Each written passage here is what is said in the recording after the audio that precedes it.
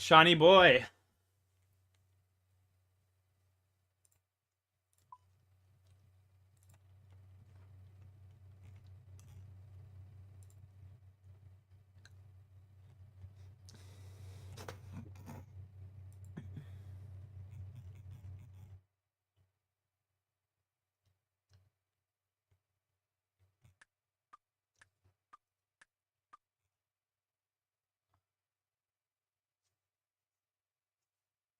Yeah, fuck it. Let's go full assistance, baby. I don't give a shit.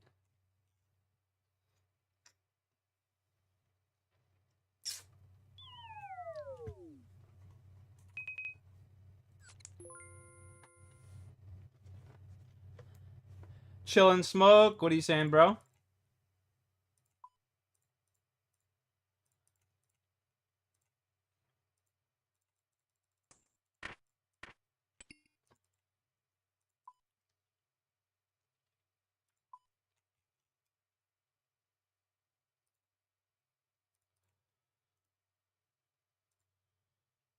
Fucking baked as fuck. Yeah, I just turned on my dabber. We bout to hit a fucking dabberoonie.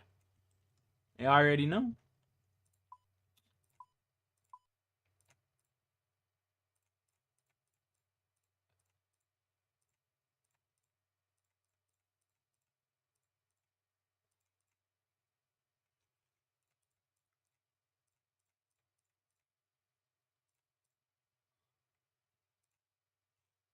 Redeem toke. I just gotta wait for my email to heat up. Once that bitch is hot, hot, hot, hot, hot, hot, hot, I'll be taking a toke for sure.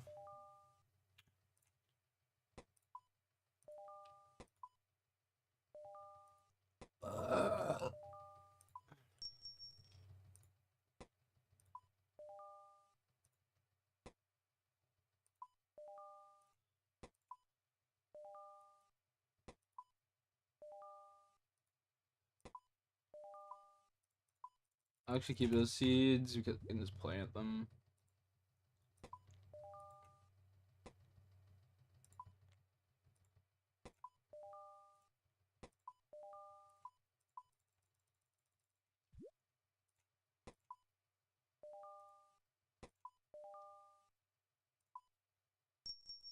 Let's see here.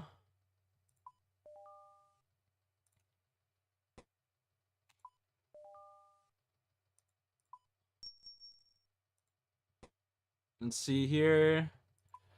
Instant sell for Papa. Yup.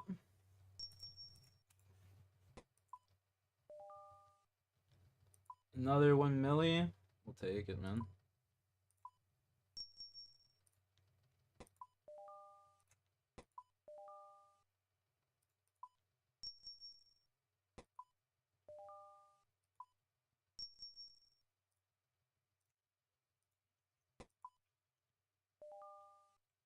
Sick. Now we just go high alcohol this shit. Alright, boys. Time for a toke. My email is warmed up. Let's rip this fatty, boys, and then we're gonna go do some quests. You know, catch up on some quests for today. Tokes up, boys. Tokes up, man. Cheers.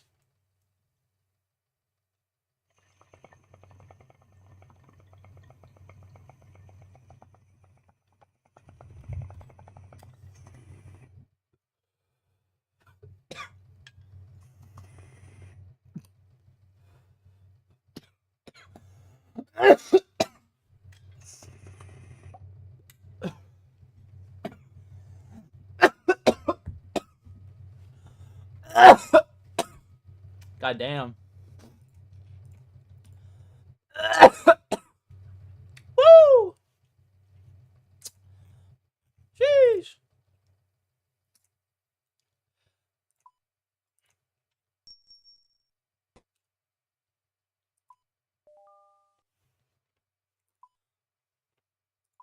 Woo! That got me a little frizzled.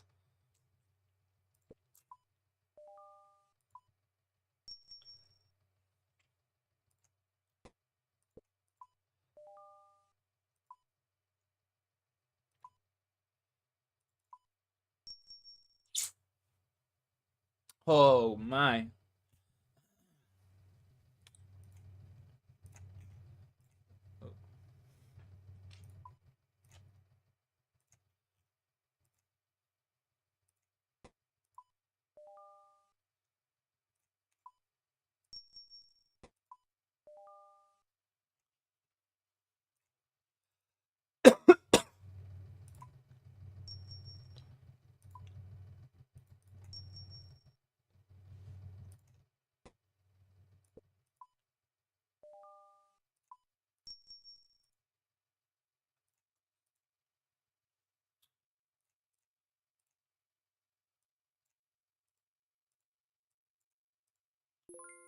Got 53 of these swords to high elk. Holy shit.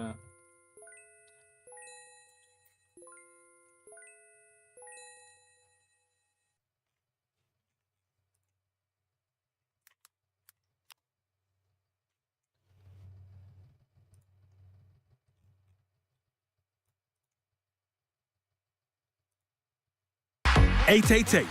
Made to play, not to skip. 888 Casino. Made to play. Grandma. Rummy, you don't rape and pillage the earth and think you don't get judged. Taking all the resources out of the land. Racking and killing up the buffaloes and now we ain't got nothing. This is crazy. On December 9th, 2023, in Liberty Township, Ohio, 43-year-old Mia Desiree Harris is accused of shooting her 6-month-old granddaughter Myra in a brutal rampage. As devastated family members rush to save the child, investigators are left with the daunting task of uncovering what could have possibly driven her to commit such an unthinkable crime. It's when she's left alone in the following never-before-seen interrogation that her shocking revelations, twisted messages, and sinister motives begin to surface. Did she say anything when she handed you the baby? She had a smile on her face. She was smirking. Told y'all beat you at your own game. This is chess, not checkers. It's 1:50 a.m. when a Butler County emergency dispatcher answers the 911 call of a distraught mother. Someone shot my baby. Hurry, please. Someone shot your baby? Yes, ma'am. Please. Okay, ma'am, they're coming. Ma'am, Hurry, please. how old is your baby? She is 6 months old. Hurry. Okay, are you? Okay, ma'am, is the person still there? I don't know. I think so. Okay, who was it that shot them? They're coming, ma'am. Who was it that shot them? It was her grandma. Where is the baby, ma'am? It's in my arms. I'm trying to hold pressure to the wound. I don't. Okay, where is the baby shot? I don't know. I'm trying to find. I think in her neck. I think she shot twice. She shot in the neck, lady. She's dead. No kid survived the movie. Destiny. Destiny. Oh God, we have to keep her alive. Destiny. We have to keep her alive. Mia, who had fled the scene, was seen driving into oncoming traffic down the interstate. She was quickly intercepted by the police. She's driving to oncoming traffic? Yo, she's lucky to be alive. There was some old lady with dementia. She went onto the wrong side of the highway, the 400 series highway in Canada, and she fucking drove right into a family of 4. Fucking instantly dead, all of them. 41-1 in custody. Stand up. As Mia was apprehended in a state of undress, officers at the station bring her a sweater and a pair of shoes before leaving her to wait for investigators to arrive. Undressed. More of the earlier 911 call shed some light on her state of mind. Do you know why your grandma did this? Because she was mad at us. She's going crazy. Lord Myra, it's gonna be okay. Lord Myra, it's gonna be okay. Lord Myra, it's gonna be okay. Myra's gonna be okay. God's gonna protect her. Oh my God, I'm baby! 6-month-old Myra was rushed to the University of Cincinnati Westchester Hospital before being flown to a separate hospital for emergency care. Her condition was critical. What we're doing? You tell me. You recording. I ain't talking like that. unless you giving me my money. Because I mean that shit. I don't care about you having my ID or none of that. I want my shit. You can't deny what you did to this body, though. You can't deny what you did to me. Run me my money. Run me my shit. You don't rape and pillage the earth and think you don't get judged. Her patience runs thin, and it won't be long before her behavior rapidly descends into even more violence. Judge not, let you be judged. This is not greed. This is right. Make it right. You done raped and pillaged the earth of all its resources and its values, and now you Imagine think having you're to gonna deal with take it? someone like this. Like, where do you even It's like for begin? everybody. Nobody should be struggling, having to pay Medication, I massive guess. amount of money for nothing. Y'all leave me here, lock me in a prison, whatever you think you're gonna do, I got a story too. Let's go. I don't care what you do. Now I'm done talking. So we can sit here as long as you want. And if you keep making me sit and wait, I'm gonna start talking. I'm gonna start releasing. While her demands make little sense now, she'll soon dive into chilling details that piece together a disturbing narrative with harrowing implications. In the meantime, Mia decides she's waited long enough.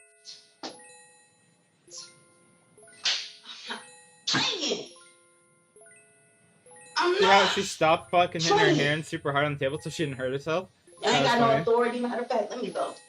No, Y'all she ain't gets ready ready, to no, slam it right? and Y'all just ain't ready. taps it. Playing. Can I go? No, have a seat. Then, what's we doing? Cause y'all ain't doing nothing. We're gonna be there and talk to you in just. When? Cause I've been here for some time. You've been here for about 35, 40 minutes. No, it hasn't been. Yes, ma'am. No, it hasn't been. Yeah. No, it We'll hasn't be in been. right now. Talk to you in just a sec. Give me just a sec. Y'all watching me. I know you watching me. Talk about it's been on 30 minutes. Been longer than that. Stop it. It's been hours. I know what you're doing. Let me out of here.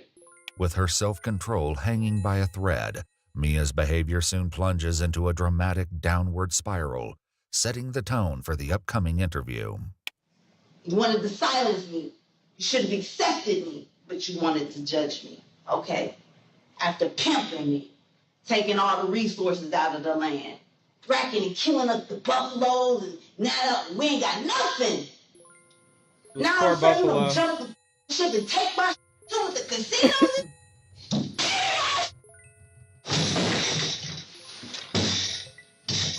Seconds later, two detectives what you finally saying? join Mia in the interrogation room, Just playing some though the RUNESCAPE. current state of things leaves them with a less than ideal first impression. Oh, what happened? Ooh. We gotta fix this, man. After the detectives take a moment to reset the room and Mirandize their suspect, questioning finally begins. So what happened tonight? I'm gonna, oh boys, I'm don't getting look like some a bad fucking, person. I'm getting some So yum apparently something had to transpire that set these events in action. We getting some fucking yum sauce, boys. No cap. The world made me upset.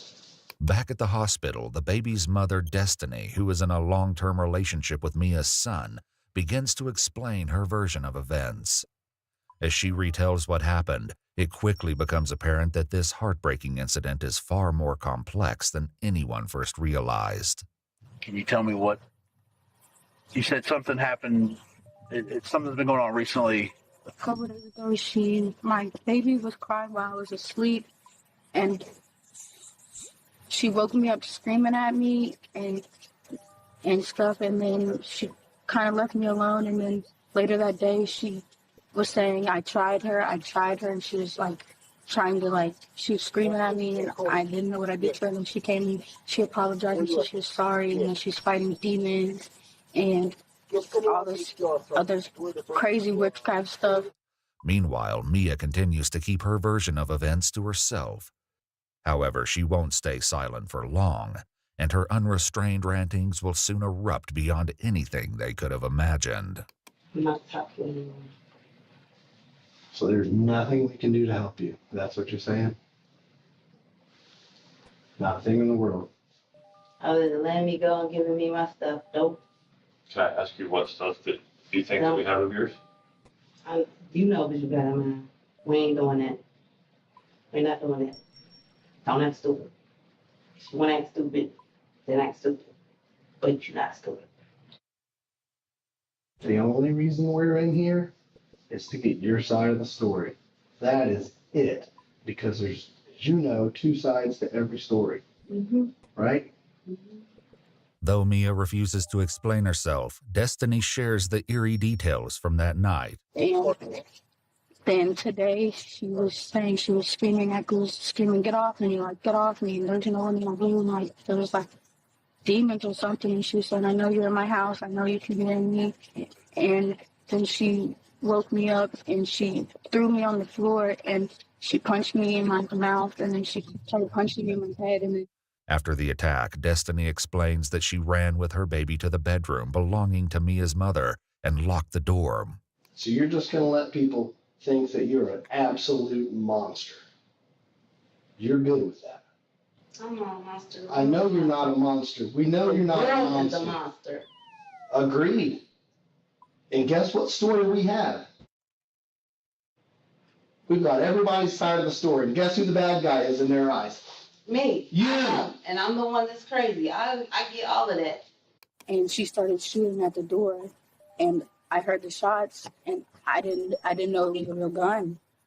Okay, so since she started shooting at the door, how many shots did you hear? I don't know, 1, 2, maybe. She started shooting at the door, and then she kicked open the door, and then I don't know if she kicked it open or broke it open. I don't know how she got in the door, but she tried to shoot me. She was pointing a gun at me, and I was running. According to the report, Mia's mother was also injured as she allegedly grappled with Mia over the gun, causing it to fire.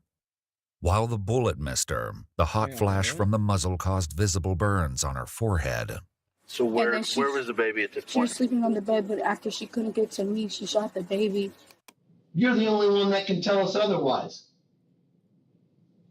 Who else is going to?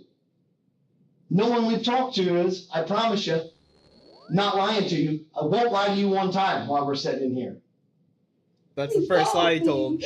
They sold me. They raped, killed, they experimented. I'm hurt. I know you are. Look at you. I'm struggling.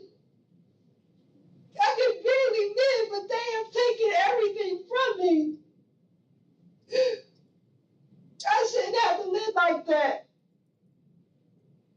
Y'all saw how my house is. It ain't just about it being cluttered. You get tired of picking up and cleaning up after in a house.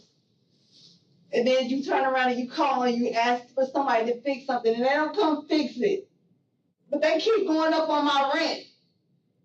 They've been going up on my rent. I've been there 17 years. I go to get a job. I can't get a job to pay me worth nothing. I know who I am in this world. They have held me down and kept me down, and they have raped and pillaged and took everything from me every time I go to a job. Mia's sister reveals that she has experienced dramatic life changes that may be driving her erratic behavior to unsettling extremes. She just lost her job last night. Okay. Her and her boyfriend broke up, and he told her that she was basically like, she has no motivation. She has no hustle, and they've been going at it for a long time. She's going through a heartbreak, a breakup. Has she said she lost her job yesterday at 9:30 last night? I can't even move out. All I can do is rent. Then you want to talk about, oh, we can take care of you. No, I don't want you to take care of me. You could have paid me. I'm angry! Let it out. Oh my god. As Mia continues to unleash a torrent of frustrations, the worst has yet to come. I want the back pays, the right pay that I should have got paid. You're supposed to take care of me. Because I was taking care of you. It angers me. While Mia hints that her anger stems from financial struggles, it's unclear how those frustrations would amount to such a horrific action taken toward an innocent child. However, shoot the kid? additional I don't details understand about that. her recent behavior suggest a far more gotta be the- disturbing descent gotta be, into like, a twisted reality.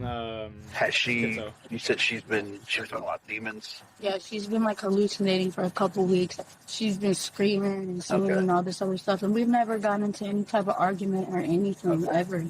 Why your granddaughter? That wasn't my granddaughter. Who was she?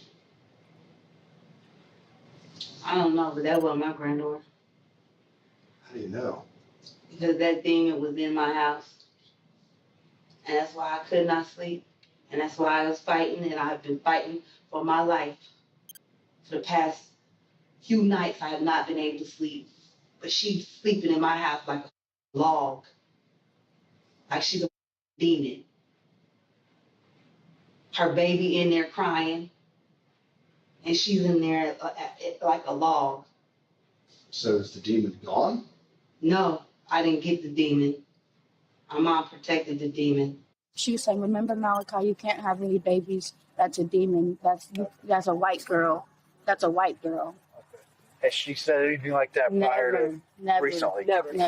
It's a lot deeper than this. I need you to know that this is a lot deeper than this.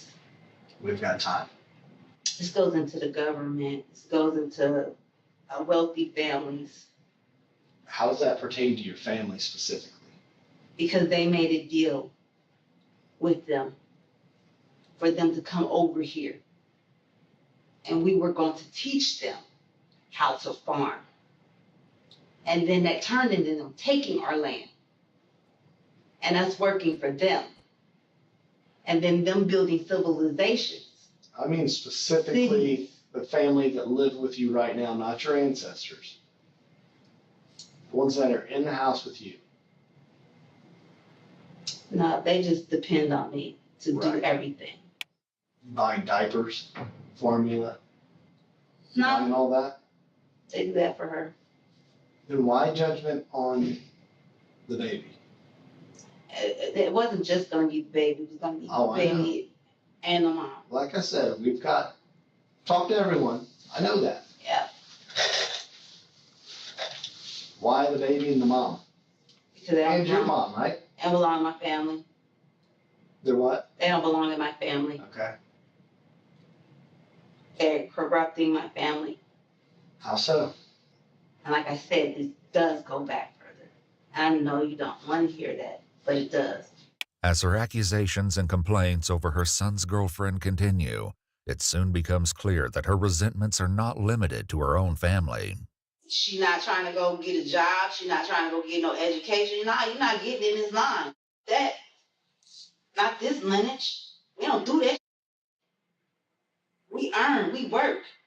We can't even get our basic needs met. What that's about? You want to keep on making new iPhones and cell phones and all that, and they ain't coming out with new features. For what? And now with cell phones up to $1,300, for what? Look at Congo. Y'all know how they cry. They feel like I feel. Congo feels like I feel. Detectives, still grappling to make sense of her motive, return to questions surrounding 6-month-old Myra. Talking about the baby. What about the baby? Why'd you pass judgment on her? Is that also an attack on the mother? My family. Was to hurt the family? Yeah, it was to hurt my family. Do you think you succeeded in hurting your family? I don't know. You did. Feel better? I was crucified. That was what I was supposed to do. You crucified yourself? And that's what I was supposed to do. They crucified me, so I had to crucify them. That was the judgment, unfortunately. Wasn't what I wanted, what they asked for. Why tonight? Because I saw who was trying to steal my stuff. The wrong people. When did you first find out about this? I've been going through for a while. I've been suffering for a while. I've been under attack after attack after attack after attack after attack after attack after attack. How long? I'm 43 years old. It was mercy for real. I knew your secrets. I know all the secrets. I don't want to spill nobody's secrets and business. Just give me what you owe me. You said mercy. Yeah, mercy. That makes a lot of sense. But after I kept getting attacked and attacked and attacked because they was trying to take my life, I went ahead and just said, I ended it. I don't want to fight no more.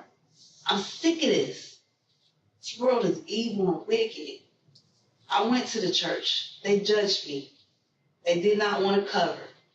With the mention of the church, the detective seizes the opportunity to probe Mia's beliefs and question her views on forgiveness. However, nothing could prepare them for her astonishing confession about her decisions tonight. You grew up in church? I did. Against your will? No. I actually love God. He's a very loving person. Unconditional. Still? Still. Has forgiveness. Very much so. And mercy. Has he forgiven you tonight? I'm not being condemned, baby. All right, boys. No, we got some I'm not crazy ass being Ricky condemned. Ross here. I was already crucified. So he has forgiven you. We got some I crazy ass Ricky forgive Ross. myself perfectly fine. Yeah, but we're talking about God. It was excellent judgment. While appearing to lack remorse, Mia continues, leaving the detective with a disturbing explanation. Love covers a multitude of sins. Love covers a multitude of sins. Did you choose to love tonight? No. In her interview, Destiny shares one final horrific detail. He had picked up the baby and handed me the baby, and I said, "Did you just shoot my baby? Did you kill my baby?" And she just handed me, and he just turned it around. Did she say anything when she handed you the baby? She had a smile on her face. Okay. She was smirking. So it wasn't mercy. No. It was judgment. You didn't give me mercy. You didn't give me mercy. I asked for mercy. I waved my white flag. You feel powerful. I don't want to feel powerful. What the fuck? I wanted to live amongst you and love you. I'm saying about tonight. Did that make you feel powerful? No. No, I had to I fight didn't want this to guy. do that. It's not Wasn't paying what attention. God wants to do. Oh, But you God. spare the rod, you spoil the Get the child. fuck out of here. And there's consequences sometimes. And that was the judgment. Get me Sorry, the fuck out of there. but not Alright, let's sorry. take this. Let's see how this Mia's tastes. shocking convictions take a sudden turn, shifting in an unexpected direction. That's I know why y'all you don't belong over here Over where? in the United States. Who don't? Y'all don't. Who's y'all? Y'all don't. Y'all know who y'all is. Us too? Y'all don't belong Okay. over here. To bring the focus of the interrogation yeah. back to the crime in question, the detective poses a critical question to Mia. Tastes like lemons. Think you should be punished? No, Mm. Why? because fair is fair. You attempted on me, and I Tastes like beat you at your own game. Checkmate. How am I wrong Tastes like lemon pledge. when you started the attack? Are you sorry that you had to do it? Yeah, because I didn't want to. Like I said, I wanted to be redeemed. That's fucking When y'all phenomenal. decided to crucify me, you Oh my already God. made the judgment. You didn't give me no option in the choice. You made the choice. I didn't. I just followed what you said. So I crucified. And all I wanted to do was love. That hurt me. 'Cause I didn't want to. Y'all killed Muhammad Ali.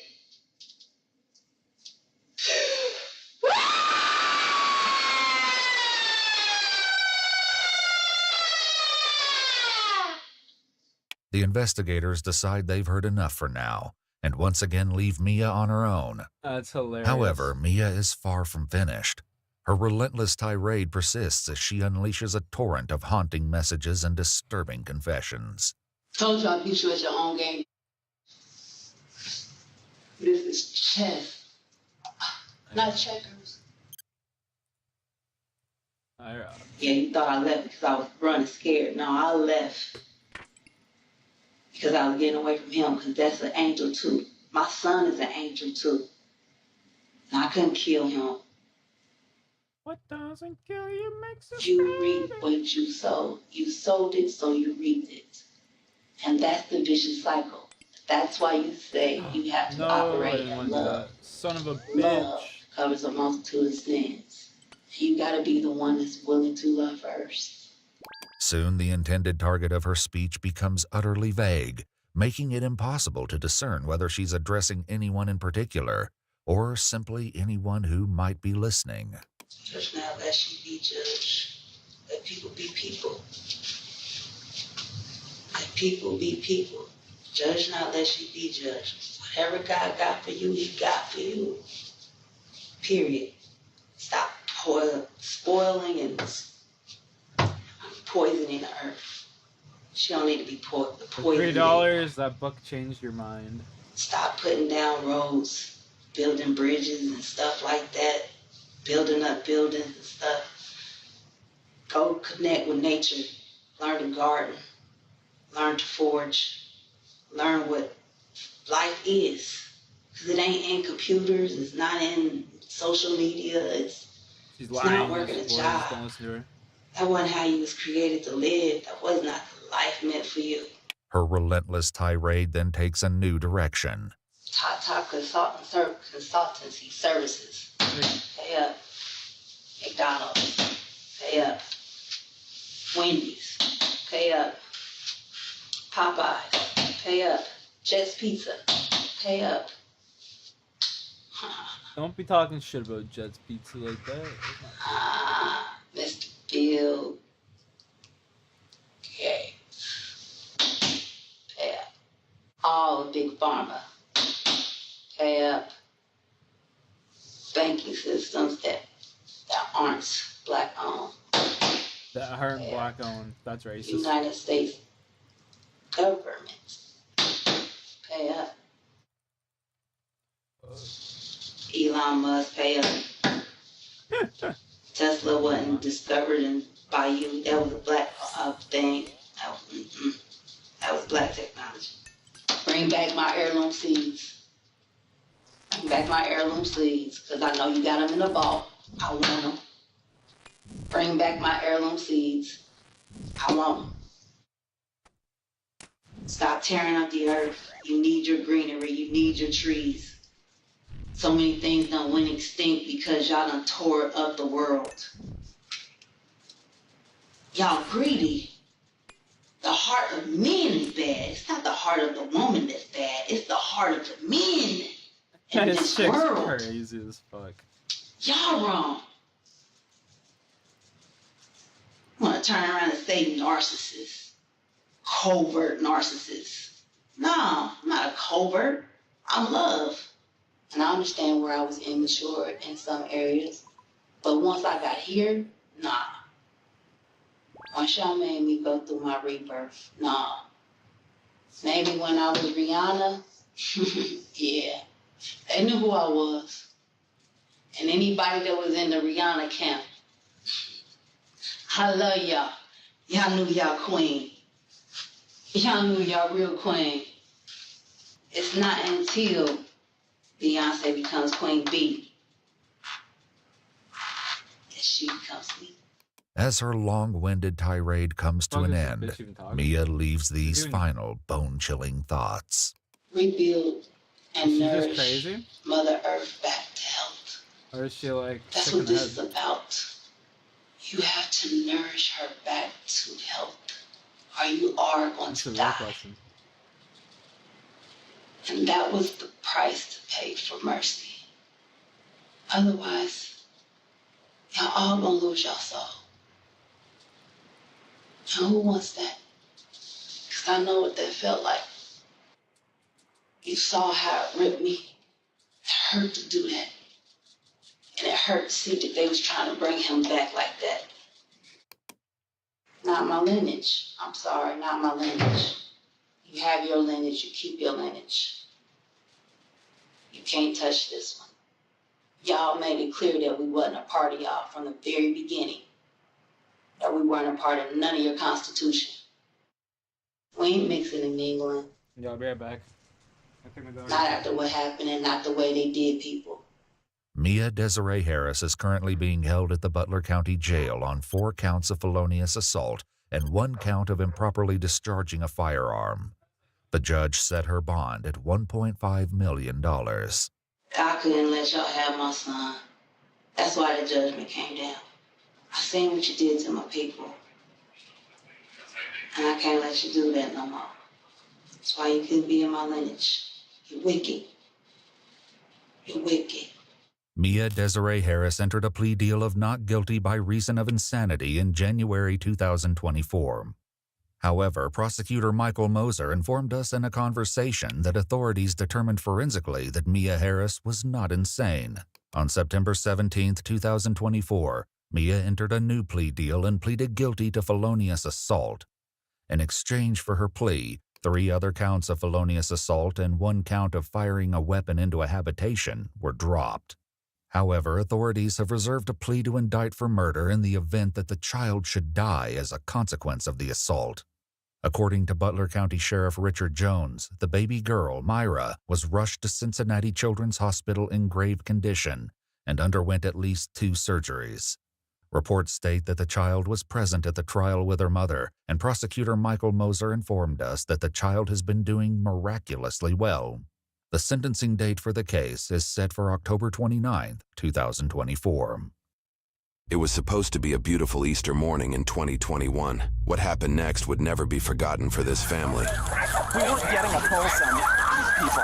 We've been tracking this case for the last 2.5 years. After dozens of open records requests and the hiring of an attorney, we finally obtained the records related to this tragic incident and go in depth on the story behind it. 911 calls detail the seriousness behind what took place. April 4, 2021, 10:32:35. Please confirm with the address of your emergency. Yes, there's been a severe car accident on Highway 42. What's the cross County street? Road 42. What's the cross street? Bubble Barn. Bubble Barn. County Road 5. County Road 5. Okay, how many vehicles? What happened? Two vehicles. Is anyone Very injured? bad. Yes. Yes. Okay, what kind of injuries? We don't know. We're driving past it. But they're completely totaled. Completely It looks like it's going to start on fire. Okay, you're not. Are you there anymore? No, we've driven by. Okay, stop. They've been on the way this entire time. This is just getting more information for them for when they arrive, okay? Like I said, we have a lot of help on the way. Thank you for calling. Yep, thank you. 10:32:39. 911, is this a life or death emergency? Yes, it is. There's a car crash on 42, like right by the gas station. 42, hold on. 42 and what? But I don't know. Whatever's by the bubble What barn. happened? The red car was turning like by the Tell me what accident, or I can't understand. A car crash. you. Yes, a car crash. Is anyone injured? Yes. Okay, is it blocking traffic?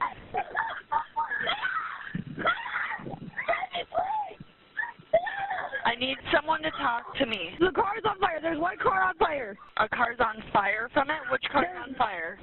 The white car, the Chrysler car's on fire. Okay, do you see flames or just smoke? Yes, there's flames and smoke. Okay, is anyone in the vehicle that's on fire? No, not in the vehicle, but the car and the SUV, there's somebody that is not conscious. Just stay on the line with me. I have lots of help on the way. Are you involved or are you just passerby? No, I'm a passerby, but my friend's brother and sister were in the car that just got hit.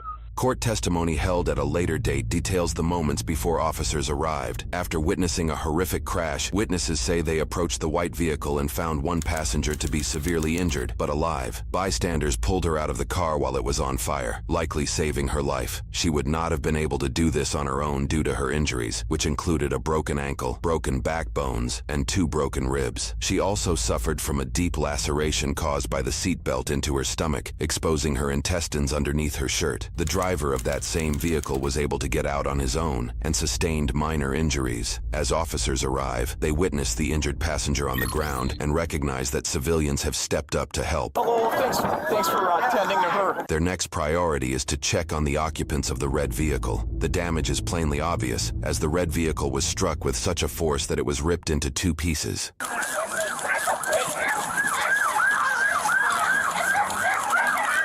Is everyone out? I think everyone's out here. There's one in here. Okay. I didn't feel a pulse though. Okay. No fire extinguishers? I'm not too concerned about that. Is there still a person in here? 2 in here. Yeah, the driver and one in the back seat.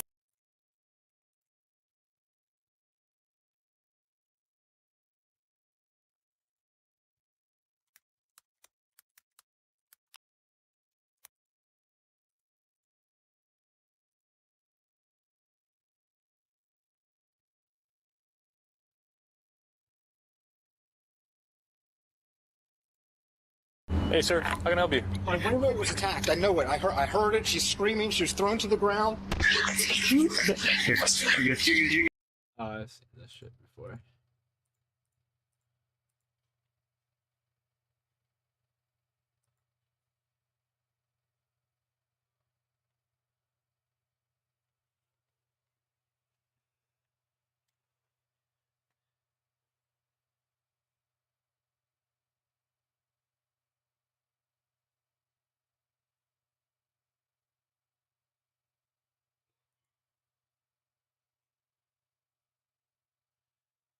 What's this quest do? The ability to... What do I need for it? 2 free inventory slots. Unlosable fights. Alright, might as well go do it.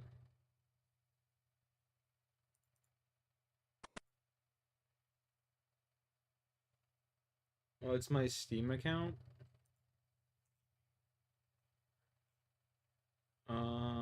Here.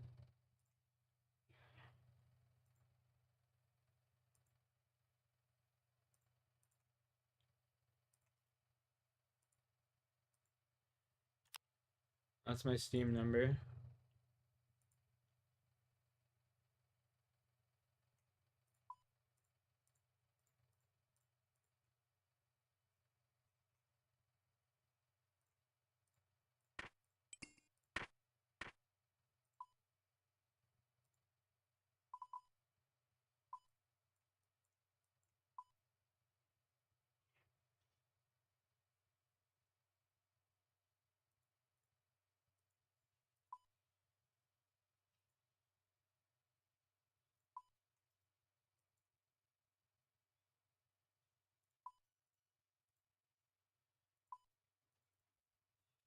Later, Rocky.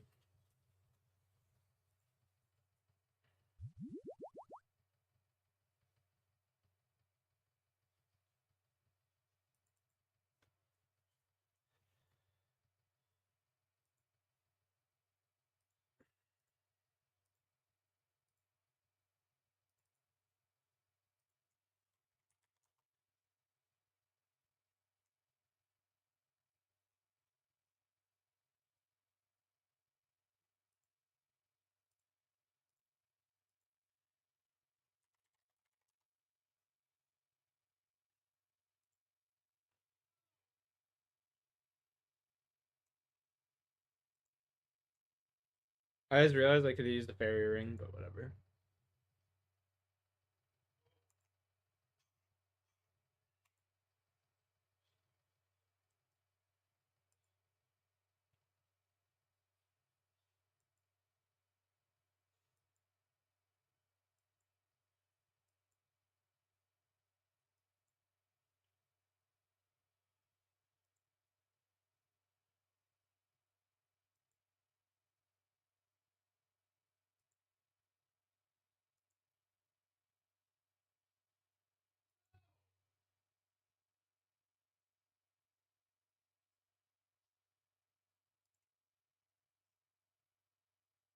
Could I just use the fucking bird? Oh my god.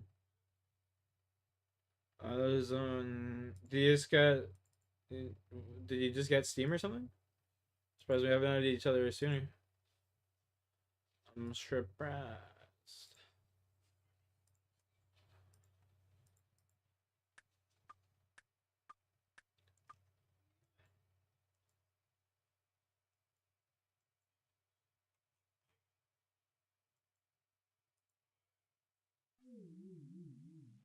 It's not mad at it? Damn.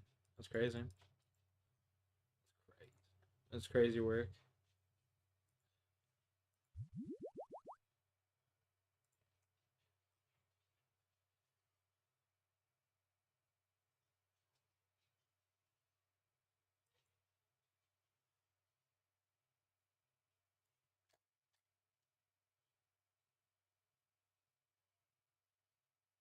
You guys want to give me some? Oh, no. You don't gotta do that.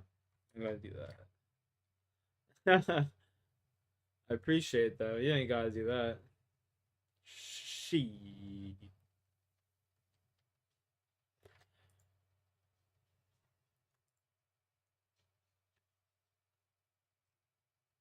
It's supposed to rain today. That sucks. Good.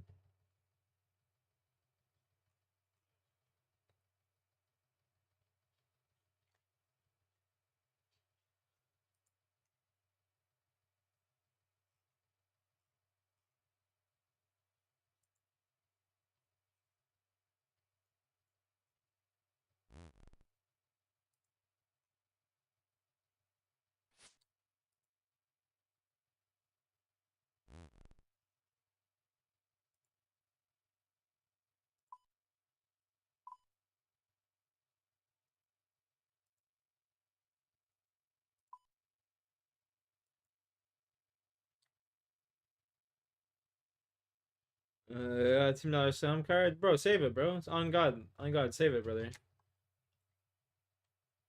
You can use that. You can use that for some DLC or something. You know what I mean? Save that shit, brother. I'm Gucci, bro. You just chilling here. That's good enough. On God. Appreciate it. Save that shit, bro. I got a full-time job and shit. Like, I'll be fine. You know what I mean?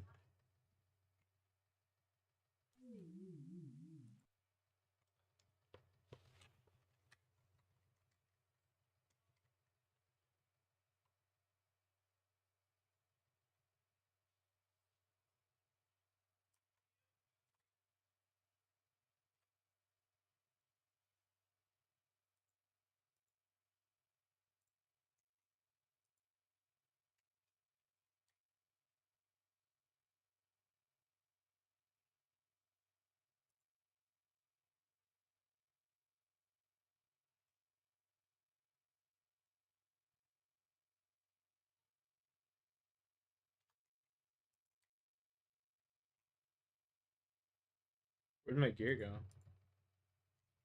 What?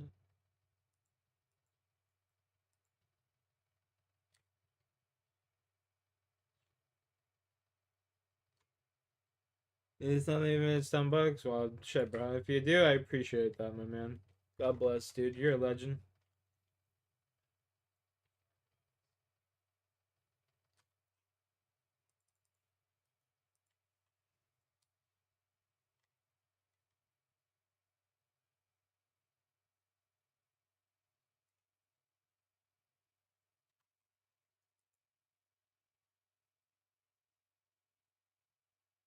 Absolute legend.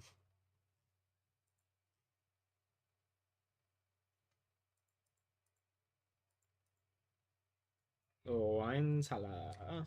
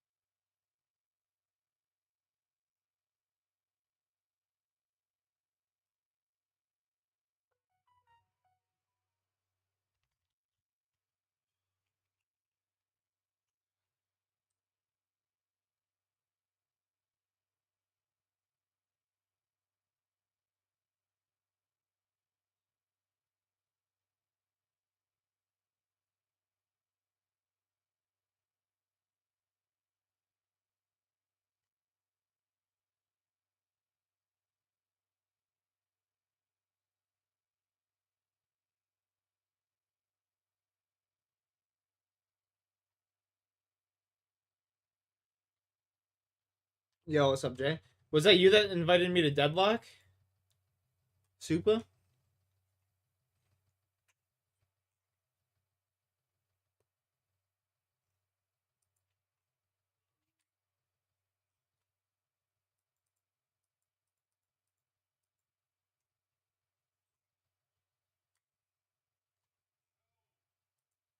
Yo!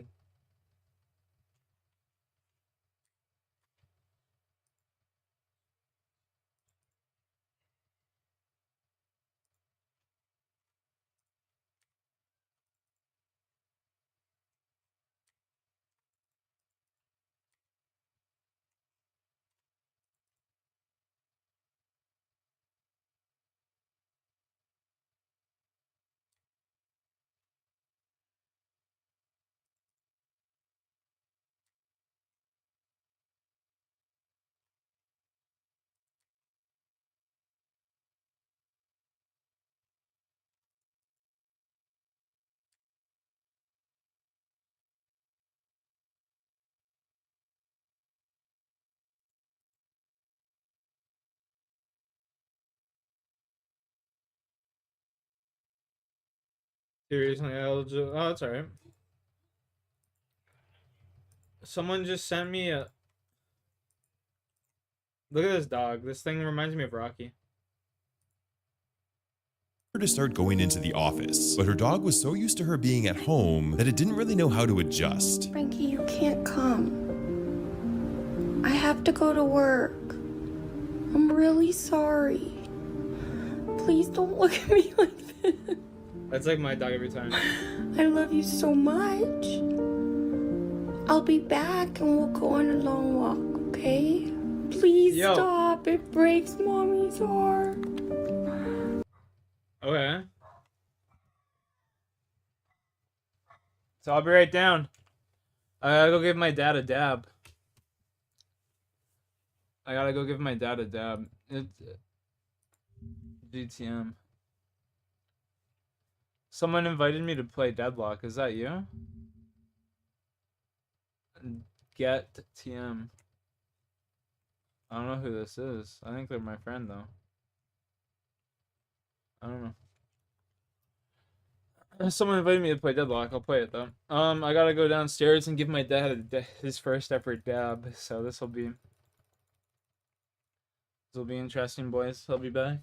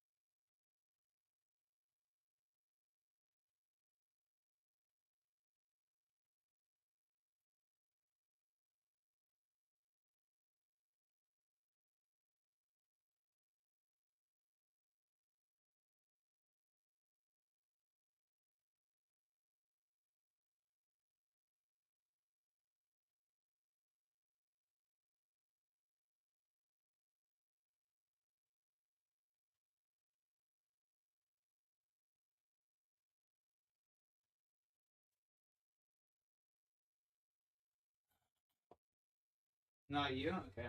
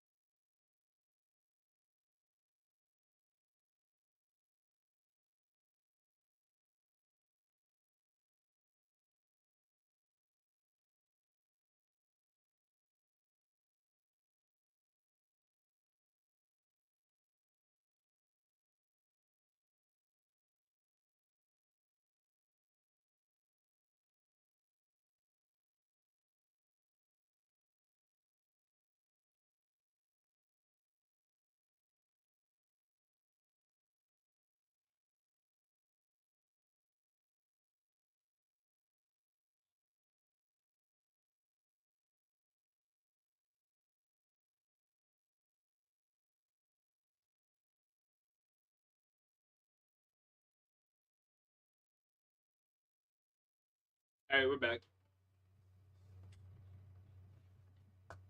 I had to go get my dad a dab for the first time. You guys fucking baked as shit.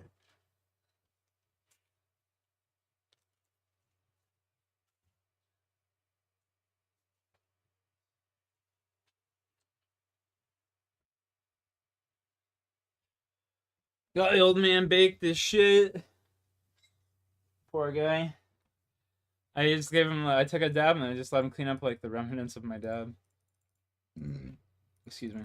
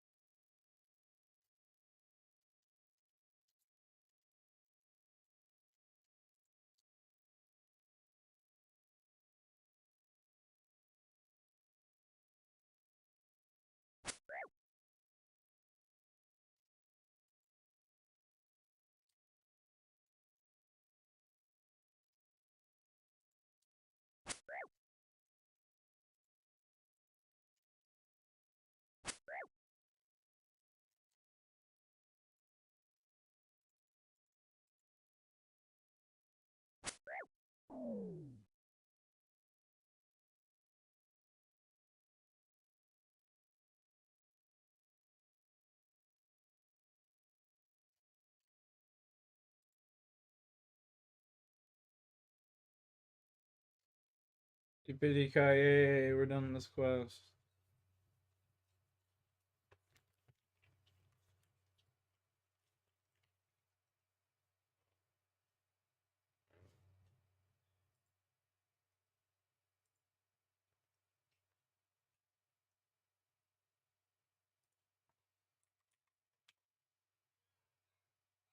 What?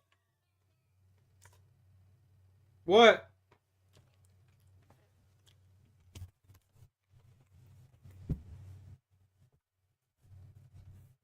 What? What? What?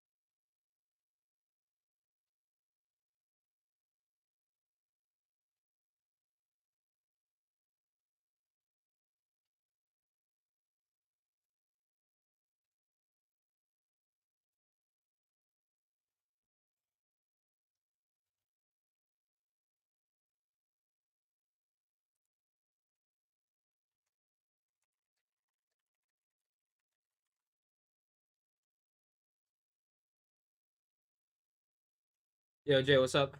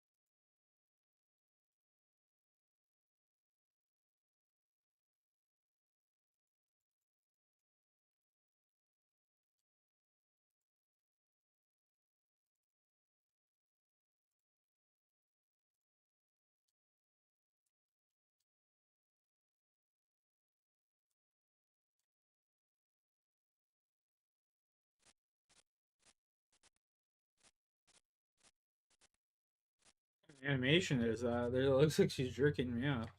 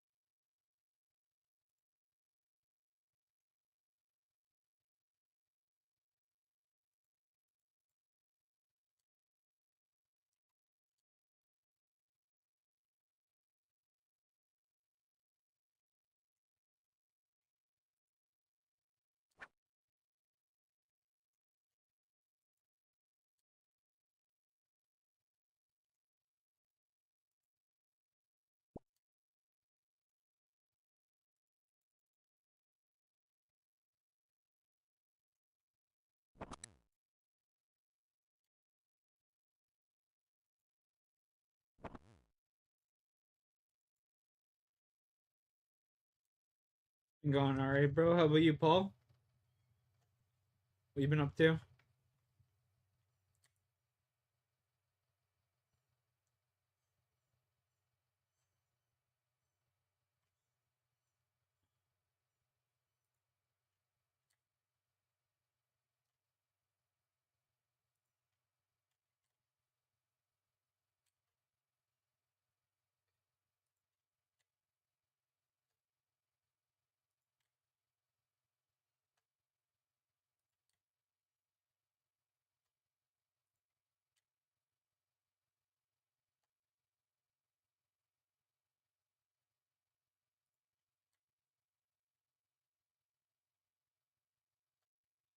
Good, mate.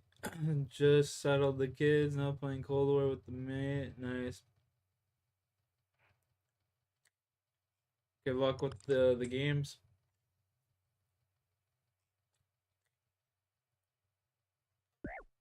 Oh no, don't hurt him. Poor guy.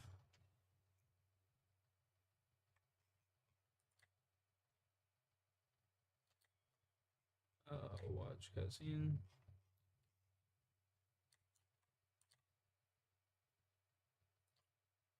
Okay.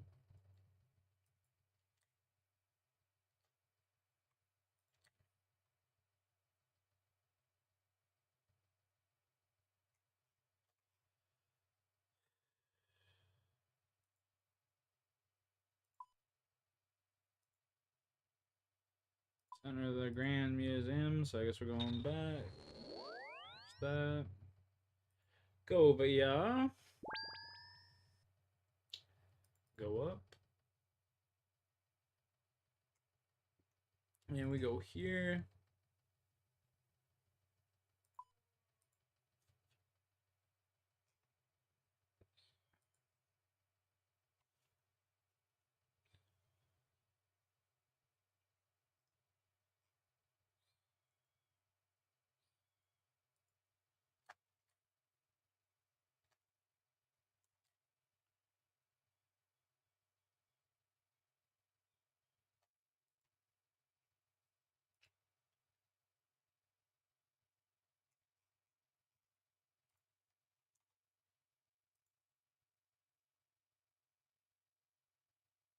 Oh, he's losing on the heist? Yeah.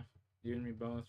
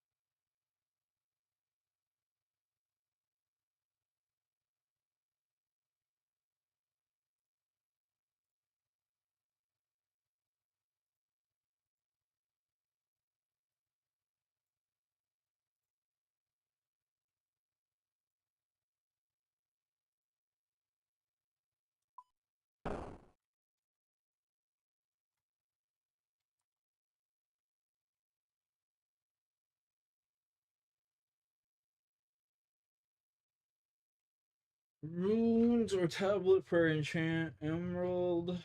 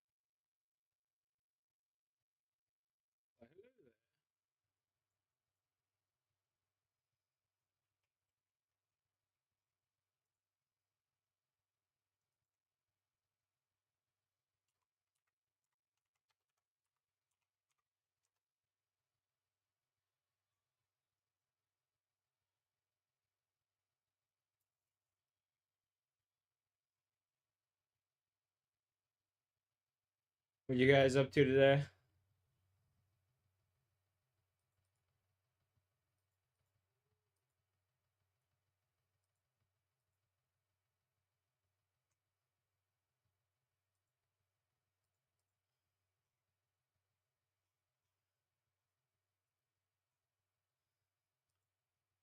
How's it going? It's alright. Sold all my bank. Used up a bunch of bones last night. Got a prayer level.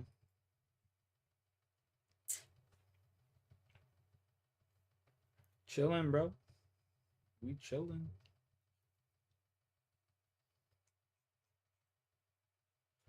I want that pet so bad. Orca.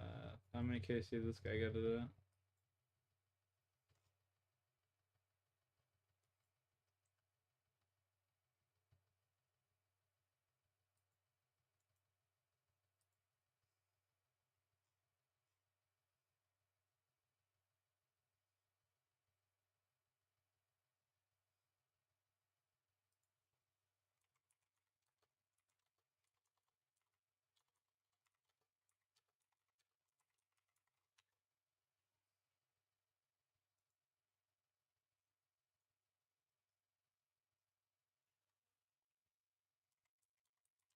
Lucky.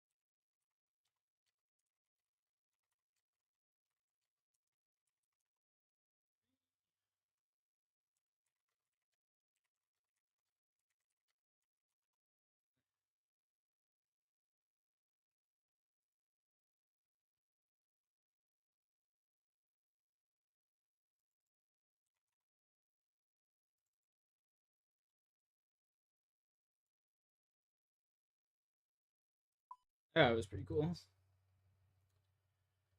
That was pretty cool, dude.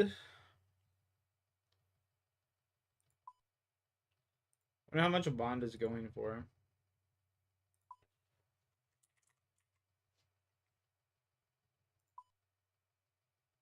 $12 mil.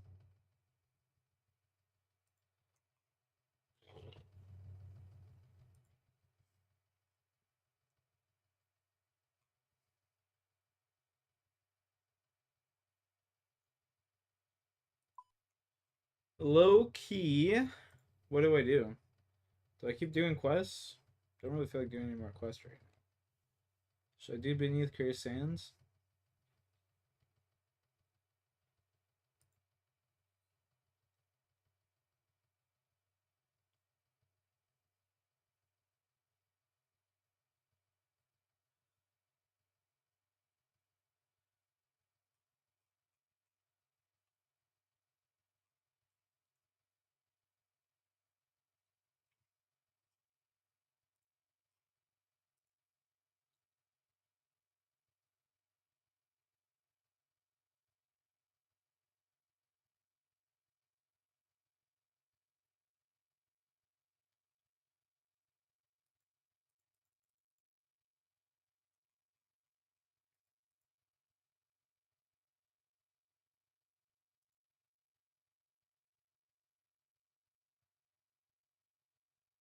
You know, what's up, my man?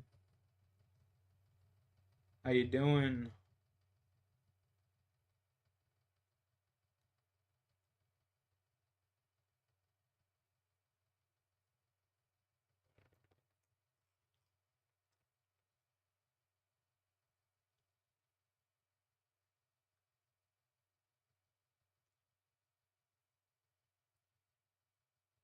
What's up? Yeah. Peace.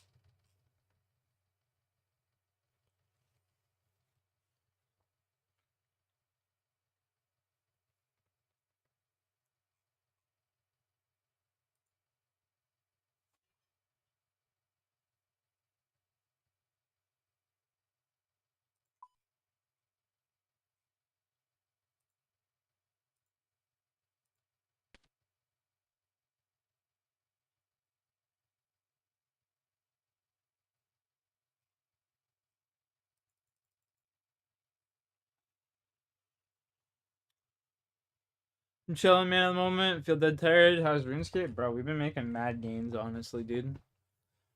We've been making mad gains on this account recently, bro. We've got a Dragon Hunter crossbow recently. Like, we've just been honestly fucking. We made 90 mil, basically 100 mil. Fucking Vorkath the past couple of weeks. Absolutely just been murking it.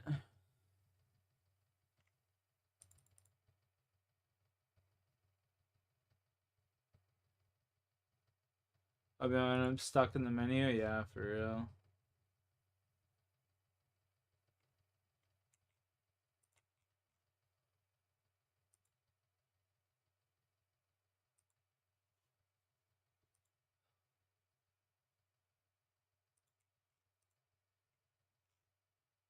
For reals. AIR. You gotta go to AIR, DLR, DJQ. AIR.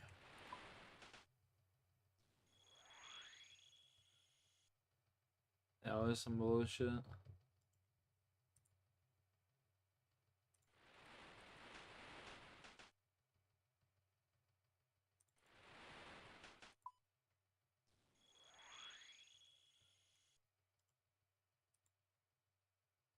DJQ.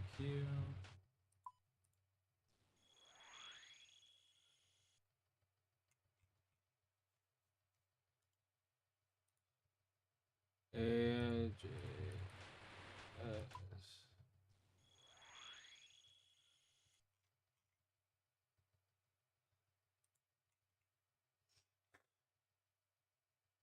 Yeah, we had a really good run going too, which is crazy. The way the cookie crumbles, though.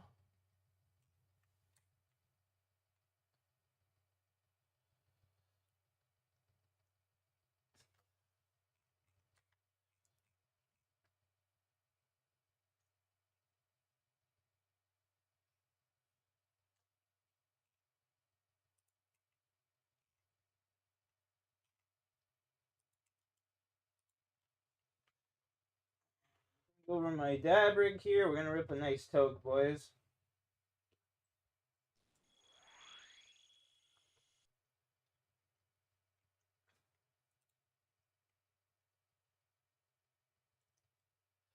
Yeah, but it still hurts. True, true. Yeah, it don't really hurt me none. I mean, it's zombies in a nutshell for you, you know?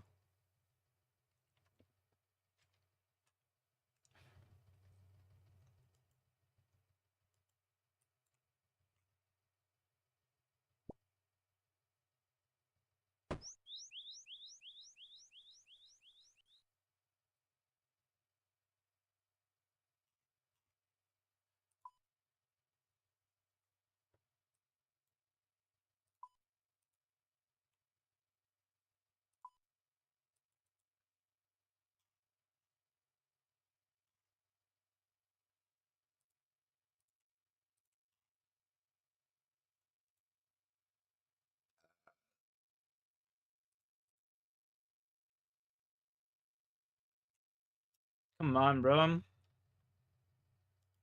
Back to here. We just gotta go rob that bitch real quick. Go get us our fucking, you know. Go steal our sectors. Chat, let's take a toke together. Everyone in my chat. Everyone in my chat. Let's take a toke. Exclamation point, redeem toke right now. Let's go.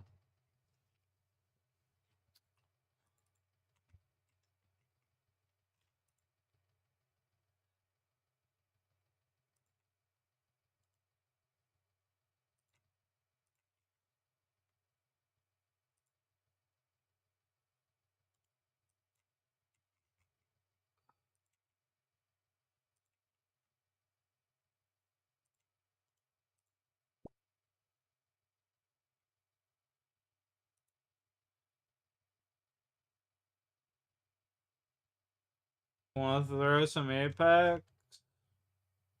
I'm down. Sure.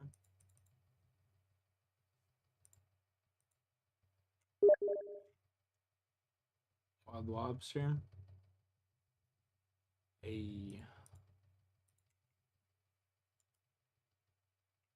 AI.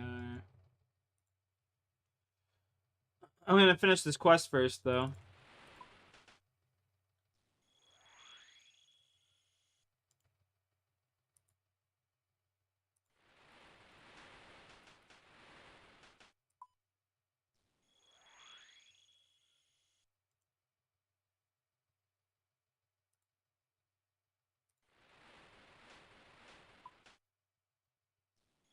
Quest hit the fattest vape. Yeah, exactly.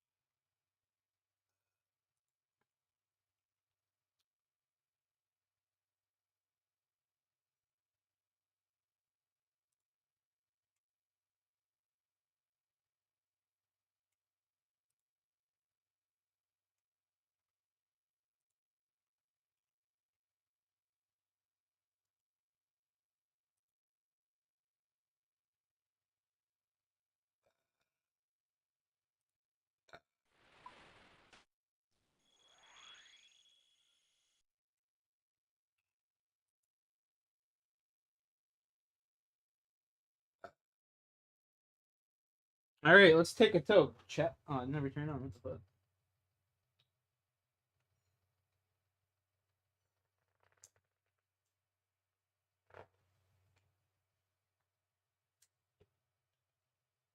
There we go.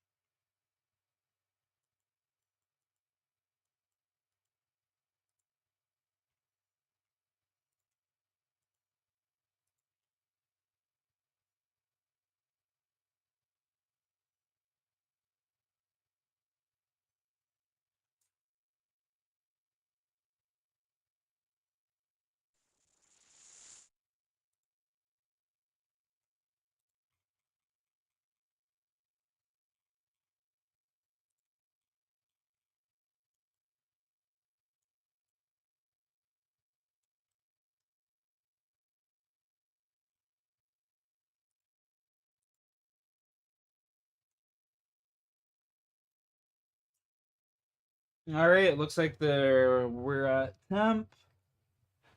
Go smoke.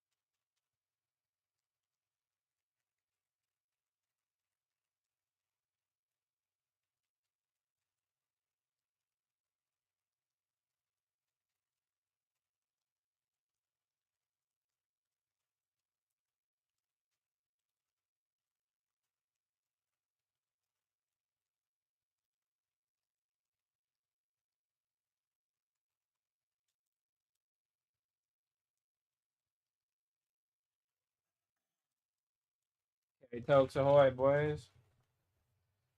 Cheers.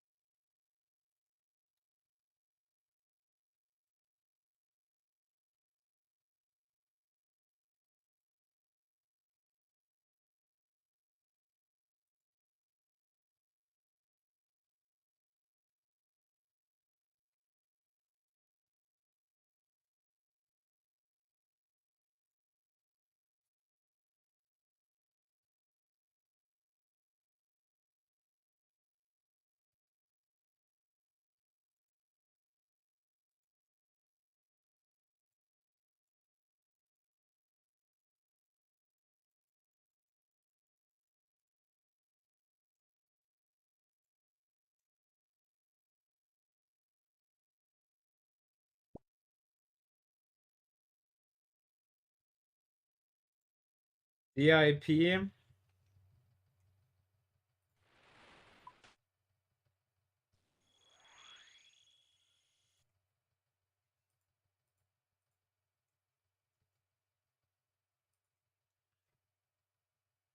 DIR, sorry.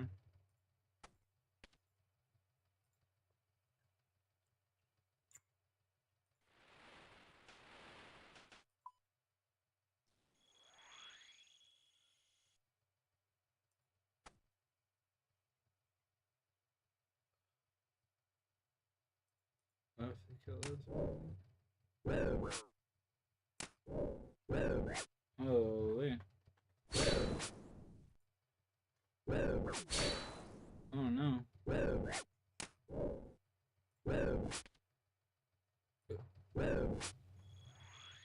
Hell no, brother. Oh, give me some food. 100 hours of Warcraft, and here's what I got. Jasky, I like it. I love it. This is a good banger idea, actually. That is a full-in banger.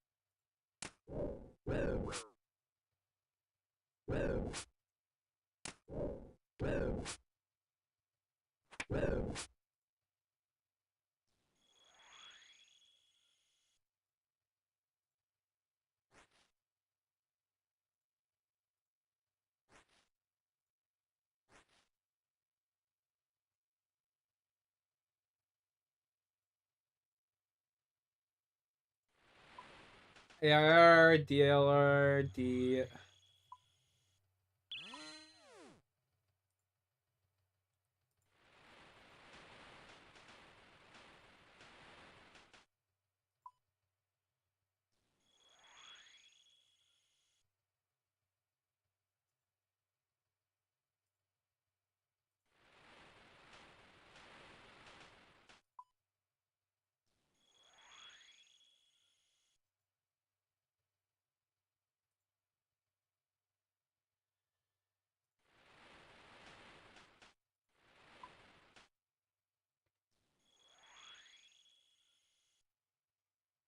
So close to being done this quest.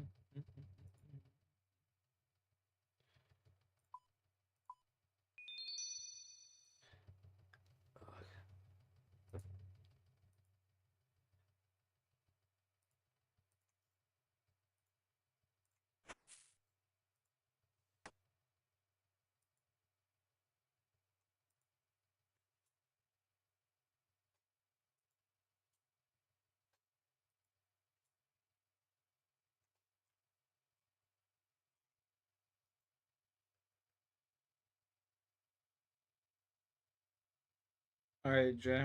Quest is done.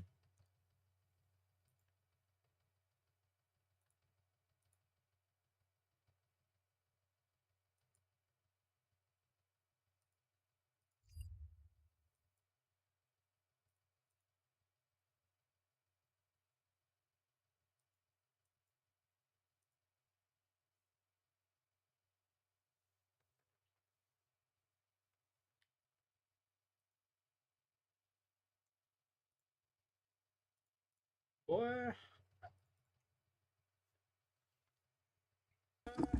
Yeah. It's good, brother. Chilling.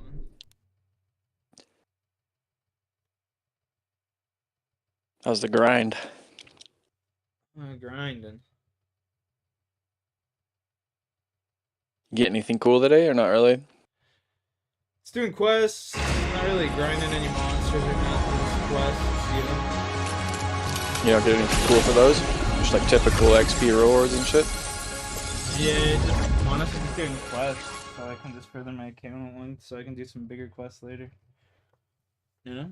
I want to get the quest cape. Is it broken? Oh, it's just cool. You Yeah. will show that you did all the quests. Olympus, here we come. You have to do all of them? Yeah, that's how you get the quest. The cape. Invited you. How many quests are there? Hundreds? I think there's like 100, yeah, something like that. Got it. 50 or something.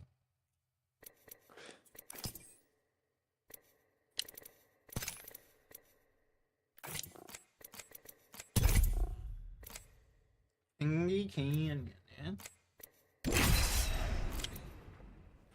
Yes, sir. We're about to go crazy.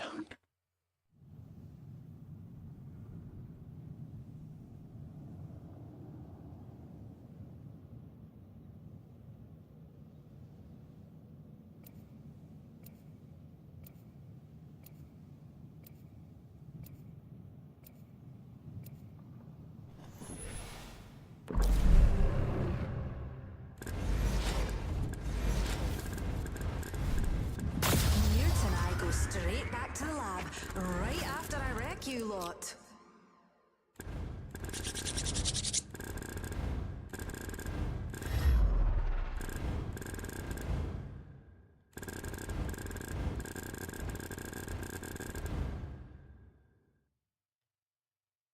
Chino. NBA started this morning. This is your champion. They were playing in Dubai. Of course they were. Russell Westbrook looked nice. Of course he does at the beginning of the season. Motherfucker just had a couple months off. Give it 3 months, he'll be injured. Who's he playing for? Denver? They're actually playing pretty good this year. Playing for Denver. I bet they win a chip, bro. Reckon we ought to land over there, darlings. I could see them. Russell was scapegoated in LA, bro. You know?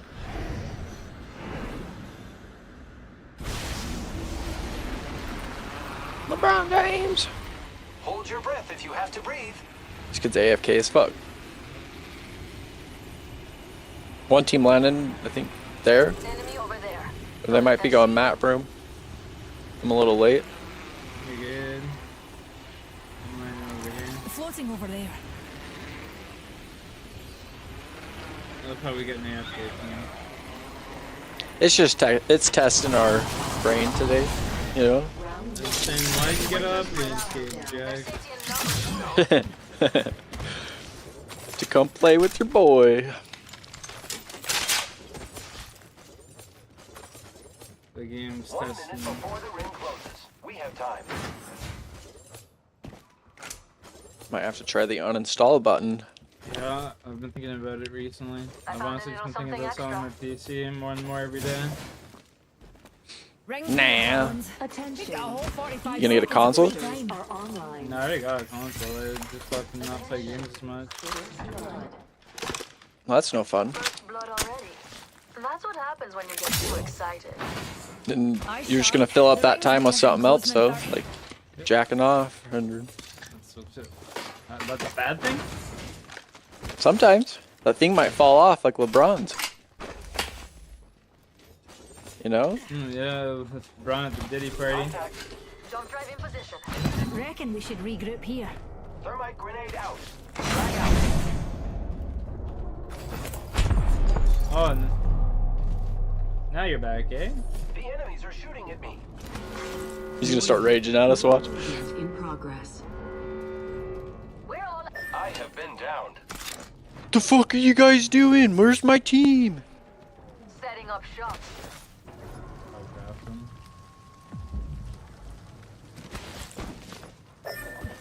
Mama's got a brand new bag. People are on me. The collar's gone. We've got another squad in there. See if neither of you pick me up.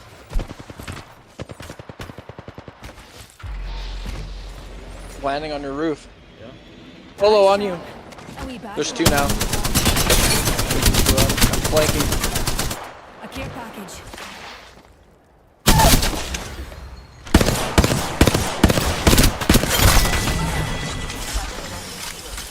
He's so fucking weak!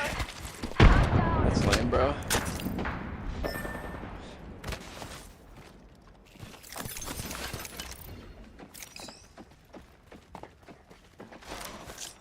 Grenade deployed. Package over there.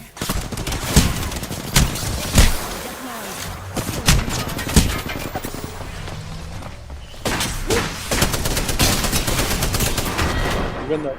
Fuck. Yeah, that's my bad.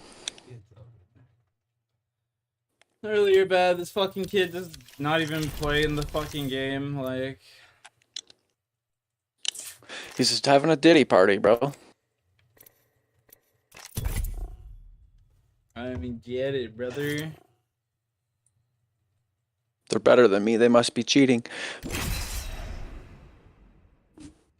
I just don't get it. Why fucking ready up if you're just not even gonna be there for the first 3 minutes of the fucking game? Suck my fucking flaccid cock.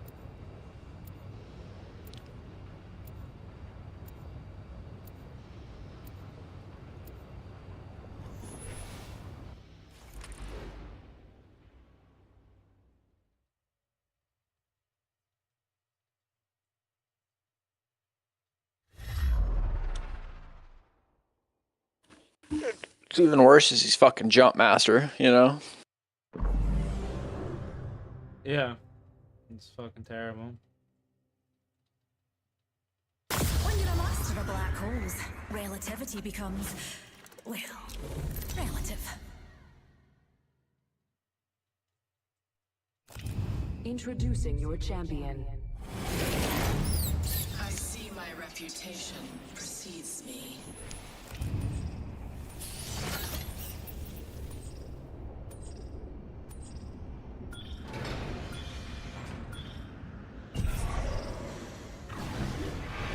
Let's find something good. Let's head that way.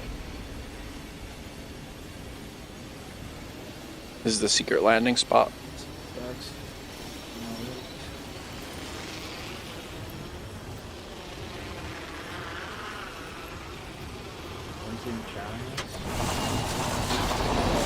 Perfect.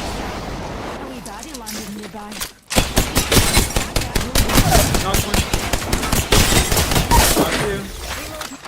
Damn, boy!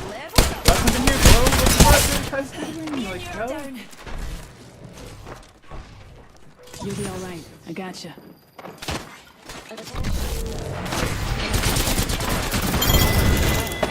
It's your lucky day. I've got you. That was the whole squad. Okay, I got you. Round 1. Beginning ring countdown. Healing up. Healing. Watch my back. Homeboy is running around your building though, super low key. I don't know what the fuck either of you guys are doing. I saw this team landing on. Chosen an upgrade, pals. Healing. Watch my back. The motherfuckers landing as far away as possible.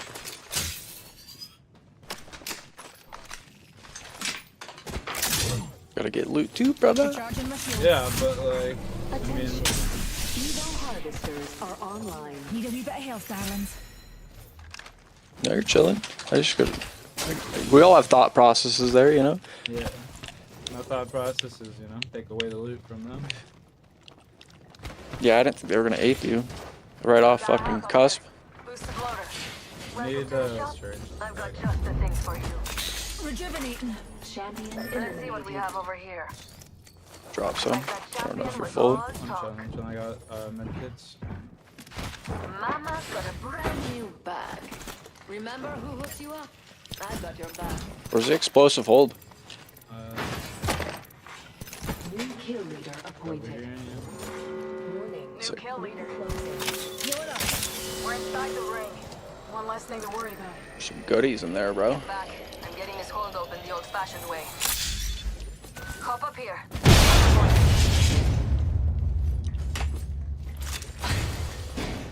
Motherfucker tried to take my heavy mag, bro. I didn't. Yeah, bang. I didn't say. I didn't even have a heavy gun, bro. I thought you meant me. I was just like, bro, what you talking about? What is? I do nothing. What you smoking? What are these accusations? Care package delivered. Care package on the way. You got 2 kills and an assist? Got extra supplies. Damn. A prepared soldier. Care package over there. Optics here. Care package over I gotta there. go Always get better this than care iron package. Care package Okay, over I there. don't think anyone landed over there. They could have went run off. Yo, bang, let's go get these Mozambiques. Helmet here. Attention. Level 2. The kill leader has been eliminated. Throwing jump drive. I found a hop up here. Boosted loader.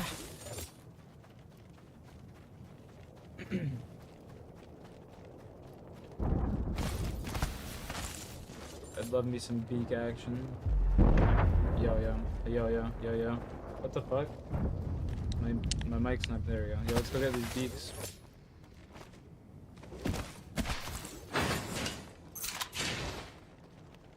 I'm down. And we got an Evo harvester right beside it. This is filled. I'm gonna grab this supply crate.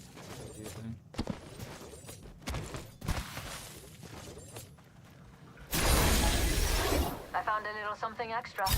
Leveled up, pals. Now, what to upgrade? I got some extra supplies here. Time to stock up. I've reached max level. Level 3. Delightful. Shops open. For VIPs only. New kill leader? I'm looking for like a heavy mag if you guys see one. Please. Mama's got a brand new Blue. extended heavy mag here. Level 2. You want me to grab it for you? Yes, please. I'm gonna hit this balloon over to you guys, right? Just what I needed. It's sitting in this box right by the Loba shop. There's bats in there if you need them. Mr. Red Shield.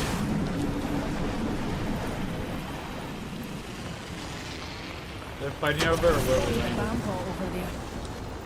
Ultimate ready. On my mark. You can look at that. Optics here. Close range. I'm gonna grab some heavy and I'm on my way.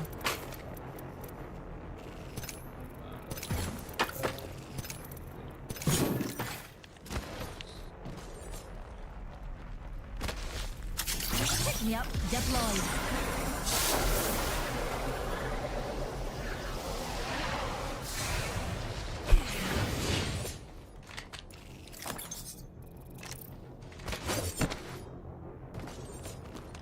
Tossing jump drive.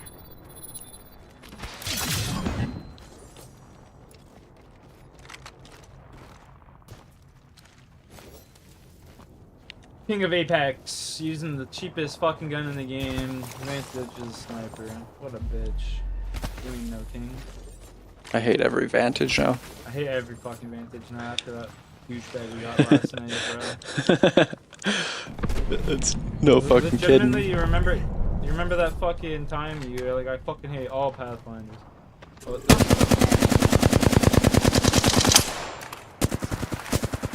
team in the front. Yeah, I'm looking.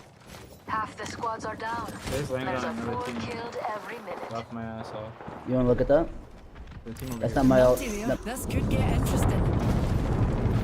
We go take a peek. Look for people running away. Wait, in front. Download here. Look here. Alright. Loba's just gonna kill over here. Rico. Fantastic.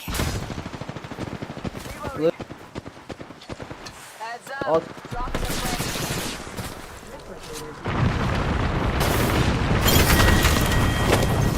Kill confirmed. Another nice on the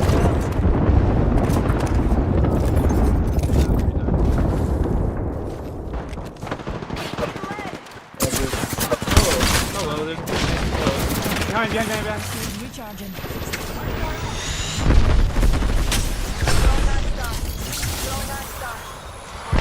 Popping a medi. Back up. Another team rolling up. Yeah, back up. Just go around the mountain choke. then. Come up to this choke. Yeah. Come up to this choke.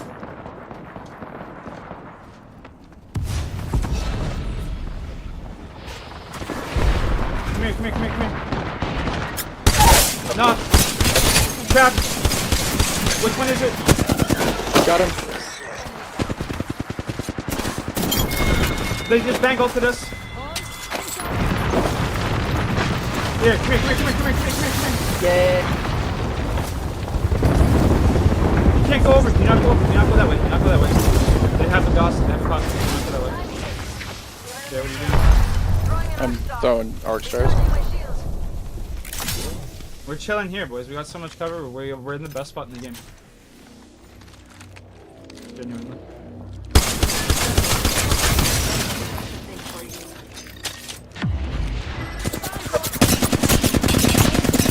Oh, I almost killed him.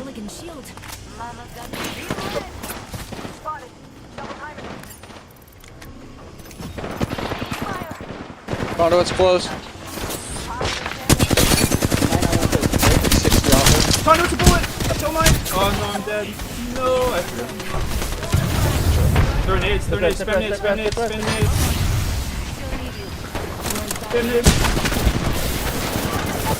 Nice knock. He's so fucking weak. That was my fault, bro. No! That's my bad, that's real. That kid was so weak, dude. Take care of HP, bro. I can never finish people up with those fucking beats, dude. They're clunky. Shotgun bolt here. Level 4.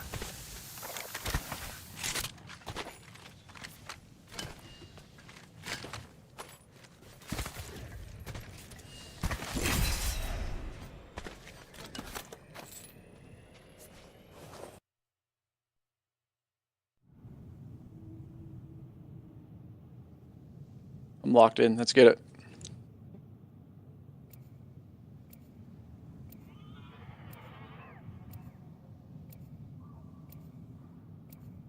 Oh, sucker, bro.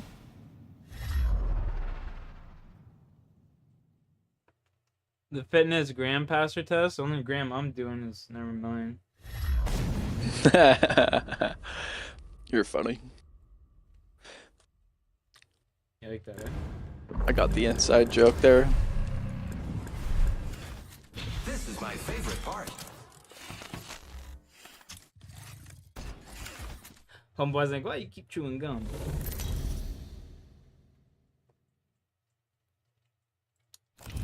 A bitch, that's the shit we don't like.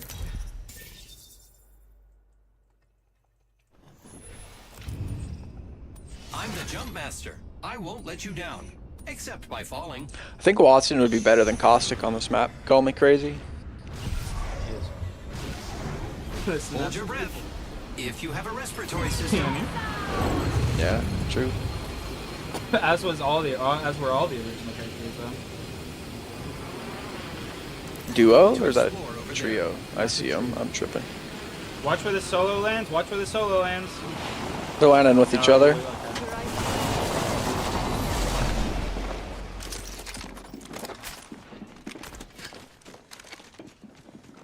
And I get a fucking triple take. Sick. I'm ready.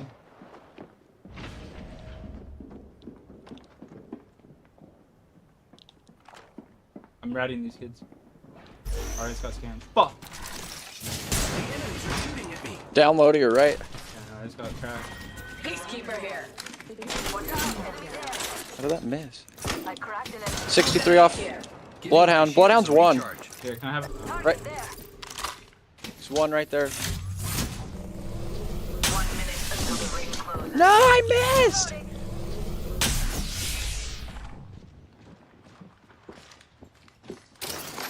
They're close. They're climbing up, they're up top, they're up top, they're up top. 45. Recharging shield. First blood.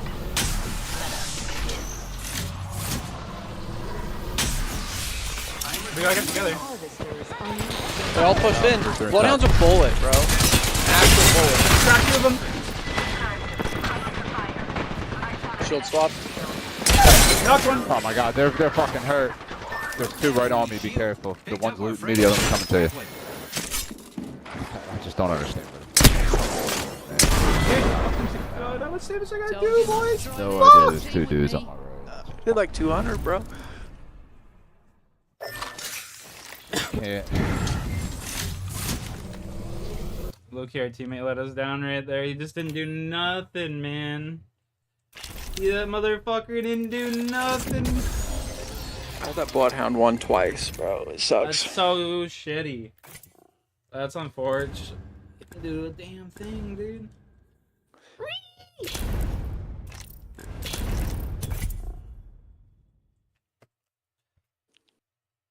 He just had to knock one kid there. And I would have like had confidence to win that fight. Or just do like some damage. You know what I mean? As soon as I get that armor swap, I'm just like, I had no shields, no white HP. It's just like I'm fucking dead. As soon as I get that armor swap, like, you know? Yeah, 100%. To be fair, I shouldn't have died right there. It's kind of my bad. Kind of wear off on your own, but, you know, it's alright. Well, I knew they were going to push, so I was kind of playing off that, you know? Yeah. If I would have got my knock, it would have been a different fight. Trev, what's up, dude? How you doing today, Mr. Hour?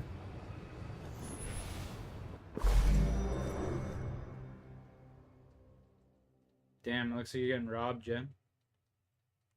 Better be good. Control the charge, control the arena. Good, you know, just choking the chicken.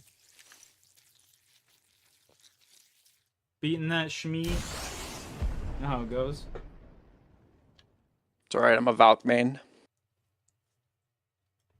With 100 kills. Yo, Kai, peace out, bro. Stay out of trouble, man. God bless. Very unlucky zombie. That's the way the cookie crumbles, man. I'm gonna make this world bleed. was all part of the plan. All part of the plan. We were just hitting our matchmaking down a little, you know. We wanted Trev here on our team. A homie. Fuck the other guy doing 63 damage. He ain't no homie. He's a throw me. Yeah, throw me. He's a fucking. I was gonna say he's a liability, if anything. But throw me is way better. If he would have thrown that ash snare so much sooner, it would have done something.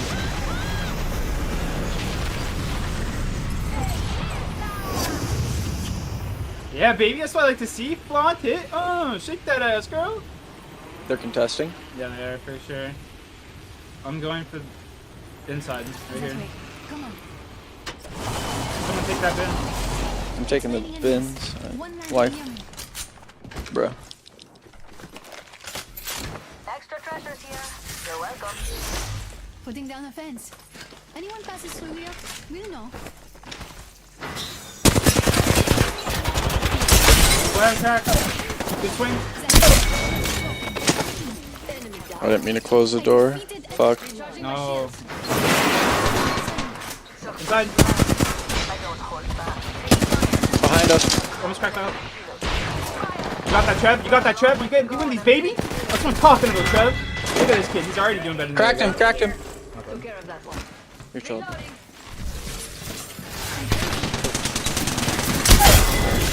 Sick. Yeah, you just go, up, baby. Trev, you just heal up, baby. I'm swapping that box there for one of you guys. I'm hitting the scans to see teams around us. Fucking Trev is my goat right now, bro. This is the kid we needed, baby. Holy shit, he's got thumbs. He's got thumbs, baby. That's what I'm talking about. Last teammates were playing with their toes. Yeah, last teammates were just fucking, yeah, playing with their toes for sure. That's a nice way of putting it. Hold on, I need to heal. You gotta heal up that health there, JC. Healing. Medkit right here for you, boss. Low ball anytime would be pretty sick. Ultimate accelerant here. Opening shop. Come see the merchandise. Extended light mag here. Level 2. Guess the champion couldn't keep up. Damn, you pick up that ult excel? Yeah, I did on Watson, so kinda low-key need it, you know? Mama's got a brand new bag. Remember who hooked you up? I've got your back. Oh, I need that explosive hold shit. New kill leader? Fight you for it, Jay. Are you taking the heavy mag? Jump drive set. Oh, you little rat. I thought that was like you. I thought the low was you. I play low ball all the time. It's like, you little rat. I feel good. The winner. Shall we? Going. Crafting over here. Half the squad Damn, are not gone. even scraps. Bro, that was hilarious. I'm like, you little rat. I'm fucking stoned, bro. This fucking oil my brother made is insane. It tastes like lemon pledge almost. Like how lemon pledge smells, anyway. You get your dad stoned? Dude, he was ruined. He was ruined. Sleeping? He's sitting there, pretty much. He takes it and then this big ass smile comes across his face. He looks at it and he's like, I'm fucked. I'm fucked, he goes. Leaving it full would be a shame. Sometimes that shit gets you too stoned. Your first time. He was just laughing. He just had a case of the giggles. See, what I did is I smoked the toke and I just left some in the bong for him to smoke, you know? I didn't give him like a full ass toke. The after hit? Yeah. Yeah, I gave him like the after hit, yeah. And he That just, shit "Oh, would have I want to fucking smoke put that, him on his I want socks. a full one, I want a full one like that. If you smoke a full one, you're gonna be so fucked that you're just gonna go to sleep. He's like, oh, whatever, I ain't no pussy. He smokes that, he's like, oh yeah, fucking fucked. I'm fucked. Does he Yeah, smoke he flower? goes, I'm fucking fucked. And yeah, that's how you know it's time, you know? He smokes flower or no? Hash. Hash guy? Yeah. That's old school shit. Yeah, he's, well, dude, he's like 60 something years old, 64 years old. Damn.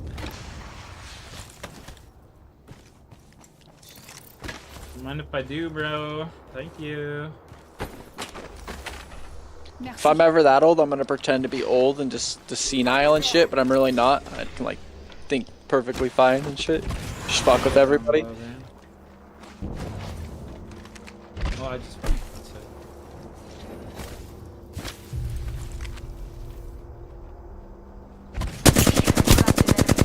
Yo, perfect 1, 2, 3 right there. Holy shit. They just ash TP'd. Target over there. One's in the water here. One's down low here.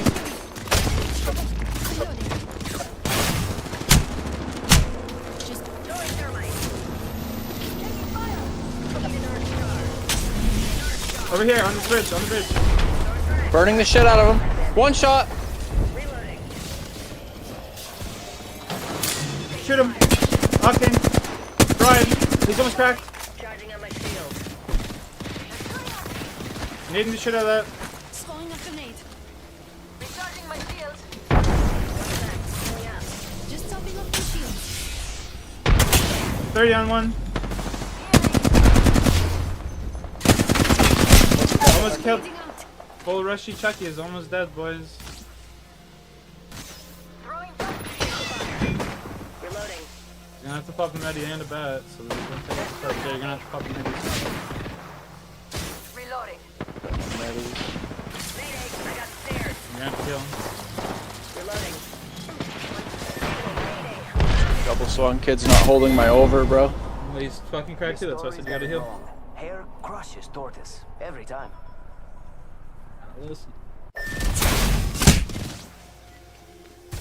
Healing. Yeah, let's go.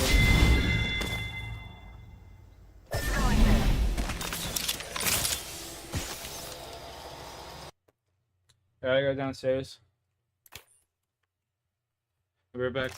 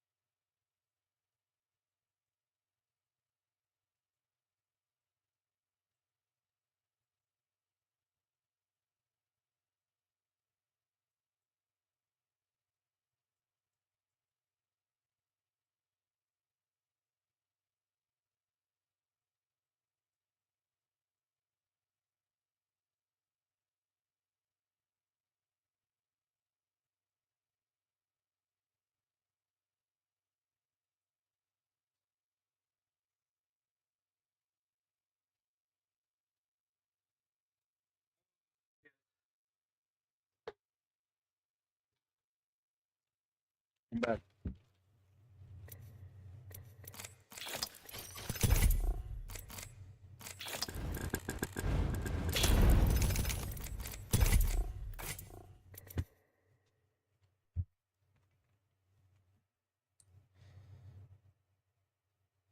Satisfied with YouTube? No. Excuse me. Goddamn. My dad went out of town for his anniversary. Oh yeah. And he's like 6 hours away in the middle of the desert in Topaz, the place I told you about. Yeah. His fucking truck breaks down the fucking first day he's there. Damn. That's terrible. What a fucking honeymoon. It is pretty. It's pretty shitty, bro. Anniversary, yeah. It pretty much is a honeymoon. It's their first year together. Okay.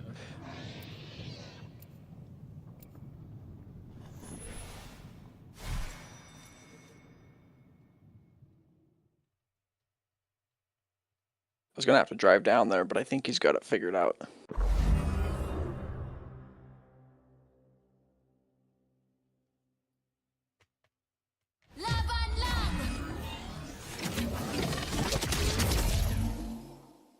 Tuda. He's a Tuda. Rocky, go downstairs. Go see Mom. Hey, go see Mom. Go see your mom. Rocky Balboa. Introducing your champion. Go see Mom. Don't be like that. That's Tuda. That's our boy. Giving it to Tuda, bro. I'm Jumpmaster. Remember, You can lead the way, Tuda. You're the champ, bud. You know? I'm the Jumpmaster. Right. I'll lead the way. Charge! Take me to the promised land. Come on.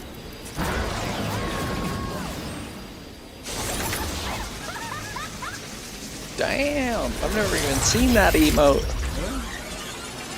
Uh-oh. Do you have it? I always yeah, do emotes like... I always do flips because flips are like the first emotes in the game. So it's a lot less likely people are gonna look for flips. Yeah. Was that like battle pass shit? Yeah. This will battle pass shit.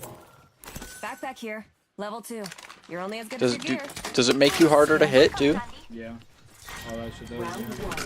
The one with Wraith, it used to make her go just straight invisible, bro. The next like, ring's she's going through a backpack portal, here. you need to be able Level to shoot 2. her. Yeah, that's broken. Yeah. Rocky, get going. Go. Back here. Moving is a going. good idea. Go. What did I tell you? Get going.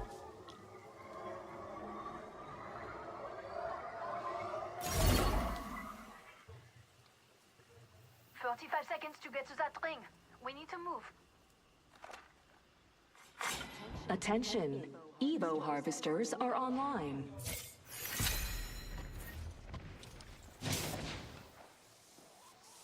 Fraternidad. Nemesis here. What a fucking guy.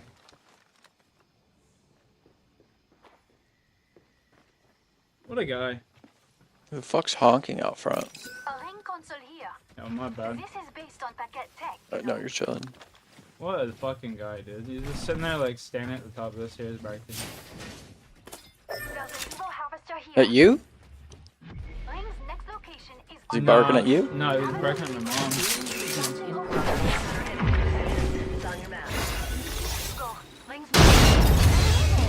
Cool. I hope Rampart makes the upgrades. Got a new upgrade. Extended sniper mag here. Level 4. Gotta hop up here. Boosted loader. He really should evolve, damn.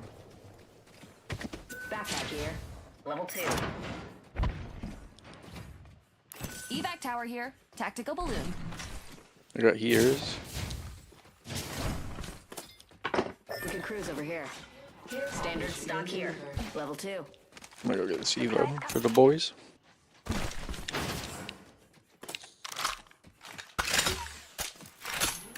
Kill leader appointed. Standard stock here. Level 2. It'll improve your I looked it up. State of Decay is crossplay. It's only on Xbox and PC though. There's no place. I don't think it's an Xbox exclusive. You know. Ultimate accelerant here. I think you'd like it, Loki. What is it again? State of Decay? It's a shooter. It's like it's a third-person looter shooter. Yeah.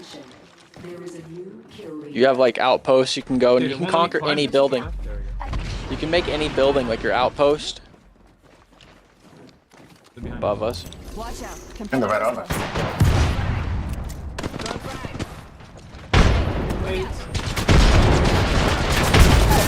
Yeah, double Mozans. This game's trash. Man. Knock one. Wait, on me, left right on me, 50 HP. Left on 50 HP. I'm just getting shit on there. Next time you'll do better. You know, I'd understand. We're gonna go play some fucking RuneScape after that one, bro.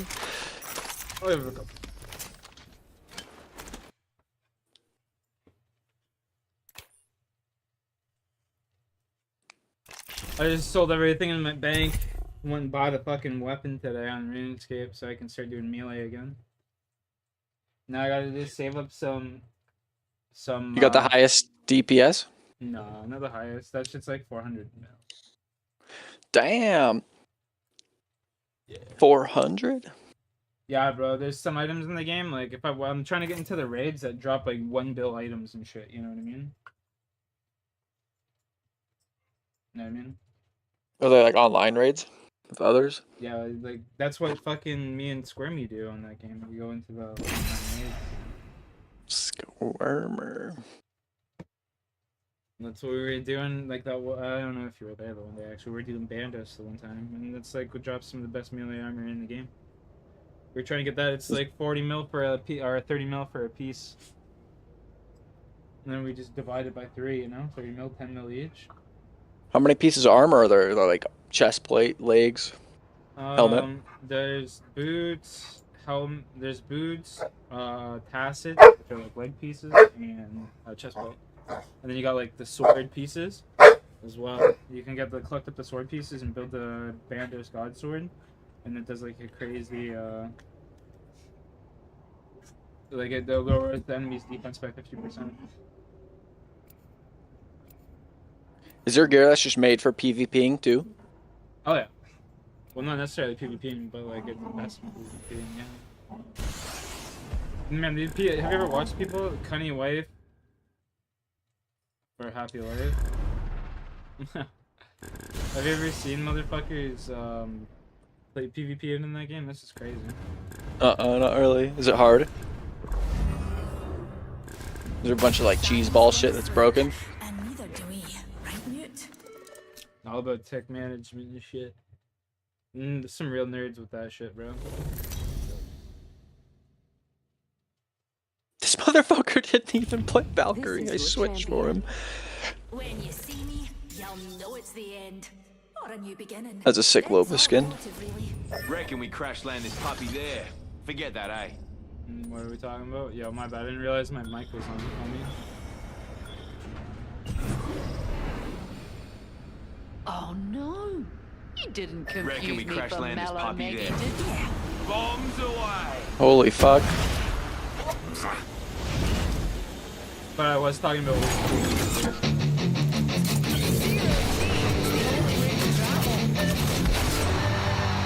I think a Team Dragon with us.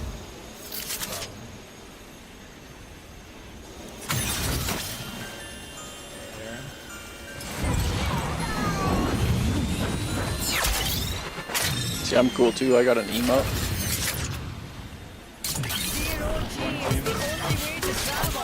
Yo, one team coming. We fucked these kids up. They dipped. Gotta clown that away.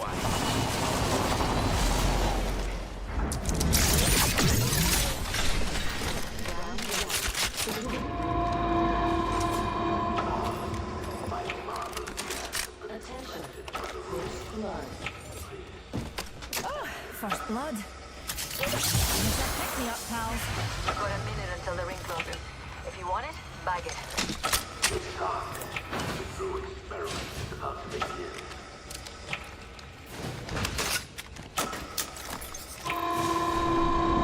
Ring's closing in 45 and we're right next door. You're dead brilliant, that is. Bro, this game's busted. I just opened a supply chest and it didn't open like the secret compartment, bro. We've got 30 seconds to be somewhere else if we don't want to get caught. Well, it did, but I had to press it twice. I need optics for I need a shotgun bolt.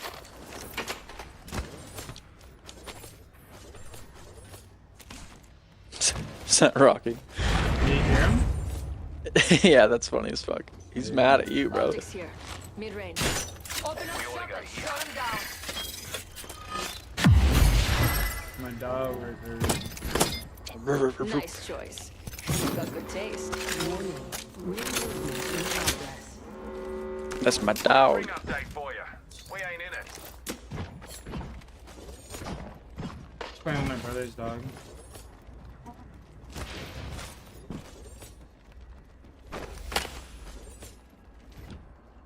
Mama's got a brand new bag.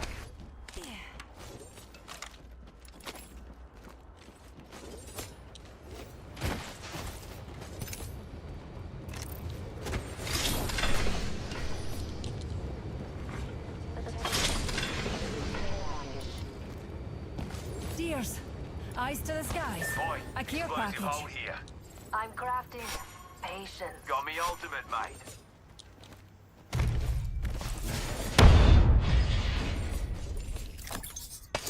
Car Extended SMG here. barrel stabilizer. Laser sight here. Level 3.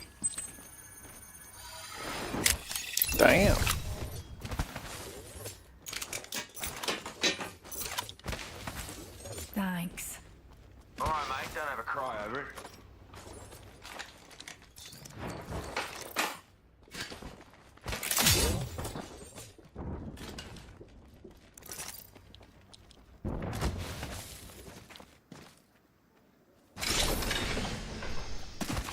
I think I just have to go back to my roots and just start running alternator. Ultimate accelerant here. Reckon I hear some clowns over yonder. Stand back, knuckle clusters firing. Knuckle cluster out. I reckon we Hit should him with the regroup here. 1-2. Oh, I heard him. Reloading.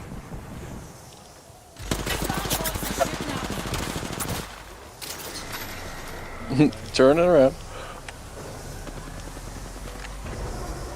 Enemy. Reloading. Shields recharging. Jump tower? You want me to? Oh, I was just gonna go for you. I was going for him. Didn't really matter that much.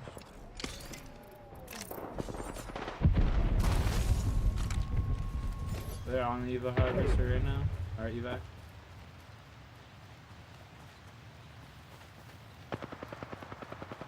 That was bait. No, they're on it right now. There's just, I can see it. Bloody Joker over there.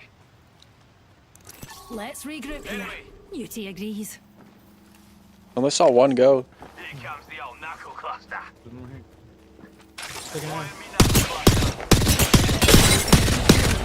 Bullet. There's so many. That's so He's behind dumb. this car. He's one. He literally one shot, Jay.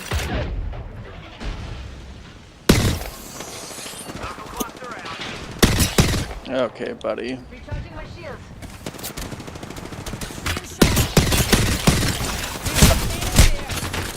Leveled up. I don't know how that kid doesn't die. I'm using a Phoenix kit.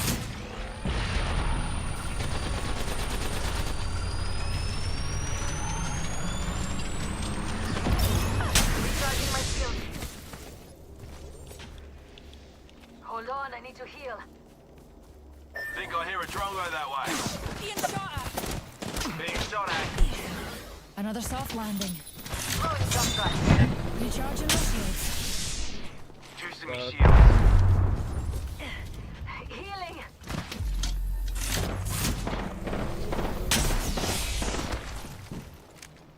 Does an evac reach that high? Yeah. Shields.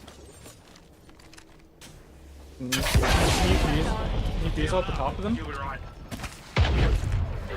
Shop's open for business. I'm coming. Me and you down. Come on. This game's trash. It's all good. I'm definitely gonna go hop out and play some skate, bud. GG's. GG's. GG's. You have a good one, eh?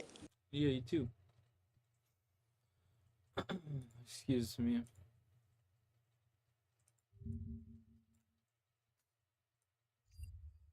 Sorry, I didn't freeze off the top of them, would ya?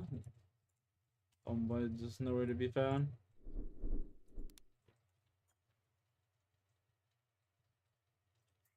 Oh, gooch.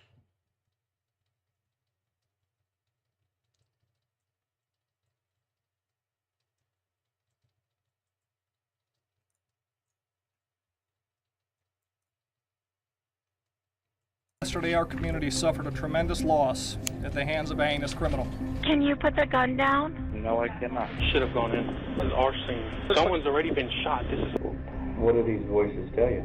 Hurt people, kill people, push this person and go smack, hit, pull someone's hair, spit on them, do something to make their life hell. It was Wednesday, January 23rd, 2019, just a bit before lunchtime, when a young man in a hoodie got out of his car and entered the SunTrust Branch Bank on US 27 in Sebring, Florida. The voices in his head had been telling him that today would be the day. It had to be the day. Those voices, he claimed, would lead him to kill 5 innocent women locked within the confines of the bank. And women, then 'cause he's he too scared called to face a man. 911. The next two voices he would hear over the next hour and a half would work hard to prevent any more lives being lost to that horrible day. Join us as we look into the story of Zephan Xavier and the events of that fateful day.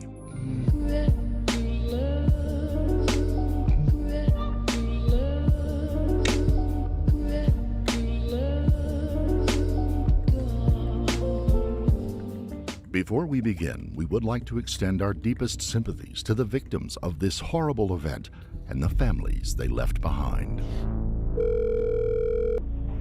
I just killed 5 people. Well, technically about to be 6. Can you repeat that? I killed 5. You just killed 5 people? Yes. If you didn't think I could do it, but... Why did you do that? I actually don't know. Sir, what did you kill them with? 9mm. A 9mm? Yep. Where are they? Lying up against the wall, like I told them to. They're lying up against the wall like you told them to? Yep. On the line with Zephan is Highlands County E911 communicator Kristen Johnson. She has been trained and experienced in dealing with emergency situations, but anyone can see this event goes way beyond the regular definition of an emergency. She has mere moments to get the situation under control, and she approaches it with a steady, calm, and sympathetic tone. As she speaks, you can hear her typing furiously, sending out alerts to local police and members of the sheriff's department. Just minutes away, officers are on their way to the location, hampered by busy traffic along the roadways. Can you put the gun down? No, I cannot. We have people coming to help you. Can you put the gun down? There's no help. Why is there no help? What's going on? We've got people going to help you, okay? What happened? Yeah, once it sounds like she's still breathing raggedly. If you hurry, you might get to it. If not... She's still breathing? Raggedly. Sounds like I might have heard on the wall. Units are responding to the area in a semi-controlled chaos. They have to create and contain a perimeter around the bank. Even though they are getting information from inside the bank from the gunman, they can't trust his information. There could be more people inside. There could be customers in the parking lot. A gunman could be lying in wait for officers to shoot at.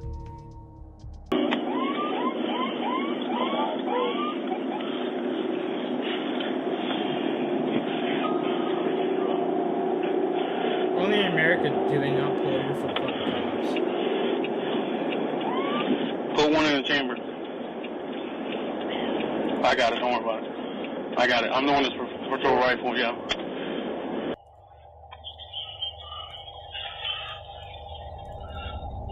Meanwhile, E911 operator Johnson has kept him on the phone, talking and establishing some kind of a relationship that will keep him calm and less of a threat to himself and, most importantly, to the officers who are beginning to surround the building, along with the people who are caught in the traffic jam in front of the bank. She still hasn't established his identity, but it is incredibly important to find something to tie him to reality, to keep her voice as the one he's listening to, not to the ones that led him to these murders.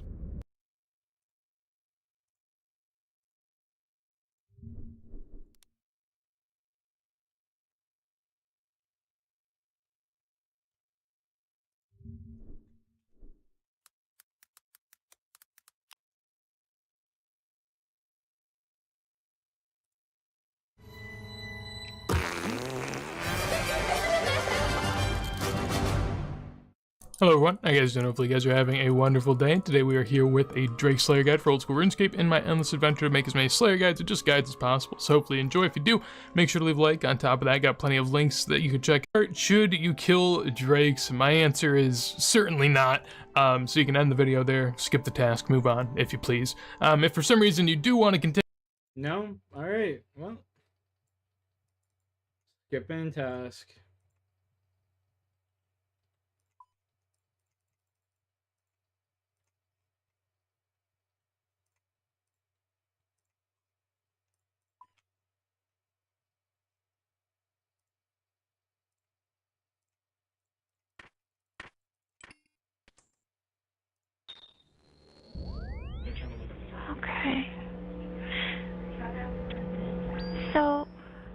Can I have your name so I know what to call you? Can I have your name? No, you don't want to let me know. Okay. Where's the tree? Oh, it's over here. I understand. I understand. Okay, my name's Kristen. That's who you're talking to. In the meantime, another call has come into the 911 center, this time from a homeowner nearby who says a man who was employed at the bank had run up to his doorstep and asked him to call the police. That man, Benjamin Wysakowski, had been in the bank's break room eating his lunch and watching YouTube videos on his phone when he heard a commotion and then shots ringing out. He immediately bolted out the back door of the bank and ran for help, leaving his cell phone behind. Okay, can you check on the victims for me? I don't know what I'll do when I see them. I don't. Oh, you don't know what you'll do when you see them. Okay, I understand. I'm keeping them quiet. The gun in my. Okay, you're keeping the voices quiet with the gun to your... They block out head. Like what? Let me see them still alive.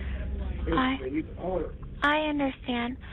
Okay, would you be okay to speak to one of our deputies? I have Chris here, and he would like to talk with you. You were doing really good talking with me. Can you talk to Chris for me? Sure. Oh, thank you so much. During all of this, the Highland County Sheriff's Office is bringing in a crisis negotiator, Deputy Chris Carr. Johnson hands off the call smoothly to Carr, who introduced himself to the gunman on the phone. He quickly gets Zephin to update him on what happened, the status of the people in the bank, and where he is positioned inside the building. How many people are there with you now? There was 5 before I got here. There was 5 before you got there? I don't know who else. I don't. One of the biggest worries was that Zephin might still have a hostage in the building. And barring that, there was also the worry that he could be preparing to ambush police that came in to get him. Carr had established a rapport with the man and had to get him to put aside his gun and any other weapons he might have. Outside, police are getting some information handed down to them, and they are trying to get an idea of what they're up against inside the building. Some information is from eyewitnesses in the area, some from the 911 call, and some from their own observations, and not just a little bit of speculation. No one shot? I don't know, but... They said there's 2 down inside on the video. They could just be down on the ground. He said 5. That's what I heard. He said he killed 5, and there's 2 more in there. Tensions were running high outside with the police officers as the siege wore on. We should have gone in. This is our scene. Not our call. I know, and I know that, but this is our scene. We go in. That is what we were trained for. It doesn't matter if it's a fucking bank or a school. Diego, someone's already been shot. This is not a fucking robbery. Mark Jr. Shut the fuck up. Back on the telephone, overcome with stress, guilt, and the understanding of how out of control the situation had become, Zephin drops into a full-blown anxiety attack. Outside, police have been blocking off streets well away from the scene, as well as more police cruisers and emergency vehicles were heading to the bank. Jack, are you there, Bubba? Yeah. Okay. I took off my vest. But I can't breathe. It's hot. It's hot in there? I'm just hot. I can't breathe. Okay. Are you standing up or sitting down? Sitting down at the moment. Jack, stand up for me. And just breathe deep through your nose and out through your mouth 2 or 3 times, but do it slow. I can't. Huh? I can't. Why is that? Hello? Can you lay down and breathe? Or what are the voices telling you now? Shoot. Are they okay with you talking to me? Or are you having to fight them over that? They don't like it. They don't like it? No. Is there something I could say or do that would make them okay with me talking to you? Maybe make them feel a little easier with me? No. They can hear the people outside, and now they're getting louder again. What's that? I can hear the people out in the lobby. It's getting loud. You can hear the people out in the lobby? Okay. Yeah. Well, let's worry about you, Jack. Okay? Let's not worry about them right now. It's not them. I'm worried about it. Voice is getting louder. Take that. Alright. So other than the voices, it's just you in that room by yourself? Yeah. Okay, Bob. The local SWAT team have arrived in an armored vehicle. As the moments tick away, the situation is coming to a head. Deputy Carr has to convince Zephan into surrendering peacefully, and he needs to do it soon. If not, the SWAT team will have to breach the entrance and attempt to forcefully either take Zephan in or down. The loss of life in that situation could only add to the tragedy that has already unfolded.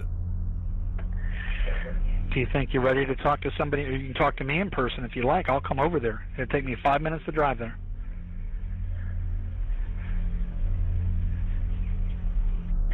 What do you think? How will I know it's you out there? Huh? How will I know it's you out there? Because I'll describe me, and I'm going to tell you something on the phone that's only about me, like a code word, because you and I are the only ones on the phone, and I'll describe me to a T.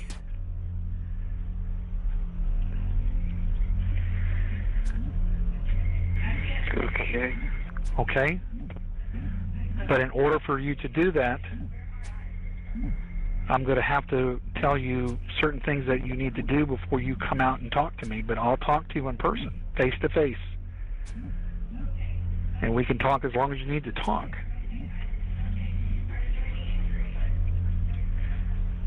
I would just need to know if you're more comfortable coming out the front or the back, and I would just tell you how I need you to come out. Because I don't want to see you, I don't want anything to happen to you. I don't want to see a lot of people. Okay. Well, maybe I can find out. Well, they're out there. Okay. Well, I'll find out. But if somebody came in to get those people, they're telling me to step out, my hands up. Who is? The people outside. No, stay in that room for right now. Don't listen to them. Okay? Unless you're ready. But I'd rather tell you, I don't want you to come out unless I tell you how to come out so that I know you're going to be safe. Right now it's me and you on the phone. They're telling me to go outside. Well, they're... Hold on a second. Don't be scared. You're with me. And they're not going to come in that room. They're not going to come in that room. It's just me and you on the phone. That's why I made sure that we had a phone that worked so you and I could keep talking. If I didn't care, I wouldn't have done all that. Okay? They're telling me to follow their commands and step up my hands above my head with nothing in my hands. Okay, hold on 1 second. I'm not going to hang up or anything, but let me find out what's going on. What's that? All right. They're out there. I don't know why they're talking to you, but they're waiting on me to tell them it's okay and that you're going to come out. Deputy Carr forms a plan with the gunman, explaining that when he says the word black, Zephan's favorite color, he wants him to put his hands as high in the air above his head as possible and walk out of the bank office and into the lobby. He stresses to the gunman that the officers will be coming in and they are Carr's friends and they are not there to hurt Zephan as long as he complies with what they need of him. Carr says he will be over immediately to talk with Zeffin in person as soon as possible after he surrenders. Outside, the SWAT team prepares to use the armored vehicle to breach the still locked front doors of the bank. All right, ready? 1, 2, 3. Let's say black. You say it for me. You say black? Okay, count to 10. Go ahead and put the phone down, count to 10, and then start out the front door. All right, Jack, go ahead, buddy, if you can hear me. Jack, listen to him. Just listen to him, Jack, if you can hear me. I'm still here. Jack, you're doing great. Listen to him, buddy. Listen to what they have to say. You're doing fine, Jack. I think you're doing good, Jack. Keep listening to him.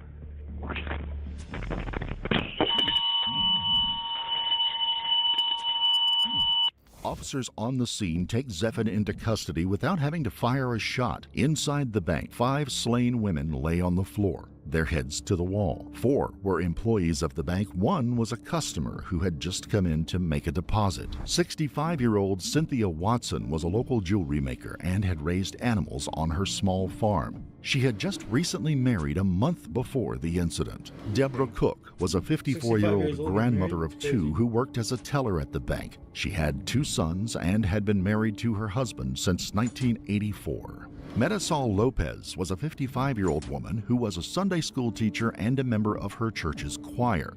She and her husband Victor were the proud parents of 5 children. Jessica Montague, the youngest of the victims, was 31 years old and the mother of 5 children. Anna Pinion Williams, a mother of 7 children, was only 38 years old when her life was taken from her. Police swept the building to make sure no one else was hiding and to secure any weapons the gunman may have left behind. Forensic teams and workers from the local coroner's office immediately set to their grim task.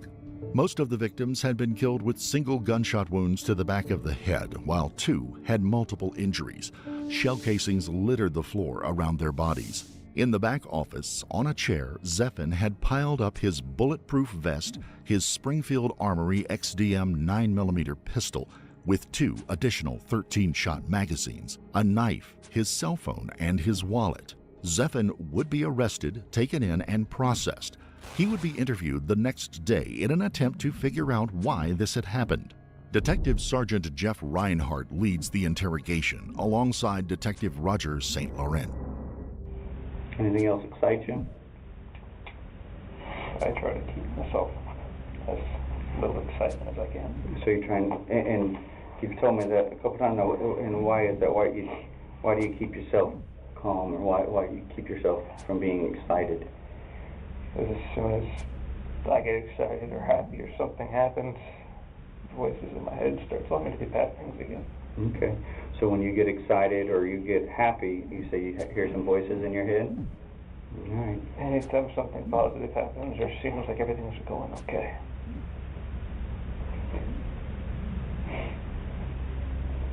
Well, what do these voices tell you?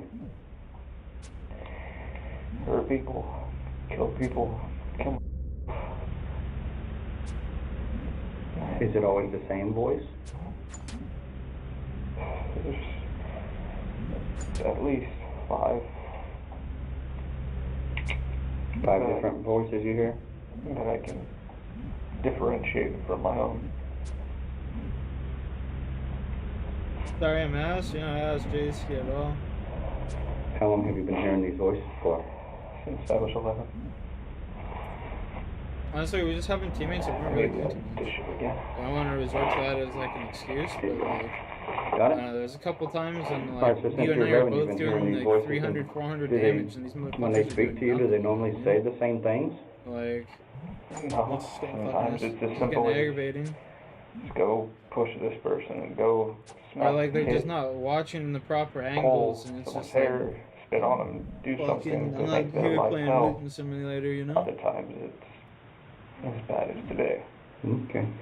You could solo carry. So, in the past, when you've heard these voices, you would do what they told you to do? Have you ever actually did what they told you to do?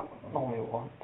Then they try to delve into what the young man, who had just in the last year moved to Sebring, had been doing with his life. Tell me a little bit more about what's going on in your life since you've been living here in Sebring for the last year to year and a half. What's going on with you? I've just been trying to find a job that gives me a strict schedule and has a chain of command that keeps my mind focused on exactly what they tell me to do and not, you know, you do it how you think you should do it. It's being told exactly how to do it, when to do it, and what time it needs to be done, not given a choice about anything. Sure. You follow directions well? I try to. Why do you not want to do it your way or how you want to do it? Because once I start thinking about how to do things, they start talking to me how to do bad stuff instead of doing it how it should. Zeffin had a short stint in the U.S. Army but was discharged early after admitting to another soldier that he had thoughts of killing people and that being in the armed forces would give him an outlet to do such things. After coming to Sebring to live with his mother and stepfather, he had gotten a job as a trainee with a local corrections facility. He had worked there for a couple of months before quitting, just a couple of weeks before committing the murders at the bank. They then asked him what led up to the shootings on this particular day. So you had a nightmare, you woke up, couldn't go back to sleep, so you're just up and awake. All right, now tell me what went on. What'd you do? Just hung out, music? Hung on music and played a game on my phone. Did you talk to anybody? Until about 9. About 9 a.m. you did? Yeah. Who'd you talk to? Just a buddy of mine on my Xbox. I played a game for a little bit and then I told him that I had to go because things were getting a little loud in my head and I was just trying to kind of go off to a quieter place, be nothing happening, no real movement, trying to get out of my head. Sure. Alright. And then what? It kept getting louder and louder. That's the voices. Can you remember what they were telling you? They've been telling me to do it for over a week when they've gotten me to buy the gun and the vest and all the ammo. The pistol had been purchased on January the 8th for $585 at Boom Boom's Guns and Ammo in Sebring. Zeffin had filled out the appropriate paperwork for the purchase, but had not disclosed that he was undergoing psychiatric problems. He left and came back to pick up the pistol after the required waiting period, at which time on January the 12th he also purchased 50 rounds of ammo for the gun. A week later, he came back and purchased the bulletproof vest for $175. And then the officers lead him into telling about getting in the car It might be like a driving telltale off sign. to the Homie's bank. like fucking sitting there You're at picking your up a house. bulletproof vest for fuck's sake. Tell me what happened before you left your house. I know you said the voices were getting loud. What happened before you left? What made you leave? It kept getting louder and they kept saying to leave. And every time I get closer to the door and closer to my car, it'd get quieter. So then I finally got to the car and was pulling out of the driveway and they stopped yelling. They stopped for a while. I just drove, figured that maybe if I just drove, I could calm down, and I turned on music and I just kept driving. I've never done anything anywhere near this. 18-monther. Drive and calm down. I've done it before. You're fucking legend, Sean. Calm down. When I was younger, my dad and I got into a really heated argument and he kicked me out. And I drove my car that I had at the time and just drove. I was just driving from town to town, back and forth, trying to calm down. Yeah, it worked. I didn't do anything. I didn't hurt anybody. I didn't hurt myself. I just drove. It's not gonna happen again. It didn't. Okay. So before you got in the car to drive, how did the gun and the vest get in the car? I put it on before I left. So you put the vest on before you got in the vehicle? You put it on in your home? That was the first thing they told me to do. They told you to put the vest on? Put on the vest. I thought maybe they wanted me to just kill. I didn't know what was happening. And they told me to grab the gun, and I thought they were just going to have me kill. And I kept screaming to go in the car. So as you're driving down 27, then what I'll be happened? back.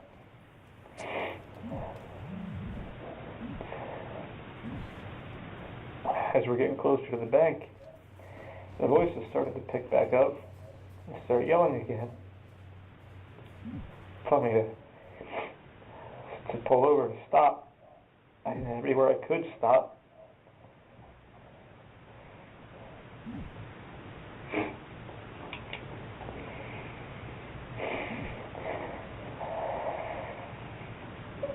Okay, so that's when you pulled into the bank? Okay. Well, tell me, once you got in the bank parking lot, what happened? Just sat there for a while.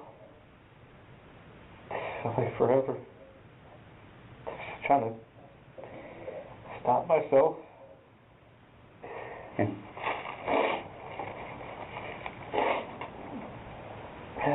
Even when I got in there and I was standing in front of her, I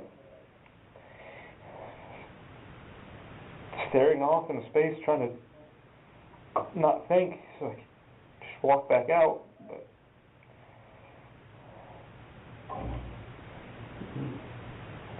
So you walked into the bank? You got out of your car and went inside? Were you wearing the vest? Did you have your gun? And then tell me what you saw when you got in, when you opened the door and went in the bank. What'd you see? 5 people. What happened? I was talking to the bank teller, and she asked if she could help me. I pulled the gun out, and I told her, help me by stepping out from behind the counter. All of you. There's 2 behind the counter. I told them to get up against the wall.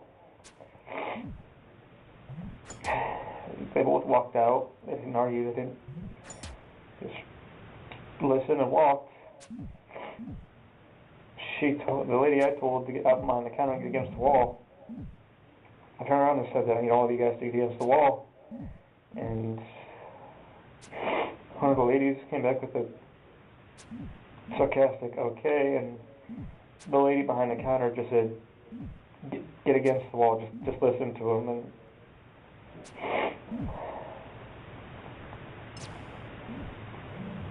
so I told her I asked who could lock the doors.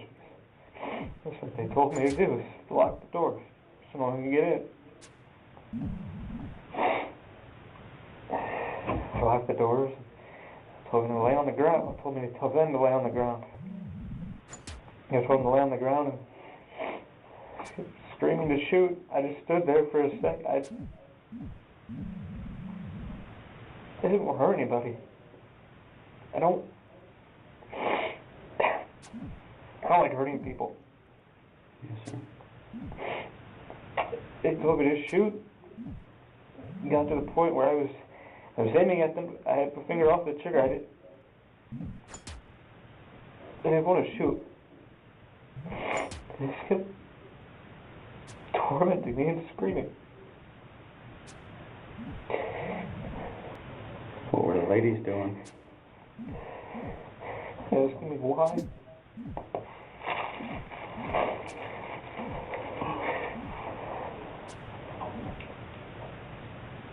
And so they were standing up there? What happened? They're on their stomachs, facing the wall. Mm-hmm. Just aiming. Didn't think that.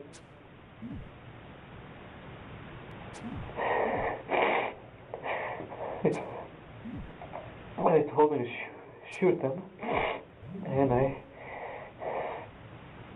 put my finger on the trigger, pulled, and they started crying and shooting.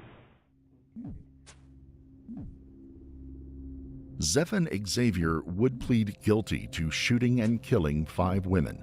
A jury would come back with a recommendation for the death penalty for his actions in a 9-3 vote. The state of Florida no longer requires a unanimous decision by the jury for the death penalty in cases where the person has been convicted of a capital crime. During the trial, a psychiatrist testified that she did not believe Zeffin had been suffering from mental distress on the day he committed the crimes. Kristen Johnson, the E911 telecommunicator who had initially received the phone call from Zeffin inside the bank, was honored for her composure, professionalism, and masterful handling of the situation. She was declared the Highlands County First Responder of the Month and given an award by the Sheriff's Department and local civic organizations. No raise. If you found this case compelling, don't forget to like the video. An award? Get the fuck out of here. Fucking award, bro.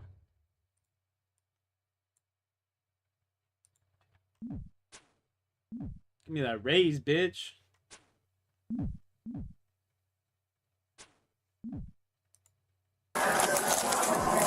move, man. I know if you're stuck, right? Don't move. Can you see his hands? Yeah. Put your hands here. Keep them up. No, I'm not going to shoot you. I drowned them one by one, and then I tried to myself. Okay, so you, so while, who was the first one you gave a bath to? 911, what's the address of the emergency? Hi, I'm in Camden Lane. My husband killed my kids. Okay, repeat the address for me one more time. East Camden Lane. Okay, verify what town? Round Lake Beach, Illinois, Okay. 60073. Okay, and what's the phone number you're calling from? Okay, tell me exactly what happened. I came home to take the kids, and they're all on the bed, and they're dead. Okay, all right. How many children? 3. Okay, one moment. On June 13th, 2022, Round Lake, Illinois police officers responded to a horrifying 911 call. A distraught mother reported finding her 3 children deceased and claimed that her husband was responsible for the crime. Officers raced to the scene, and the intense moments of their arrival were captured on the following body cam footage. Females upstairs with the children. You gotta get in there before rescue is. Otherwise, just go in. Just go in. I think we have enough. 42 location. Police! Police department! Police! Coming up! Coming up!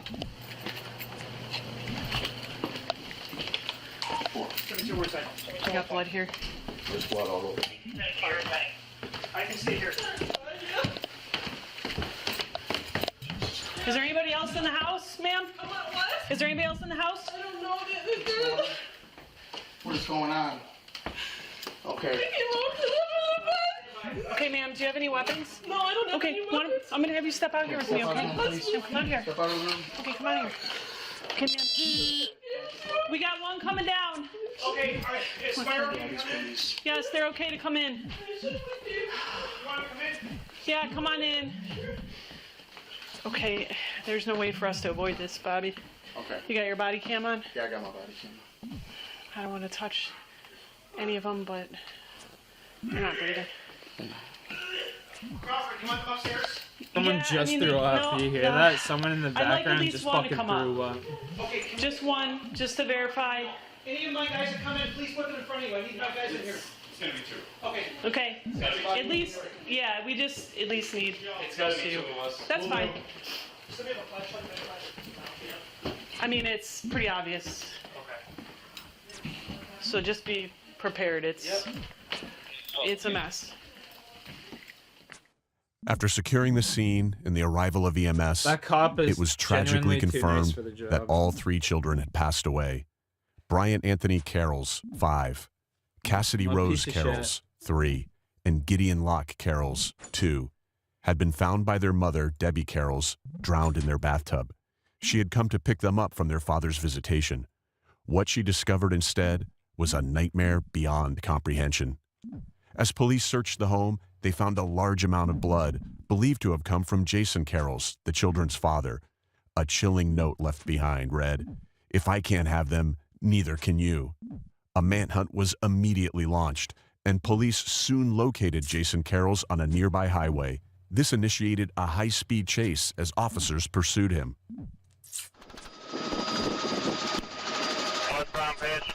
Steel Bridge coming up. Steel Bridge coming up. Continuing. Up. Vehicles off the roadway. Vehicles off the roadway here at, He came all the way down, sorry. Water Street in Duncan. Water Street, Duncan.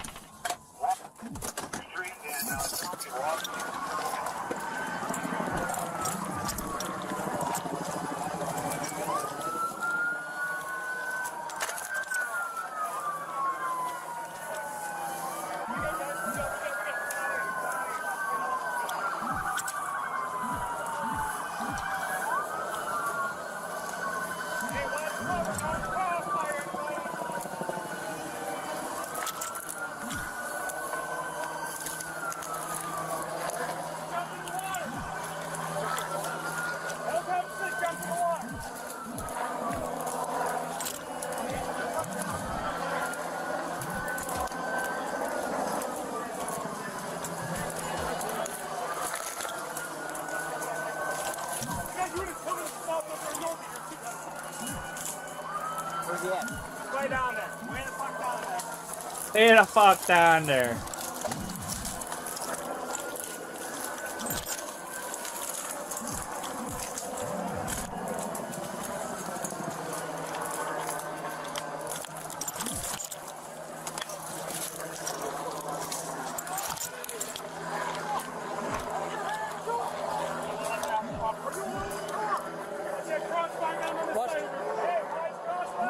I can't see. Can you see? I got no eyes on him. Got no eyes on him.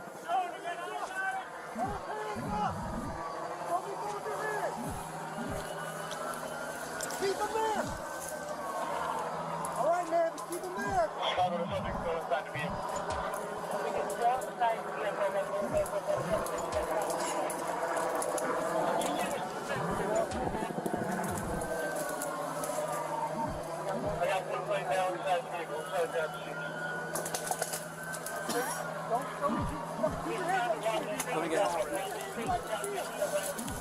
Yo, Sean Toke. Sean, he may have a knife.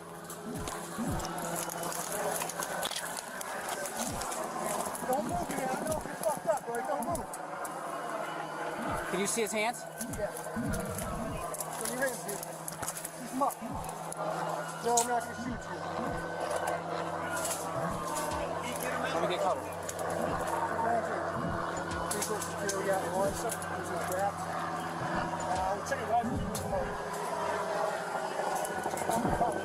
want to get some cuffs? Get his hands up? Yeah.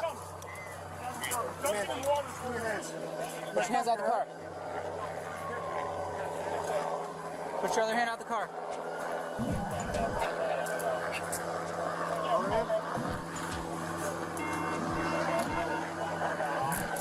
Alright, man, we're gonna get you out. Sit tight, don't move. I don't know if anything's fucked up on you, right? Y'all like Canadian bacon? Fuck yeah, man. Female bacon's amazing.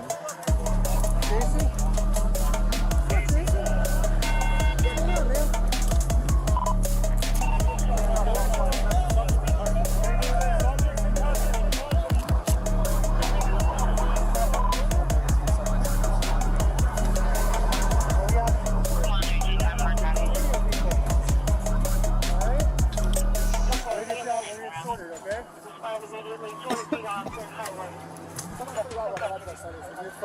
Yeah, lean him on that.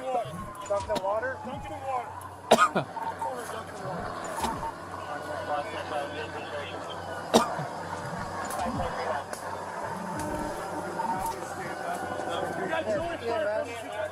EMS respond to Duncan Street and Water Street. Leave your hands out the car, okay? Leave your hands out the car.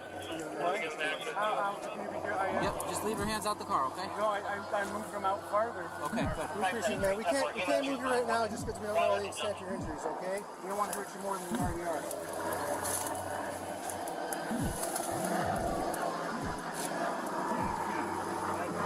You got any weapons in the car? Sir, I don't own a weapon. No knives, no nothing. Hey, we're getting there. My plan was to... What? Leg right now, lacerations up on the arms and hands. My plan was to drive... Hey man, can you feel your feet? A little bit, yeah. Don't move your legs. Can you move your toes right now? Anything else hurt? You don't know? Alright. Lacerations up here and change up legs. He was moving his legs though. Flex your left back toes. Try to flex your toes. Just 57 location. Stuck there between the wheel. Two more, I gotta kill here. So the FB crack kid for like 5 minutes. What's this intersection here? Don't get in water. I looked at a video the other day. We'll get you something to drink when we can, alright? We gotta get you out of this car first, okay? EMS to come check you out, alright? Jason, you hear me? Just keep your eyes open for us, okay, bud? I gotta shove my fair in there.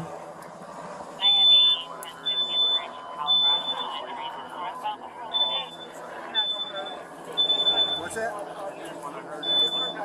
That's good, man. Hey, the good news is you didn't hurt anyone. I mean, besides yourself. So that's good. Bleeding on range. Yeah. What's that? You think you hurt your kids? What are your kids' names?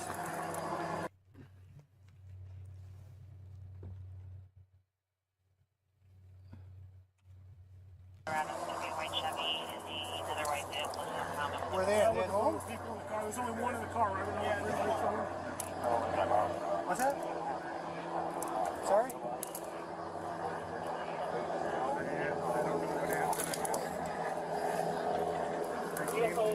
They tried to kill myself, and then I woke up, and all of a sudden, they were dead. And I didn't even... You don't remember what happened? I mean, I know what I did, but I didn't feel like it was me doing it. I don't understand. Alright, man. Well, we're gonna get you the help you need, okay?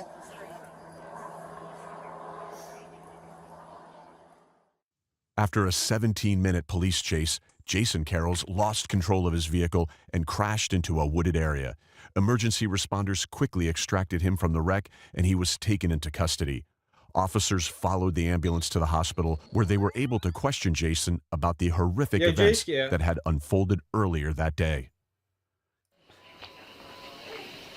All right, bud. Hey, like I mentioned, man, my name's Detective Barrera. I'm with Round Lake Beach, okay? And obviously, you know what's going on. You know why we're here, why we want to talk to you, okay?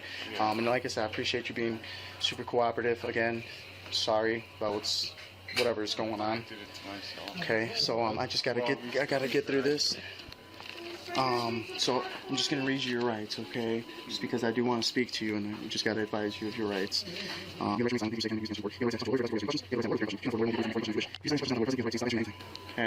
you understand that? Okay, you want to speak to me about everything that's going on today? I'm sorry. Okay, you'll be able to just sign the states I've read you your rights here. You understand your rights. Feel free to look them over. I know it sounds silly, but I always wanted to be a cop, and so I started doing GTA RP as a police officer. So I've read the Marine rights like 1,000 times. Oh, really? Myself. Oh, wow. Yeah, I know it's just a video game, but it was like it was. No, I hear you. I let go of my dreams to try to provide for my family. So. What dreams were those? I dropped out of high school. Oh, did you? Okay. I dropped out of college when I was going to be a high school math teacher. Oh, no kidding. And then. What becoming a high school math teacher do you Yeah, I wanted to be a cop. allow you to be able to provide? What the fuck? I couldn't go to an academy, you know. Yeah, no, I know sometimes money's an issue, and you know that, like, it's tough, man. I get it. You know, I get it. From my understanding, prior military. Yeah. What branch? I was in the Army for 5 years. You're in the Army. I was a cryptologic linguist. Okay. An Arabic translator. Oh, really? Short. I'm not very good at it anymore. Yeah, no, that's seems tough, man. I basically work for the NSA, so that's really good. Okay. I don't know. It seems like a pretty cool gig, huh? How long did you serve in the military? 5 years. Okay. Well, thank you for your service, man. Appreciate that. So, Jason, let me just get some basic info from you, okay? I know you gave me your name, Jason, J-S-O-N. You have a middle initial? E. Last name, K-A-R-E-L-S, right? Date of birth? White Beach. How long you been living there? Since 2017. Okay. Alright. So you've been there quite a bit, huh? Some time. You grew up around the area? I'm from Wakanda originally. Okay. Did you go to Wakanda High School? Mm-hmm. Okay. What year did you graduate? 2005. All right. That's not too far ago, right? That's pretty young. No, it's pretty old. I mean, hey, we're just getting older, man. That's what it is, right? So what's going on? What's you and your wife, man? I mean, from my understanding, you guys had some issues, or what? So, my side of it is, I never really. You could go and look back at like text messages, phone calls, like since we met each other. I've always complained about how she makes up things to justify how she treats me, okay. And I put up with it because I have no self-worth. And then and she's always like manipulated me and they put me down and been mean to me. And the only time like I've really been mean to her is when it's like I'm not even being mean. It's more like it's like she says something mean or rude that's not true to hurt me, so I say something mean back because I know if I say something mean, she'll tell me the truth. Mm-hmm. It's really weird. It was a relationship, but I was depressed a lot, but I didn't always feel like hurting myself until we actually got married. It was the first time. Well, the second time, but. Okay. How long have you guys been knowing each other? Since I got out of the military in February. February of 2015. Okay. But I'm sorry, I got a little sidetracked. But no, you're fine. I just I don't know, like for instance, I'll give you an example. So you'll actually probably, because I talk a lot, I communicate a lot with her, but like there would be times where like we'd go out on dates like before we got married, and she'd be like, okay, I want to go home and go to bed. I'm like, okay, no problem, And then I would go to my friend's house till like 2 in the morning and play some video games. Okay. And then like the next day she would be mad at me because she claimed that I ditched her to hang out with friends. Okay. And I'd be like, what are you talking about? You think cheating seems? Yeah, like probably. Like or like, like there was like a. Yeah. When was your last tetanus shot? I actually told them when I first got here. I don't remember, but probably 2010 at the latest. But I forgot what I was saying. Yeah, you were mentioning how she would mention that you would ditch her for your friends and things like that. Yeah, and just like little stuff like that, and like I don't know, it just felt like she would try to paint me.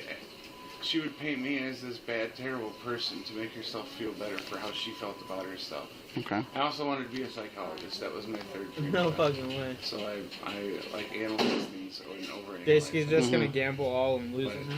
But a majority of the time I'm right. But yeah. So what all transpired today? I mean, you guys are married still, from my understanding, or we're separated. You guys are separated, but legally still married. I found out the day before yesterday that she cheated on me and left me for another guy the day after my birthday. Okay. And then she's been keeping the kids from me, but she claims that she hasn't. Well, the truth is I thought she was keeping the kids from me, but the truth is she was seeing somebody instead of like calling me with the kids. And you know what I'm saying? Like, so, yeah. So like I'd be expecting, like I was trying to give her space because obviously I still wanted to be with her and everything. So, like, if you need me to do anything, you could retire now. And I'm like, like, I was trying not to be too pushy, but then it's funny because I am pushy, like, with it, because the biggest thing is, to me, is I feel like if she realized what she was doing, she wouldn't hate me so much. Yeah. Like, if she realized that the reason why she's depressed is, I feel like it's not that she didn't love me, it's that she doesn't love herself. So, but she takes it out on me to make herself feel better. I don't know, but anyways, so I found out she was cheating on me, and she was just lying to me, and like I was just very adamant about it, because like when you're with someone for 7 years, like you know their poker face, you know what I mean? Like you know when they're lying to you. Oh, I get you. Like, especially someone that lies as much as she does to me and herself. But like. So you had the kids since Saturday, is that right? Yeah. Okay. When was the last time you saw the kids before? Well,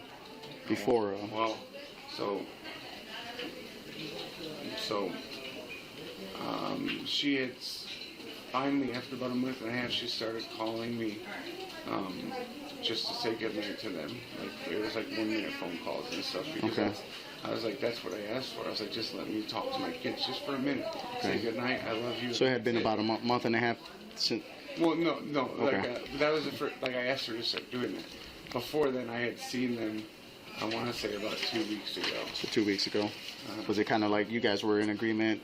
Every 2 weeks you see them on the weekends, or that kind of deal, I told her, or just whenever you wanted to see them? You'll see when you see my phone records, like that I would argue with her about like every. You should be watching the kids. I don't have a job right now. I'm home alone by myself. Like let me help you. Like it's not even just to help you. It's so I can spend time with them. And I go like the only problem is that I see is that I have limited food, but you get food stamps for them, so just give you like one meal, and I can take care of it. Like, yeah. It's like they're gonna be eating that meal anyways at your place with her mother, and I don't know. Like if I'm being honest with you, sir, like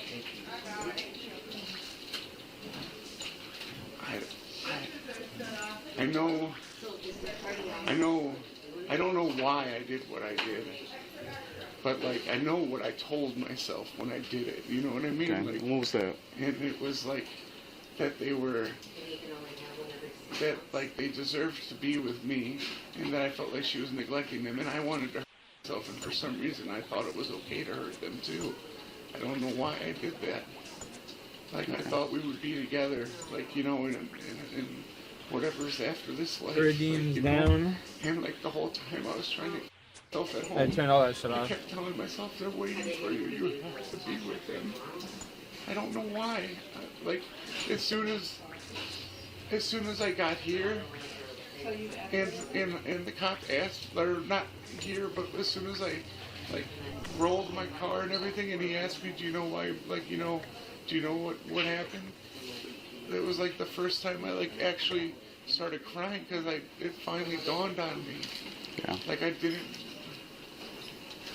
don't know why. I've never been like that before. Okay. And I said, I left her like a note and stuff, and like most of it was just like trying to be like, I don't know.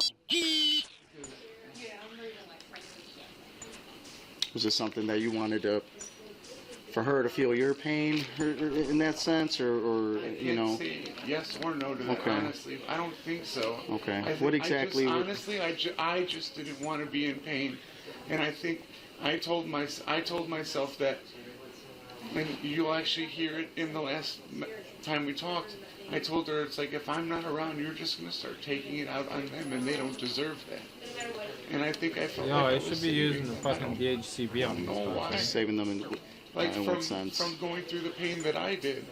And I mean, were the kids being abused, or what? I felt like they were being neglected by her. Why is that? Because like I saw them for the first time in 2 weeks, and my daughter, City, she's never had pimples on her butt. Okay.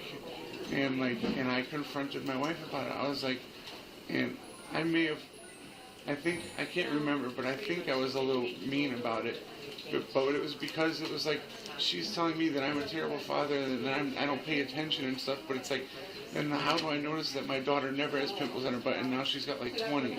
And then she was telling me that it's like, oh, those are just bumps. I'm like, you mean like the bumps that I have on my arm? Like that's not the same thing as pimples. Like she has those on her arm too. It might be hereditary. I don't know, but I don't know. I just wanted to see them, and I wanted to be with them always. And I felt like for some reason I convinced myself that this was how I could do that.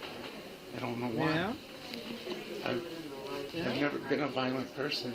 Right. I've always been someone that and like, you know what's funny, she'll tell you that we did get in one physical altercation in her life. When was that? And it was about 2.5 years ago. Mm-hmm. And we came home. I can't remember exactly what happened, like how it all started, but I know I'm pretty sure we were both at her mother's for some sort of party or something. Okay. And then we came home, and she had been drinking, and I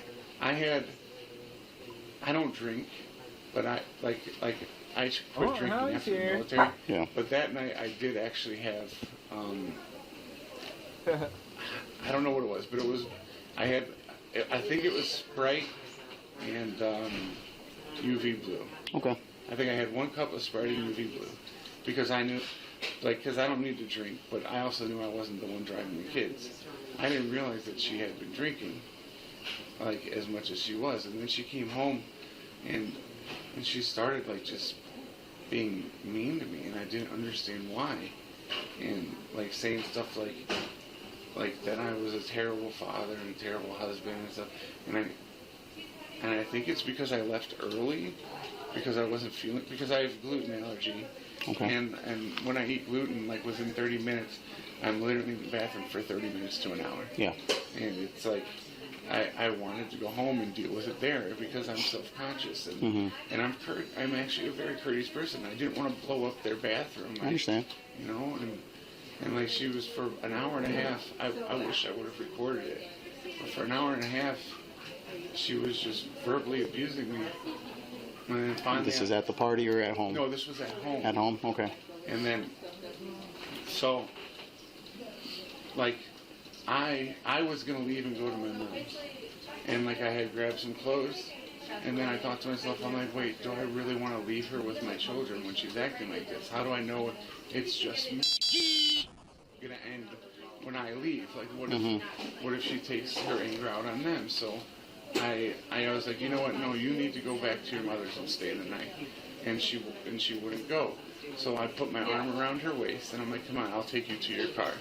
And like, and like she pushed me and we ended up falling over because I was trying to like guide her, and I think we twisted and I ended up falling on top of her. And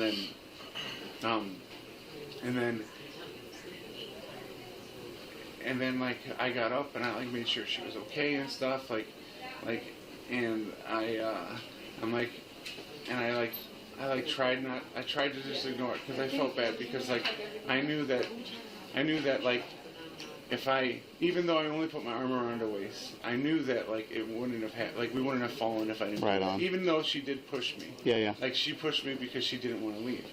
But that's the type of person I am, and that's the type of person she's made me, is like she does things to me and then I feel sorry for how I react to them. I understand. Anyway, so like about 20 minutes later, so then this time I put my arm around her shoulders and I was like, you know what, no, we're leaving, because I figured, you know what, like it's easier to guide, like, you know, and everything. And she's like, no, I'm not leaving. I have to leave. Like, I'm not putting up with this anymore. Like, you have to go to your mother's. You're not welcome here. And how long ago was this now? About 2.5 years ago. Okay. All right. So it's been some time. It's been some time. How long have you guys been separated for? Since April 23rd. Oh, since April. So a couple months ago. Yeah. Couple months ago. That was. 2.5 months. Okay. So you guys, she left. And she left you, or you left her? The reason why I like this story is important to me is because... No, yeah. Every bit is important to me. Well, yeah, is because so as I'm walking her to the garage, I'll take a polygraph test. I swear to God. I believe you. I mean, Jason, I don't think there's any reason for you to lie to me. I really don't. So I believe anything you tell me. Oh, you don't have to prove anything to me, Jason. Yeah. And I had my arm around her shoulder, and then she punched me in the face. We're back, baby. And then then I put my arm kind of like, I didn't choke her, but I had her like in like a, I wouldn't even call it a headlock. I just put her head down so she couldn't hit me again. Because I did martial arts. I know like how to control someone who's hurting you, like who's hitting you.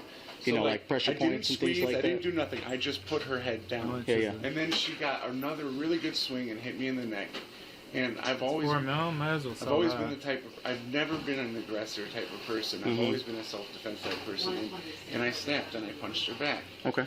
And then I immediately let go of her, dropped to the ground and started crying and saying, I'm so sorry. Like, because even though she... Were police called or anything? No, we kept it to ourselves. Okay. But the reason why I bring this up is because I loved her. I didn't take pictures of my stuff, and she took stuff too, because I think deep down she knew that I she loved was her, gonna man. use stuff against me. Yeah. So. But even to this day, she claims that like I had her in a headlock from the get-go, and like, you know, and that she punched me to get away from me and stuff. And it's like, well, yeah, that's fine, but it's like, I feel like a man should never hit a woman. But at the end of the day, I feel like nobody should hit somebody if they don't expect the possibility of getting I get that. Yep. Keep your hands to yourself. You know, you'll be learning this stuff when you're young, right? Maybe it's my military background, but I'm a very equality type of person. I feel like, especially if you've seen, I don't know if you've seen my wife. She's 6'1", 6 feet, and she's like, she's not like a small girl. She hits pretty hard. I mean, I'm a big guy too, but I'm not. But anyways, but the reason why I brought that story up is because I feel like that is when, like, she had decided that she was gonna leave me. Okay. But she hadn't decided when. You know what I mean? Like, yeah. So there had already been some stuff building up to it. 2 weeks and then she came back. Okay. Because I think she was gonna wait for something, but like, you know. Yeah. I don't know. Kind of walk me through today, Jay. No, don't be sorry. Just kind of walk me through today, kind of what was going on. How were the kids? Were they joyful, playful? They were awesome. Yeah. I mean, they wasn't like frustrating. No, like this was yesterday and the day before. What was? I did everything I did. I started doing this morning at 1 in the morning. So 1 in the morning is when everything happened? Yes, sir. Okay, so what was going on? Because I know you guys spoke on the phone yesterday, right? Yeah. What time did your guys' phone call end? I want to say about midnight. About midnight? Yeah. Okay, you guys' phone call ends around midnight. Yeah. And then what happens? Were you drinking? You say you don't drink, sir. right? Okay. No. Hey. No, absolutely. Right now. Okay. I haven't had marijuana in about 4 weeks. Okay. Either. And then before then Okay. So then what kind of happened? What kind of triggered you after the phone call ended? Were the babies were kids sleeping or were they up? We were Everybody watching TV, and then I knew I had to give him a bath. Yeah. And like, I don't know, like, I just, something in my brain snapped because of the things she said to me on the phone. What was it that she said? That it's weird because she did say some nice things to me in the end, but it's like, she said that I was nothing, that I deserved nothing, that I was a terrible father, a terrible husband, and like all these things, and it was like, I don't know, like, something snapped in me, and like, and I know that makes it seem like I was trying to get back at her, but it was like, it was never about getting back at her. It was about Yeah, these monks be out here crazy. The chai and movement. Like, that's what I told myself. Yeah. Like I what was that thing that you were doing for yourself? Was self and them so we could be together forever. Okay. And I know now that was wrong. Okay. Now, did you plan this out? Did you already have an idea of how you wanted to do this? Did it take some time for you to do it? No, I started giving him a bath, and for some reason I said we're gonna do it one by one, and I drowned him one by one, and then I tried to hang. Okay, so you so while who was the first one you gave a bath to? The youngest? Yeah. Okay. Now who's the oldest? Okay, Where was he? Yeah. They were watching TV. Okay. Did at any point in time did they come in and see anything? No, Did they? I refused to let them see anything because I don't know why, but I shut their door and I shut the bathroom door. Oh, and then, now he's finally here. And then I would put definitely him. the child in the computer room on the futon mattress to dry off. So then that way, once they were dry, I could dress them so they weren't naked wherever we were going. I don't know why I thought this was okay. I don't know. Okay. I've never had these kind of thought processes before. Something just like, I honestly think it's, something snapped in me because like I couldn't handle being cheated on, and I couldn't handle being away from my kids so much. Yeah. Like, I don't know. So you're taking a bath, and the other two kids now, and okay, how old are they? 5. Is 5. 3. Is 2. Okay. So how once you knew not responsive or not breathing, is that when you lifted head up off the water? Or did you how long would you say you had his head underwater? It was probably, I don't know, it was like it all happened. I mean, like, it didn't happen fast. It was like, it was a while. But like, looking back, it like in the moment, it felt like it all happened so fast. But if maybe 2 minutes, 3 minutes. 2-3 minutes underwater? Mm-hmm. Okay. And then... And before every single one of them, before I put them in the bath, I picked them up, I gave them a hug, and I told them I love you so much. And this is the only way we can be together. So did they know what you meant by that? Did they know what was going on? Were they confused? They're like, no, I love you too, Daddy. That's what they said. And that's, I don't know, for some reason that made me feel like it was what they wanted too. Did you tell them that what you were going to do to them? No, I did not. I wouldn't, because I don't know. I don't know why I did it, but I would never tell them. I just said I'm sorry, and then I started doing it. Okay. So then after you're putting his head underwater, you take out of the tub. Mm-hmm. And I put him on the futon in the computer room. So there's 3 different rooms there. Okay. See, and did you put his clothes on? Not yet. I let him dry out first. Let him dry out. Okay. And then who'd you grab next? Was Okay. And so then same thing. Yeah, and I don't know why I didn't stop. I don't know why I went with all 3. Like, you would think that I'd do one and then I'd be like, oh my God, what have I done? But it didn't feel like I was doing anything wrong. Okay. Yeah. So how long would you say you had? About 3 minutes. Head underwater. Mm-hmm. Was Cassidy fighting? Was she trying to get up? Was she kicking? They all did. They were all kicking. And it was like breaking my heart. But I like told myself. Were you crying during this?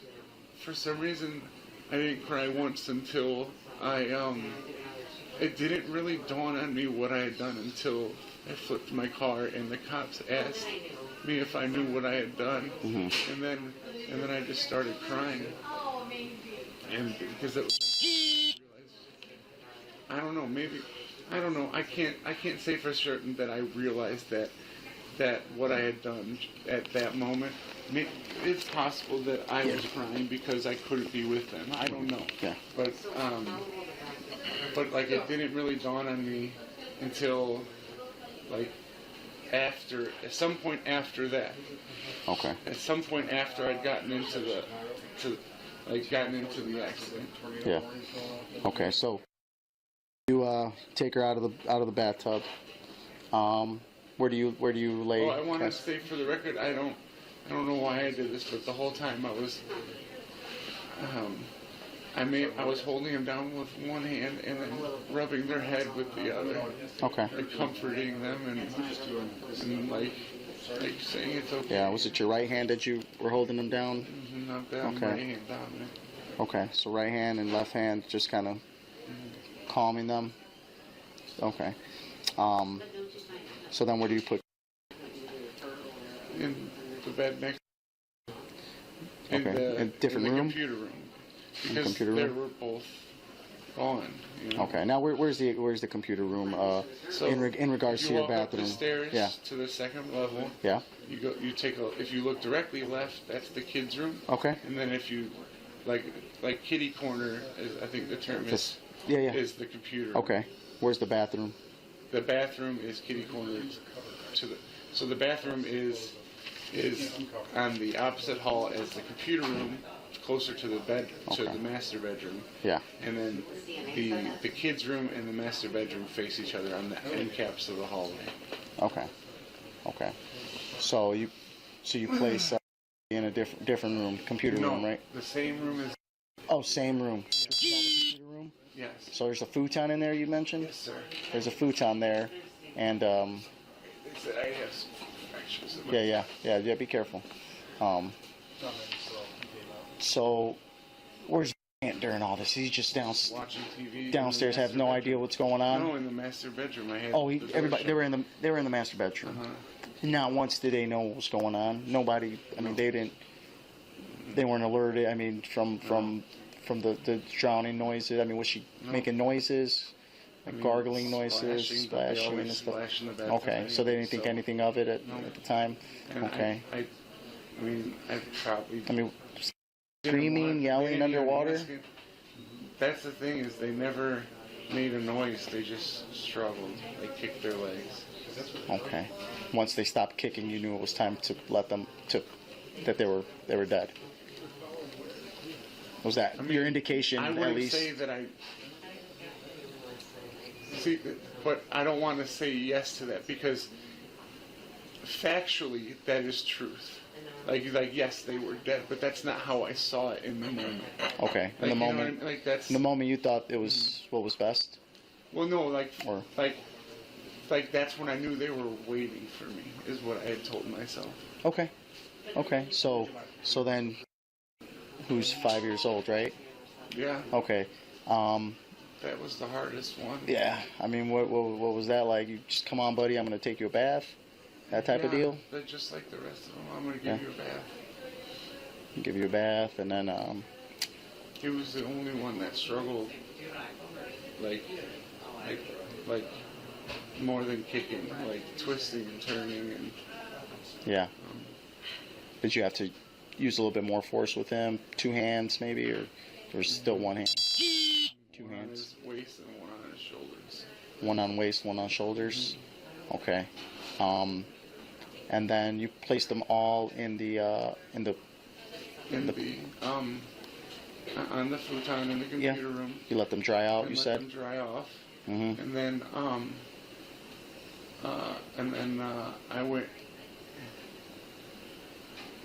And here's the messed up part about it all is like I didn't realize what I was doing to them, and I didn't realize what I was doing to myself either.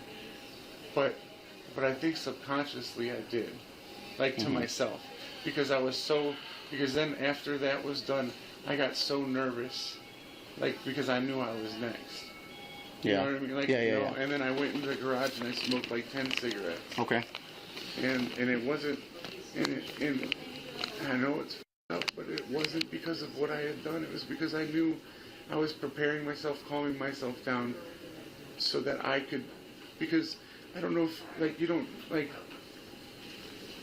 the fact that I actually myself, like, actually was able to myself and then like, hang myself. Yeah, where'd you try to hang yourself at? In the downstairs, there's a bathroom door and a closet door right next to the stairs. And I had tried to hang and I blacked out. And then I woke up and the door had come off the hinges and the extension cord had kind of sliced the door in half a little bit. Okay. What extension cord were you using? It was just like a huge orange extension cord that we had in the house. Okay. So you used that to, where'd you wrap that around? Doorknobs on the insides of both doors. Okay. So like if you open the closet, wrap it around that doorknob and then tie it, and then I've looped it over the top of the door frame, and then I did the same to the bathroom door. Okay. And I'm sorry, I'm just trying to get an understanding of how it was that, because doorknobs are, you know, low, right? Usually when someone tries to hang themselves, it's something from like well, up. That's why it was okay, up so you, over the door. Up over the door? Yeah, and then you were... And I also, did you have was there a chair? I was low enough that I could drop to my knees because I have a problem with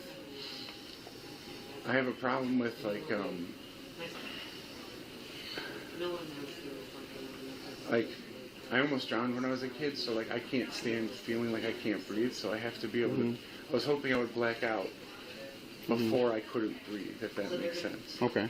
So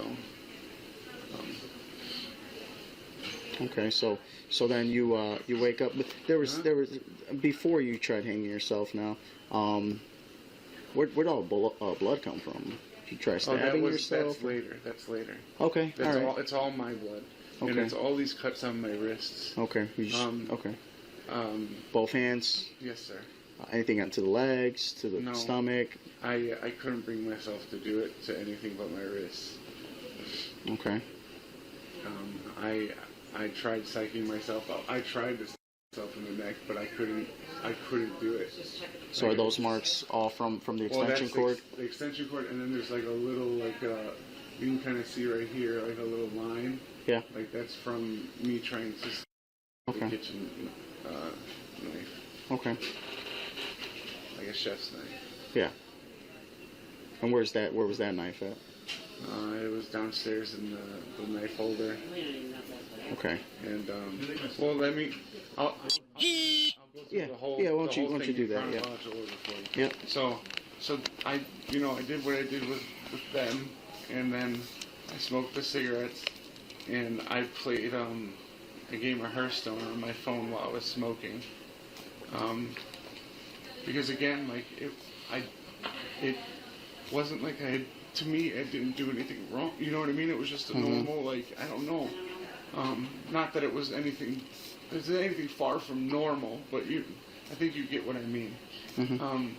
So I played a game of Hearthstone, and then, because I knew I had to, like, I mean, and I knew they were drying off, like, you know, so I... You said you played a game of Hearthstone? On my phone. Oh, okay. What's it called? It's a card game called Hearthstone. Hearthstone, okay. So I every time I smoke cigarettes, I play this card game. And you were downstairs in the garage, and I playing cigarettes, and I play. Okay.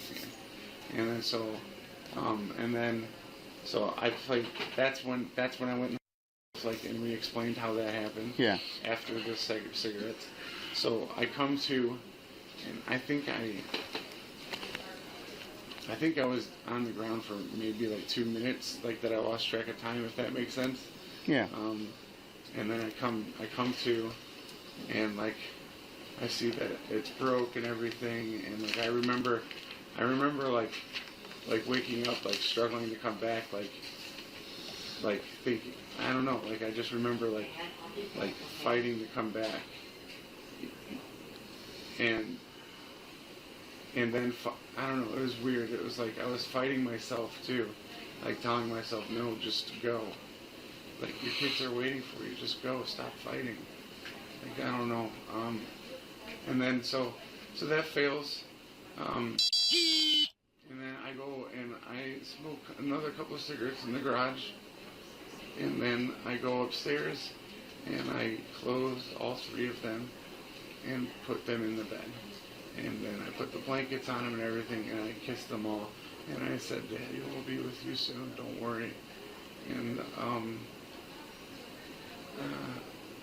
so then that's how I finally got the courage to like ask myself. Yeah. Did you clothe them? Yeah, I put diapers on them, the ones that needed diapers, underwear on the, and then I put pajamas on them all. Put pajamas on all of them. Mm-hmm. Okay. And then you brought them into another room. I didn't. There was 2 reasons, honestly, and like I'm probably giving, like a lawyer probably saying I'm giving way too much detail, but it's like I'm just trying to be honest. But I didn't want them to be naked when they were found, and I didn't want them to be naked wherever we were going. Yeah. At least that's what I told myself. Yeah. So you bring them out of the computer room, take them into your room, from my understanding? Yep, Is that your room? Master bedroom. Master bedroom? Okay. And then you laid them on the bed, you put clothes on all of them, laid them right next to each other, and then, and that's all after you tried hanging yourself? Yes, sir. Okay. And then that's when you... and then I went into the bathroom. Okay. And I the left one first. Okay.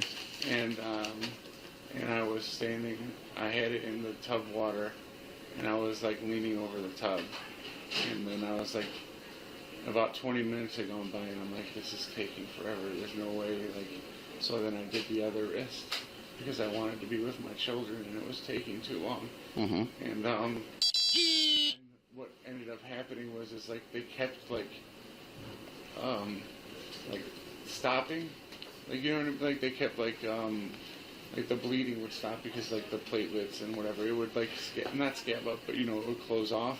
From your wrist? So I would recut it, and then there was really only, like, there was multiple cuts.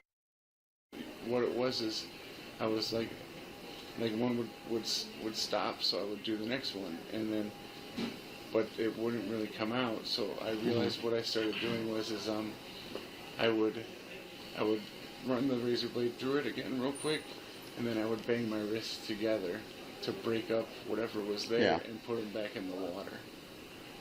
And I drained the tub maybe about 3 times with my own blood, because I felt like it was clogged. I don't know. I thought it was why I wasn't dying was because it was clogging it up because of the blood in the water. But I also felt like the water would keep the vein open. Okay. And then a couple times I would walk to the bed and I would lay down with the kids, and then I'd be like, no, I have to go with them. Like, they'll see me soon. I have to make sure this works. So then I would get back up and go back to the bathroom and make sure it was still bleeding. Yeah. And then I literally did the wrists from like 3 until like 8 in the morning. From 3 a.m. to 8 in the morning, you're... Yeah. And just like rinsing and repeating. I would pass out for maybe like a few minutes, and I would just go back to doing that because I really wanted to be with them and I didn't want to let them down. Because it was my turn now. Like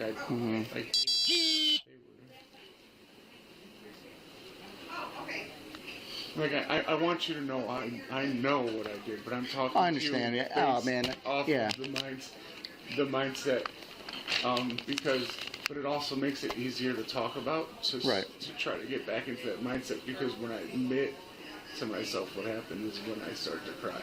Yeah. So that all happened, and so about 6 a.m. I had the bright idea, you know what, this isn't working. I'll go drive to the beach and I'll swim as deep as I can and try to drown myself. Okay. And then I got there and I turned around. I'm like, no, I can't leave my kids. I'm doing this for them. So I went right back to the house. Which beach did you go to? In Wakanda. I never actually got there. I started going to that one because that's what I was comfortable with, because that's where I grew up. Okay. You guys don't need to. Oh, just get your name real quick. Yeah. I'll just write it down on this paper. All right, appreciate that. I drove there and I came back because I was like, no, I can't leave them. I can't. So what time was that?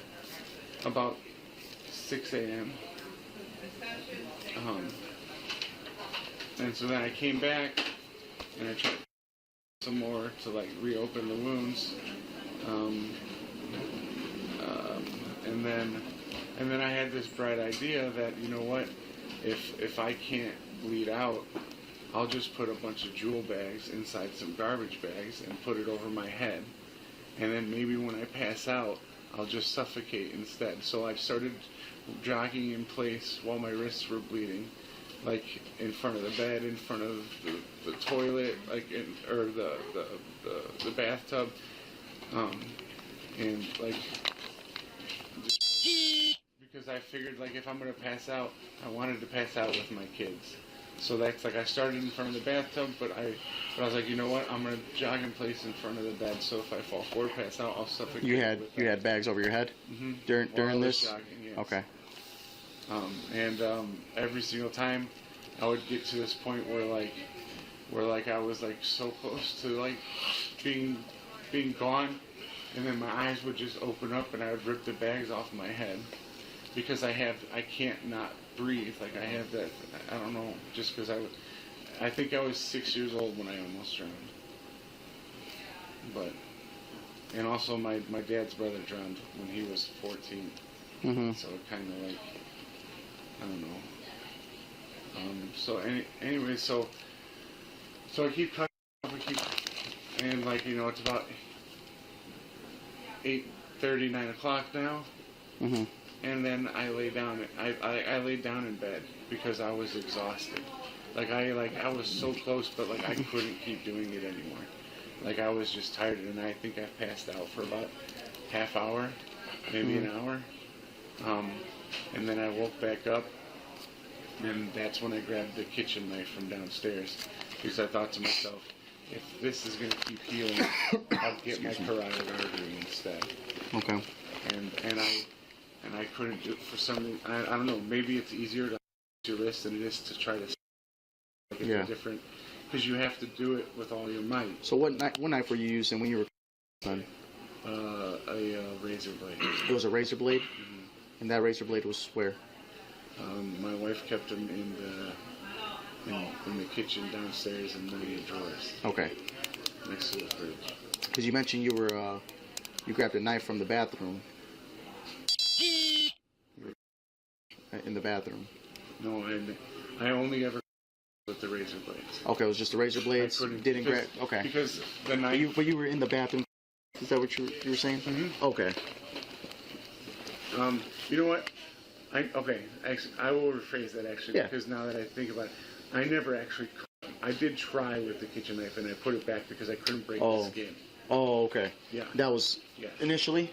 Yes. The first thing I did was that, and then when I brought the kitchen knife back, I couldn't break the skin. I didn't think it was sharp enough, so I went looking for something, and that's when I found the razor blades. Okay. But I never, but I never actually the knife other than at about. I laid in bed. I grabbed the.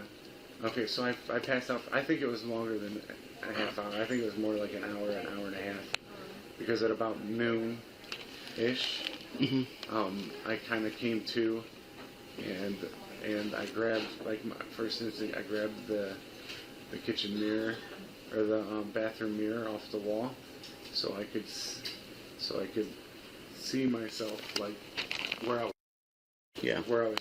was practicing, trying to psych myself up, like, you can do this, like, you do it for your kids, do it for your children, they're waiting for you. Like, I honestly, like, looking back, I sounded like a madman. Like, I was literally talking. I've never talked to myself before. Like, I was calling myself I was saying, like, I'm like saying stuff like, you never finish anything. Like, you know, you have to finish this. You've already started. You have to do this for them.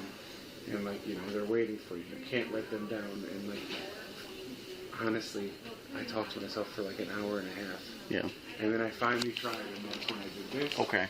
And because look, it's one, but it's another to try to as hard as you can, because you're going to pull back like a little bit, like it's, at least I am. That's how I am. So then the game plan turned into, you know what? I can't be here. I can't be here when she gets here because I don't want to hurt her. Like, I can't be here when she gets here. I'm just gonna go drive my car as fast as I can. Okay. And then so I started driving down. I went to what time is this now? About 1:30. About 1:30. So I started driving down 294 on the expressway, and I thought to myself, there's too many people. I can't cause an accident. There's too many people. So then I decided to drive to Chicago, and I was like, you know what? I'll just throw my building I can get on. And then I like reasoned with myself, and I said, Jason, you're afraid of height. How are you supposed to build up the courage to do that if you can't? So then I thought to myself, well, I'm in Chicago. Maybe I'll try to trade my car for a gun. You know, I'll tell someone, look, I have nothing. I have nothing in my life. Like, all I have is this car, no job, nothing. And like, make up a story about like how, I don't know, I have 6 months to live, so they'll like do something, like whether they'll trade the gun or take me somewhere. Like, I don't know, like that's what I told myself. And then I started thinking, I was like, but I don't want people to think that I'm a racist because I'm asking, hey, where's the bad neighborhoods at around here? Yeah, no, I understand. And also I'm also like, I don't want to stop and talk to somebody. So I'm like, no, you have to drive into something. Okay. So I started driving back south because I'd already gone toward. I went to South Chicago because stereotypically I thought that that's where I could find a gun. Sorry, I didn't mention that. So I started I went through Chicago, and that's when I was in South part of Chicago is when I thought I could get a gun. Okay. And then I realized that wasn't going to happen, so then I just started driving south on the expressway. And I told back and better than ever. I'll just stop at the first rest stop, and I'll wait until nighttime when there's like hardly any cars on the road. And I'll just... Bro, this shit is still going? Holy fuck, man.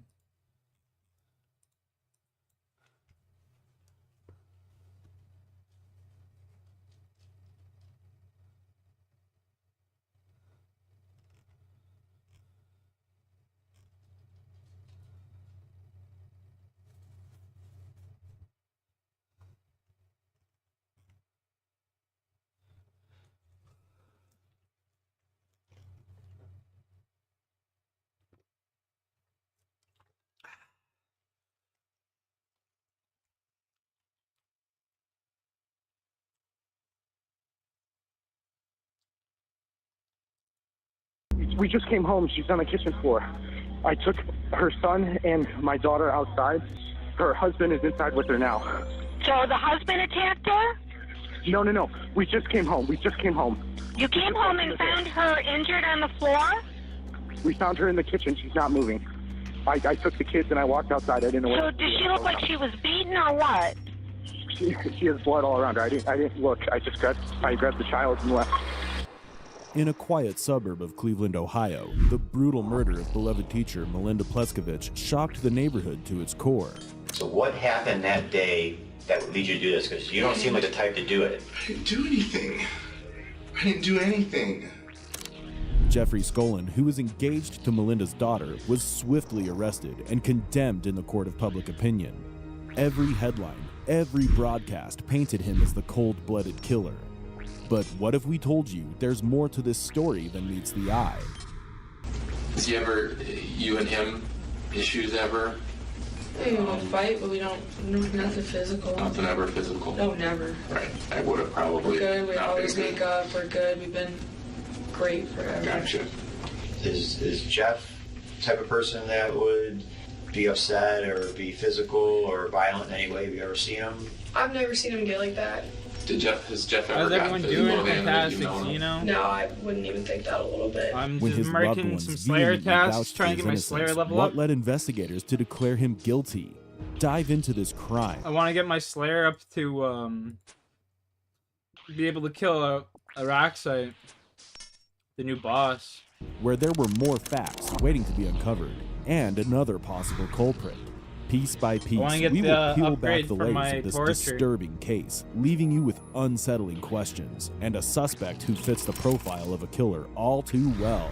Much of the footage you're about to see has They put never a been bunch of revealed to the upgrades for public armor and before. shit in with the new patch. The series of so. interrogations will start with Melinda's husband. We working on Bruce getting that Pleskovic. endgame content, High school baby. sweethearts and best friends. Their bond was undeniable. Then we'll bring in Jeffrey, who will be seen defending himself, along with two other individuals who are very close to him. So I got to work at 10 to 9. Well, then I worked till, well, since I came in late, I usually work till 4, but I work at 4:30. But it was kind of weird. I was at my desk, and that's when I got the test to meet me at the brew kettle. And if you saw the statement I wrote tonight, it makes no sense that Mel doesn't meet you at brew kettle. So I got to the brew kettle at, I want to guess 5:15, 5:30. And I said here, I said I'm at the brew kettle. Inside the brew kettle, just kind of walked in, didn't see her, kind of was waiting around on the front, in the front there. Because it makes no sense. We were there the night before. Why would she want to go there again? According to Bruce, Melinda texted him to meet at the brew kettle, the same place they had been the night before. But Melinda never showed up. Why? Was she killed at that exact time? Could the text Bruce received have been sent by the killer? If we assume Jeffrey is responsible for Melinda's death, then why wasn't her phone found in his possession? These unanswered questions cast significant doubt on the integrity of the investigation. After Melinda failed to show up, Bruce shopped at Walmart and headed to the rec center gym before meeting Jeffrey. What are you guys talking about at Applebee's? What are we talking about? The wedding? Time of mods? Yeah, bro. I'm tired of, I'm just kind of, I was about to say, let's get it going and get it over with. At this point. Did you guys talk about Mel at all?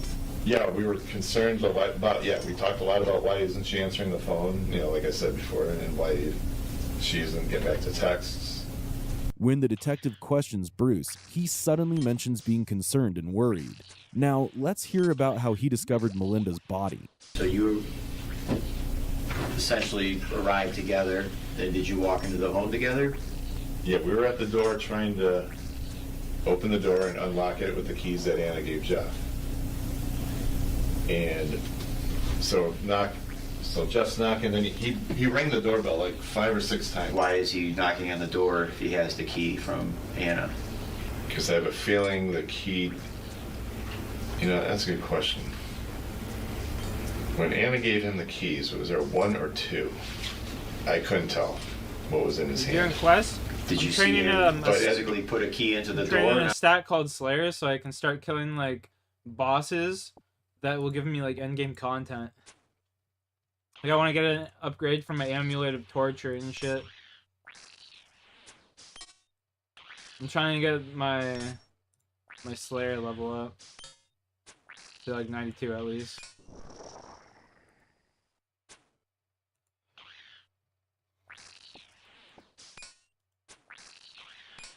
You inside a mountain? Yeah, we are, yeah.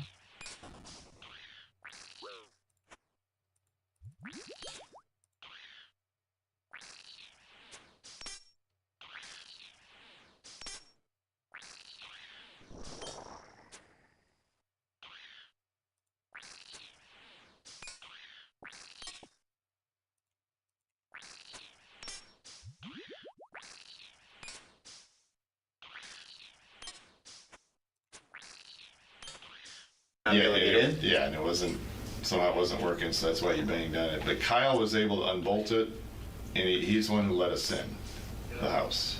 Yeah, when he came to the door, it was, I didn't notice anything, it was a little different than maybe thing where I just kind of, I have all my bags all in my arms, like I always carry in, just put them down there to the left. And I'm not sure what Jeff did. I think he came in and took his shoes off, and I think he had to go back out to the car or something. When you guys come to the front door, he has the baby in his hand? Yeah, he set the baby, he set the baby in front of the door so that so she was kind of sticking out a little bit of the opening. because I remember he kind of said something to Kyle, or kind of yelled at him, like not to shut the door because the baby's in there. These guys over here are other players. This guy's like level 96. This guy over here is I kind of looked in the 104. kitchen, and then I think I went back outside. All of these little I'm worms are always, like little go in monsters. there, go back that out, kill. get this, go back. You know, I am always like doing something. Actually, no, I went back to move the baby after he yelled at Kyle at me. I remember doing that, and then I don't know if he went back out. I'm level 114 overall combat, but 89 attack, 91 strength, 87 defense, 91 range, 87 magic, 85 And prayer. that's when I noticed that the one of our chairs was Kyle's chair, which is right here in the front, was actually over here and laying down on the ground in front of the dishwasher. And that's when I walked in, and I'm like, what is max? I think it's 126. Max 126. Asked her if she, I asked her if she was. I couldn't believe the picture that happened right there. I was stunned. And then I noticed there's blood, and then there's blood by her face. She was face first. I thought maybe she slipped and fell and thing. So I went this way, and I just kind of leaned down there. I didn't know what to do, and I'm looking, and I said, "Mel, are you okay?" I wanted to hold her. But then I'm realizing there's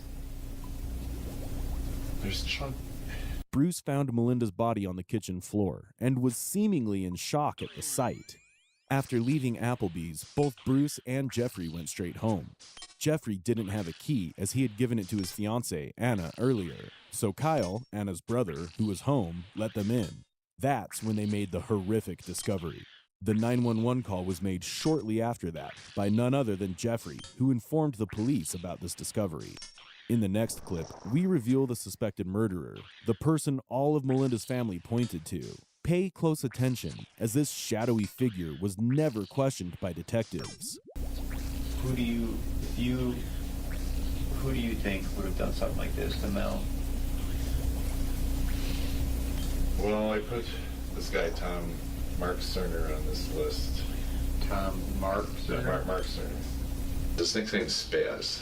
He'll burn bridges, and he has a history of burning bridges with some people. With friends. I don't know about this, but you find it. I know him enough to know. And you hear it, and I just kind of whatever. He says things. He gets in people's personal lives and situations. He always has his opinion and comedy. Kind of crosses the line, goes in deeper. So he was doing that with me and Mel, and it's like he's texting her a lot, me a lot, just, really weird. Saying what? There's some texts that I had to delete. What kind of text would you have to delete? He sends these 4, just things. I found out how, he would get into it with Mel about, I don't know, about teaching. Mel's a teacher. He's always talking. The thing is, he's always domineering the guy, and he'll go along, but then he'll butt heads with you, and he'll say this and that. Well, he was up at the 4th of July. He was always talking, just getting really angry with every. What was he saying to Mel? Well, the last ones was something about when he was really mad, when we kind of just were done, and it was getting worse. Just calling her a liberal, like, you're a Libby, and just, like, sending these rapid fire texts that are very short. And then he's sending me stuff too about, he says, he'll say something like, fine donuts, just something just bizarre and weird. And one of them was, I'm f***ing off. I deleted all this crap, but if you have to pull it back out, it's like, after that, I was just like, me and Mel had an agreement, this is kind of avoidable, just not, the time would go by, and then he'd come back and want to hang out or just start messing, sending stuff. And it's like, that's when we had to say, just Mel had to tell him, don't delete his contacts. And would he have someone come over, and is he that angry and spiteful? My buddy Joe said, you got to watch out, he might do something to your property or something. There we have it. Spaz, aka Mark Cerner, had been harassing Melinda with inappropriate texts to the point where she had to block him on all social media. His spiteful nature is evident in this part of the interrogation. Joe, a mutual friend, had previously warned Bruce that Spaz could cause serious harm. This adds a troubling layer to the case. Bruce's revelations gave us a glimpse into Spaz's character, but the key question remains. Did he have a motive to kill Melinda? Our goal is to debunk this theory, and from the judge's chair, with all the evidence laid before you, the truth becomes undeniable. Spaz had no income and wanted to move into the Pleskovich basement, but Jeffrey was already living there. His nature and potential involvement in the robberies fit the profile. So, did he have a motive to kill Melinda? In order to answer that, we need to bring in the key figure in this case. 20-year-old Jeffrey Skolin. Listen closely to his alibi, because when we bring in his fiancée and her sister, you'll be stunned by how eerily similar their stories sound. It begs the question, is it possible that Jeffrey was not the killer? Or was there something hiding beneath the surface? Well, let me reintroduce myself. I'm Detective Stoltz. Okay, I appreciate you coming here voluntarily and talking to me. You're free to leave at any point or stop the questioning at any point. You're not in any trouble. You're not under arrest. All right, you're here just to try to piece together what happened. Someone put 2 nails in his tire, but his tire was flat when he came back in the car and it moved. So someone walked up and put the nails in.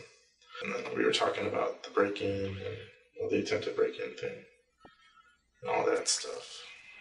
We were just talking, trying to speculate what was going on. We were all blaming a different neighbor and stuff like that. I think it's the girl next door, Laura, her son. Tell me about the morning. What time did you wake up? Probably 10:25, because Anna had to be at work at 10:40. So she woke me up to get up and watch the baby. What is your baby's name? Aurora. Aurora. How do you spell it? A-U-O-R-A. How old is Aurora? A year and 5 months, a year and 6 months, give or take. I'm sorry, I'm really bad at that stuff. Around 1, Mel came home. I don't know the exact time. She didn't tell me she was coming home. She just kind of showed up. So I left. No, I didn't leave. I'm skipping ahead. I'm sorry, I'm really tired. It's okay. What time does Kyle get home? Exactly 3 o'clock. So I walked out at around 2:56, 2:57, and the bus was already there. Mel pulled in, and she's like, "Hey, what up?" Say hi. What time? How long were you guys outside before Mel came home? No more than 5 minutes, if that. Okay, so she came home shortly after 3. Yeah. And then I had the baby ready to go because I was going to my Aunt Jeannie's. I don't know if I gave the one officer her information and everything, so you could call and ask if you need to. What time did you leave then? Right after. I just walked in and grabbed the baby. So as soon as Mel came home, you left right away? Literally, right away. You ran out of gas on Drake Road. Do you know where at on Drake? Within view of Gecko? There was a nice man who stopped. I pulled out an umbrella, this little umbrella. I was going to walk with the baby carriage and the thing. I couldn't find my phone. I didn't know where it was.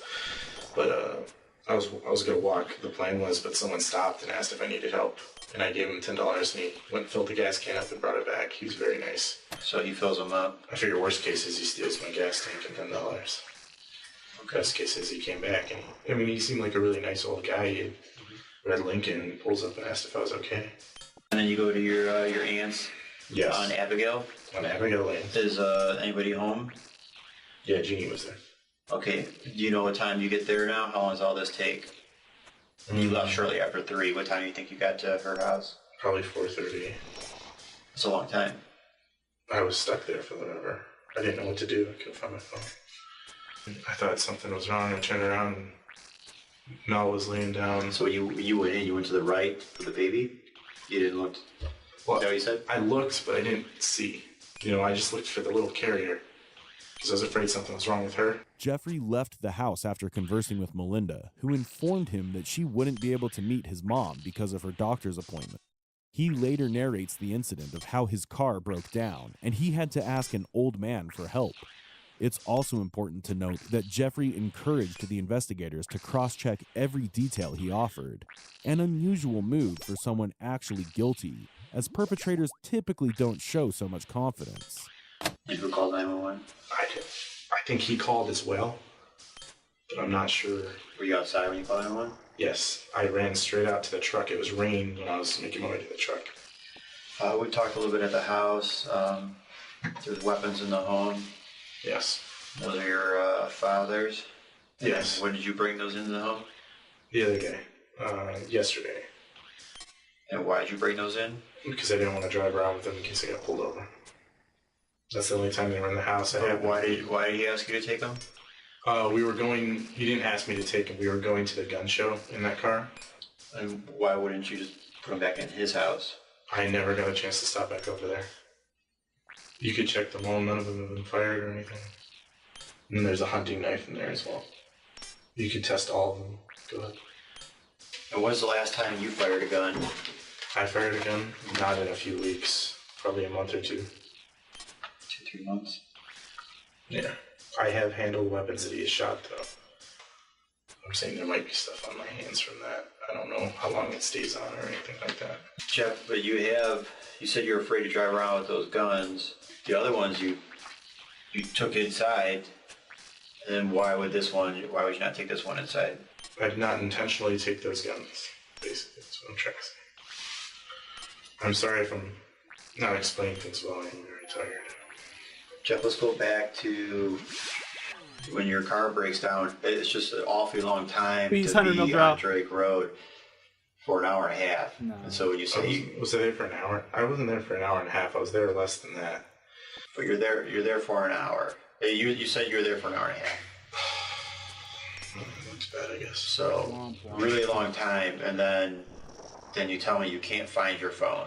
I didn't have my phone. I didn't know where it was. You said you couldn't find it. I know, but I'm saying like I didn't physically have it. Okay, but you could get it. You just got to go to the back, you said, and grab it. Yeah, but I didn't know if I left it at the house or what. Like I was looking, and then when I finally, when the nice man got me some gas, and I got to the gas station, I sat down, looked in the car, looked everywhere, opened the back door, reached back, looked through all that. How long were you sitting there before that guy came and helped you?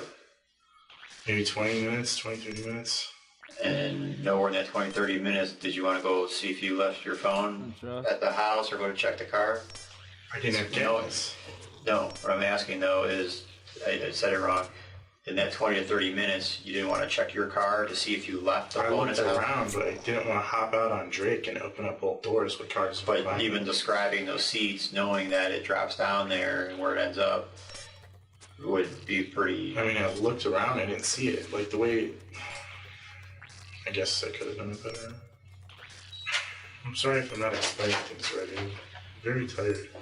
In the process of eliminating, the people that were there on the scene, would you take a polygraph test? What's that? A lie detector test. Sure. Actually, you know what? Wait. I'll talk to my mother about it first, but... I guess I'd be open to it. I thought those things don't work. They're very accurate.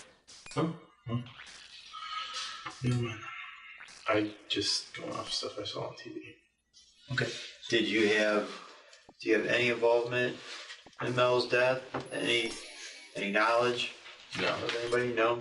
Besides being there. Who do you think would do something like this? She's nice. She's well liked. She's a teacher. Everybody knows her and loves her. Mm-hmm. I mean, granted, we do butt heads every once in a while. Like, we yell at each other about little stuff, but it's like, who doesn't? If I had to say someone who did it, I would probably say the person that tried to break in the other day. There's a police report about that. Someone tried to open the door while I was there. What do you want, like, I don't know. What? Bruce gets all mad sometimes, like when he drinks, but he wasn't drinking or anything today, I don't think. That's the only thing I can think of. Like, she's told us a few times if he comes home, like when he's drinking, just to leave or call the cops and stuff. But I really doubt he would do that. He really loves her. I think he really cares about her. But everyone, I mean, she's great. I don't know anyone who would hurt her. She's a teacher. What seems odd to me is when you heard Bruce screaming, you said initially you were afraid it's the baby. Yeah. But you'd come in, you'd go to the screen, so you're looking for Bruce, number one. And then I was more concerned with the baby because Kyle's... Well, you're assuming that you're wondering if it's the baby and you're gonna. Bruce is screaming, so he must see something with He the just baby. screamed once. He wasn't constantly screaming. If that's what you're trying to say. So he screamed. Yes. You're worried about the baby, so you're gonna go to Bruce because you're assuming the baby's by him, right? I was just looking for the baby. That's all I gotta say, I guess. I wanted to make sure my daughter was safe. There's no way, Jeff, there's no way you could see him, see that he's there, and then go to the right without seeing Mel. There's no way. Especially in a small kitchen like that. I don't know. I just didn't. I don't know what you want me to say.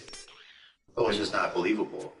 It's impossible to walk in that house, to look over and see Bruce, the guy that yelled, and not the, like, what's wrong? And then there's no way you can miss that. Yeah, I definitely having a hard time with a couple parts of your story, but... what parts are you having a hard time with? Well, like I said, Drake Road is an awful long time to be there. And then it's so difficult for me to understand you looking over and not seeing anything. So real quick, again, not any trouble, you're free to go. We're just going to talk, go over everything, see if we missed anything. We're looking for help from anybody. So right now we don't have anything that is concrete, the best way to put it. So when we do, we'll tell you and the family. Here are some key factors to consider. Firstly, whenever the detectives challenge Jeffrey's statements, he confidently urges them to cross-check everything, even suggesting they test his DNA. Secondly, Jeffrey displayed no signs of nervousness or hesitation when asked to take a lie detector test. Thirdly, Anna previously mentioned knowing about the guns, and Jeffrey even encouraged them to check all the bullets. Finally, if Jeffrey were truly guilty, this would have been the perfect opportunity to mention Spaz and redirect the police's focus toward him. And most importantly, the detectives didn't find any clues or evidence pointing to the murder until their second visit to the crime scene. Could someone really have used this time to meticulously set everything up to frame Jeffrey? And you just talked about, you mentioned the attempted break-in at that door. Tell me about that. So I was in the kitchen doing dishes. The big dog, the big black dog, I don't know if you met him, he's Joey, big black lad. He was laying next to the door, and the cats, they jump on the door when they want to be let in, they jump on the glass door and it kind of wiggles a little bit, it makes a noise. They're outside. So they're outside half the time, inside. So I just thought it was the cats, and then, it made a big noise, and the dog ran over and started barking like crazy, and when I rounded that banister thing, I saw the guy's hand, and I realized someone was trying to get in. It was just a white, hairy hand. That's it. When you say was the hand outside pulling on the door, or it was inside, like they were reaching for a lock or something. Like can I use your clipboard? Yeah. Like if this is the door here, and that's like the top of the silver lock on the sliding door, it was like this, and he was pushing it. Like, I don't know if you thought you could reach in and flip a lock or something. To think of somebody who, is evil enough to do it, it's... Who could do something like that? I mean, anybody who knew her, I mean, she's the greatest person.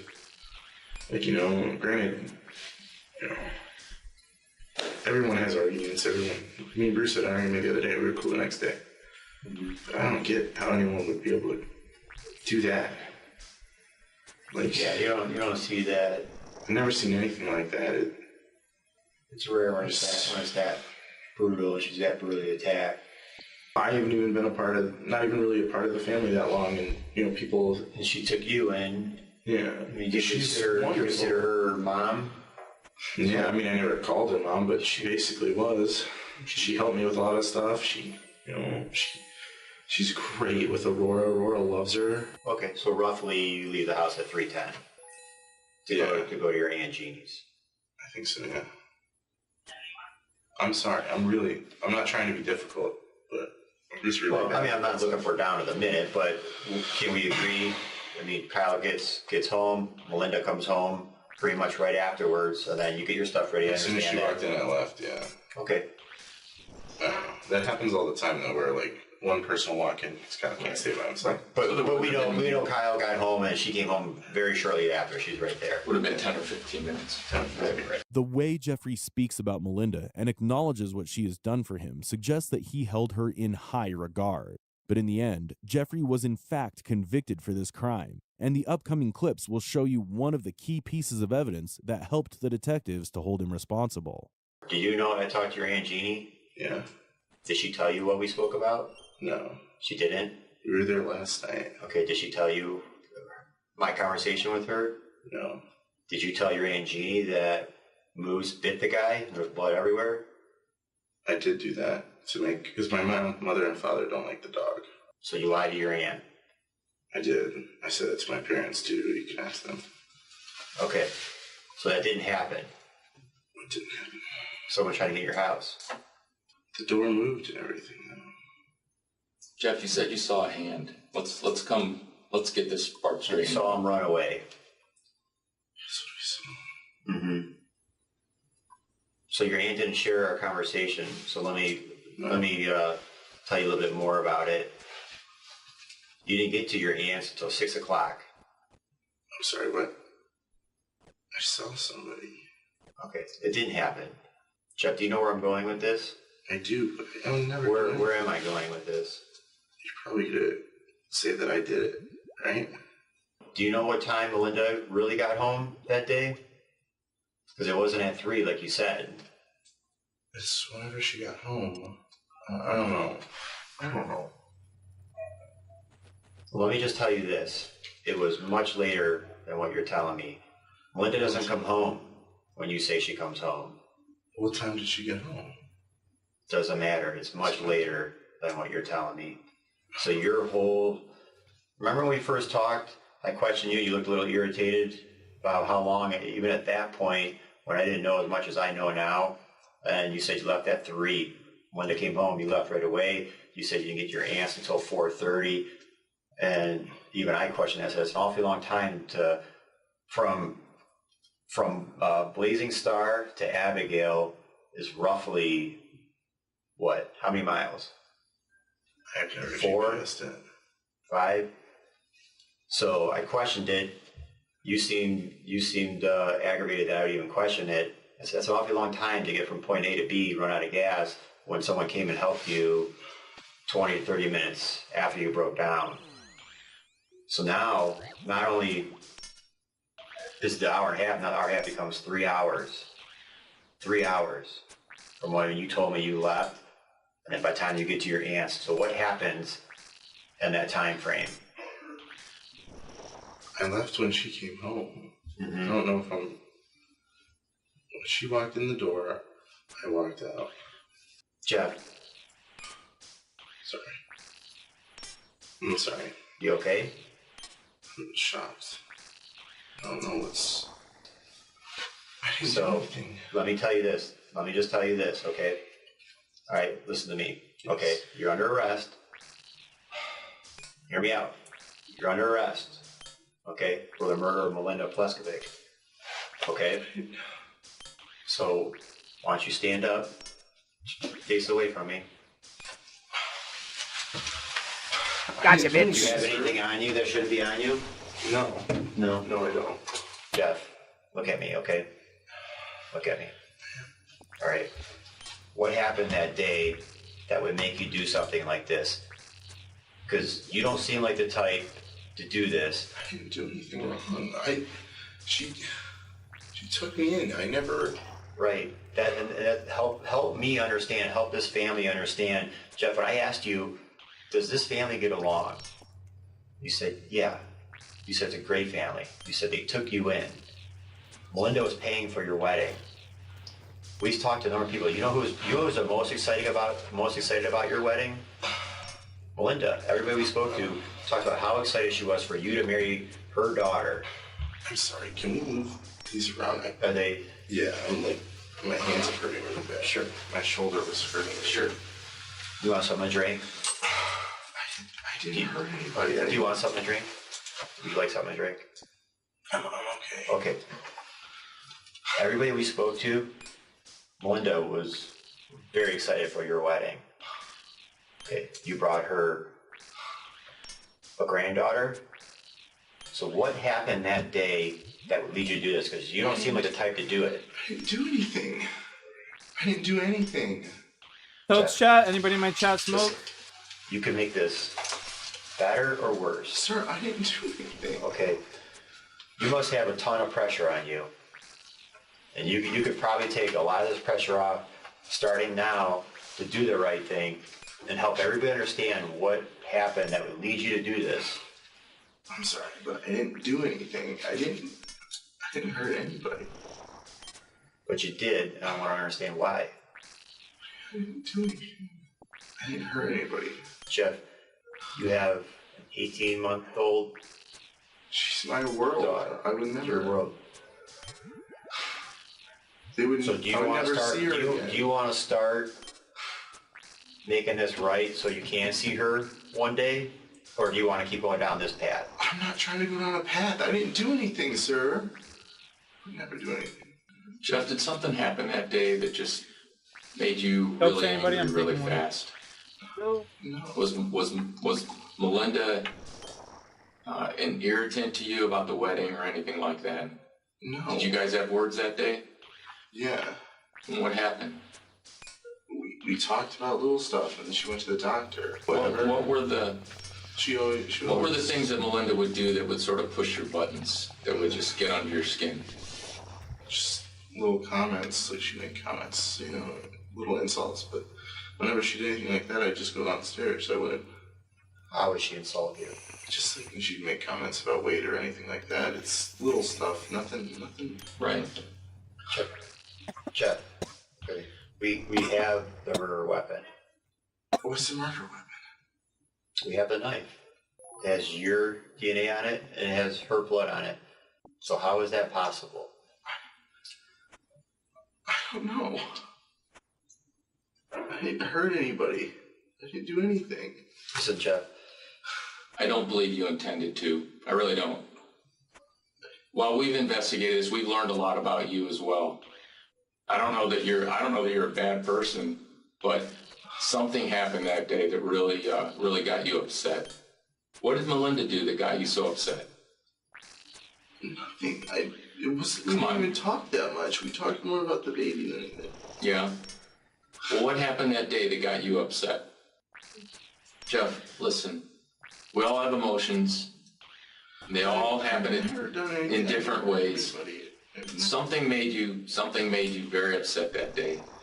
Give us an explanation for that. Give us an understanding. I told you, we've been working on this case for a week now, and we understand you.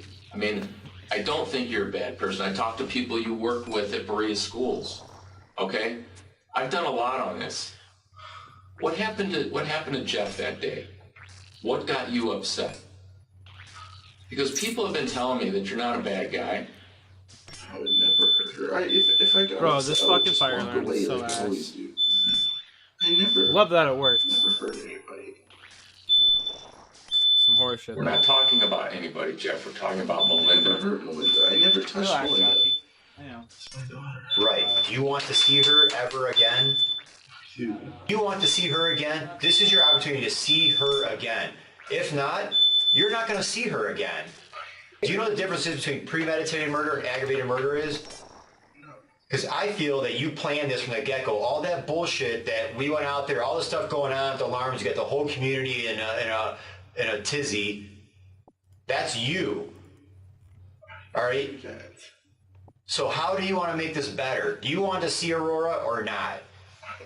I do. All right, because I tell you right now, we're going to go after the premeditated murder, and do you know what happens with that?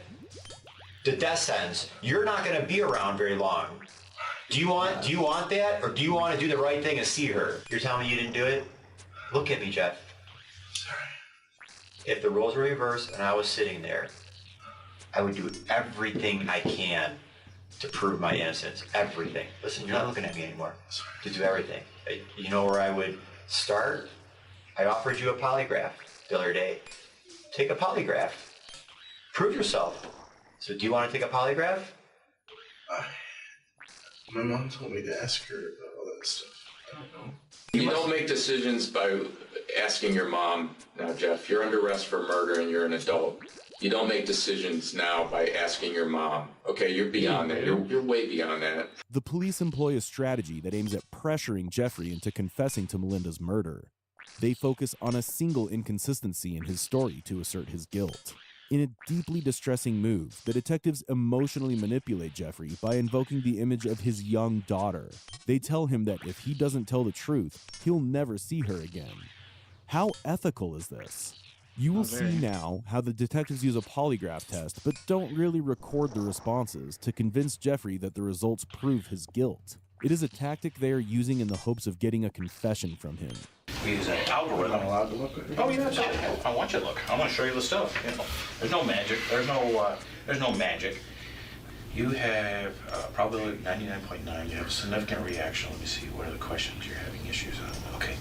5 and 7. Did you? Okay. What was I having reactions?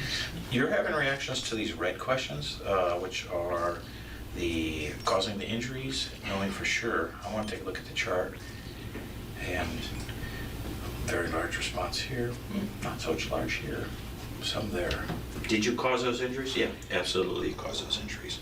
Now what I want to do is get an understanding of why it happened. That's what we need to do, is what happened, what caused it, what did Melinda do that caused a response from you? What did you do? And so what I want to do is be able to move us towards this verification test, first and foremost to show that it's not an intentional thing. Was there a plan? It happened. And what I'm trying to figure out is why it happened and to make sure that it wasn't a cold, calculated thing. I don't want people to draw. I would never hurt anybody intentionally. Okay, perfect. I would never hurt anybody intentionally. So what caused it? What did she say or do? I don't even remember getting it. That knife was in the bag. Okay, in the bag. And there were guns in the bag? Yeah, but I never...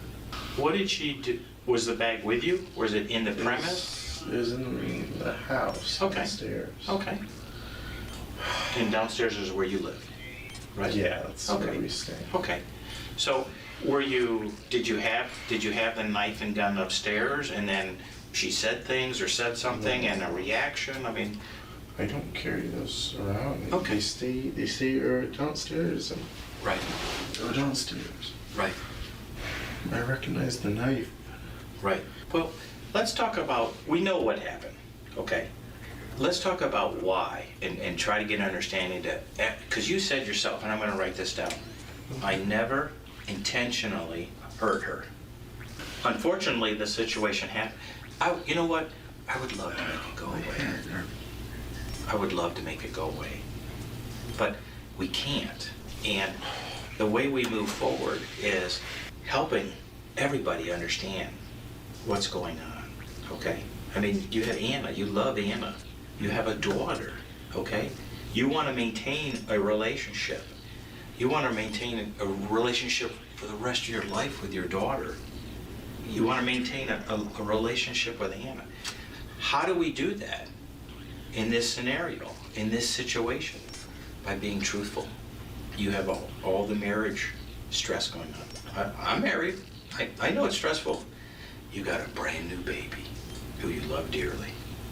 You got a wife or a fiance. And you're living with the in-laws. That would show us a guy that's just scared to hell. You know what? Oh my God, I made a mistake. You know, this is my future. This is my wife's mother. She's generally a good person. I just couldn't take something that was said or something that she did.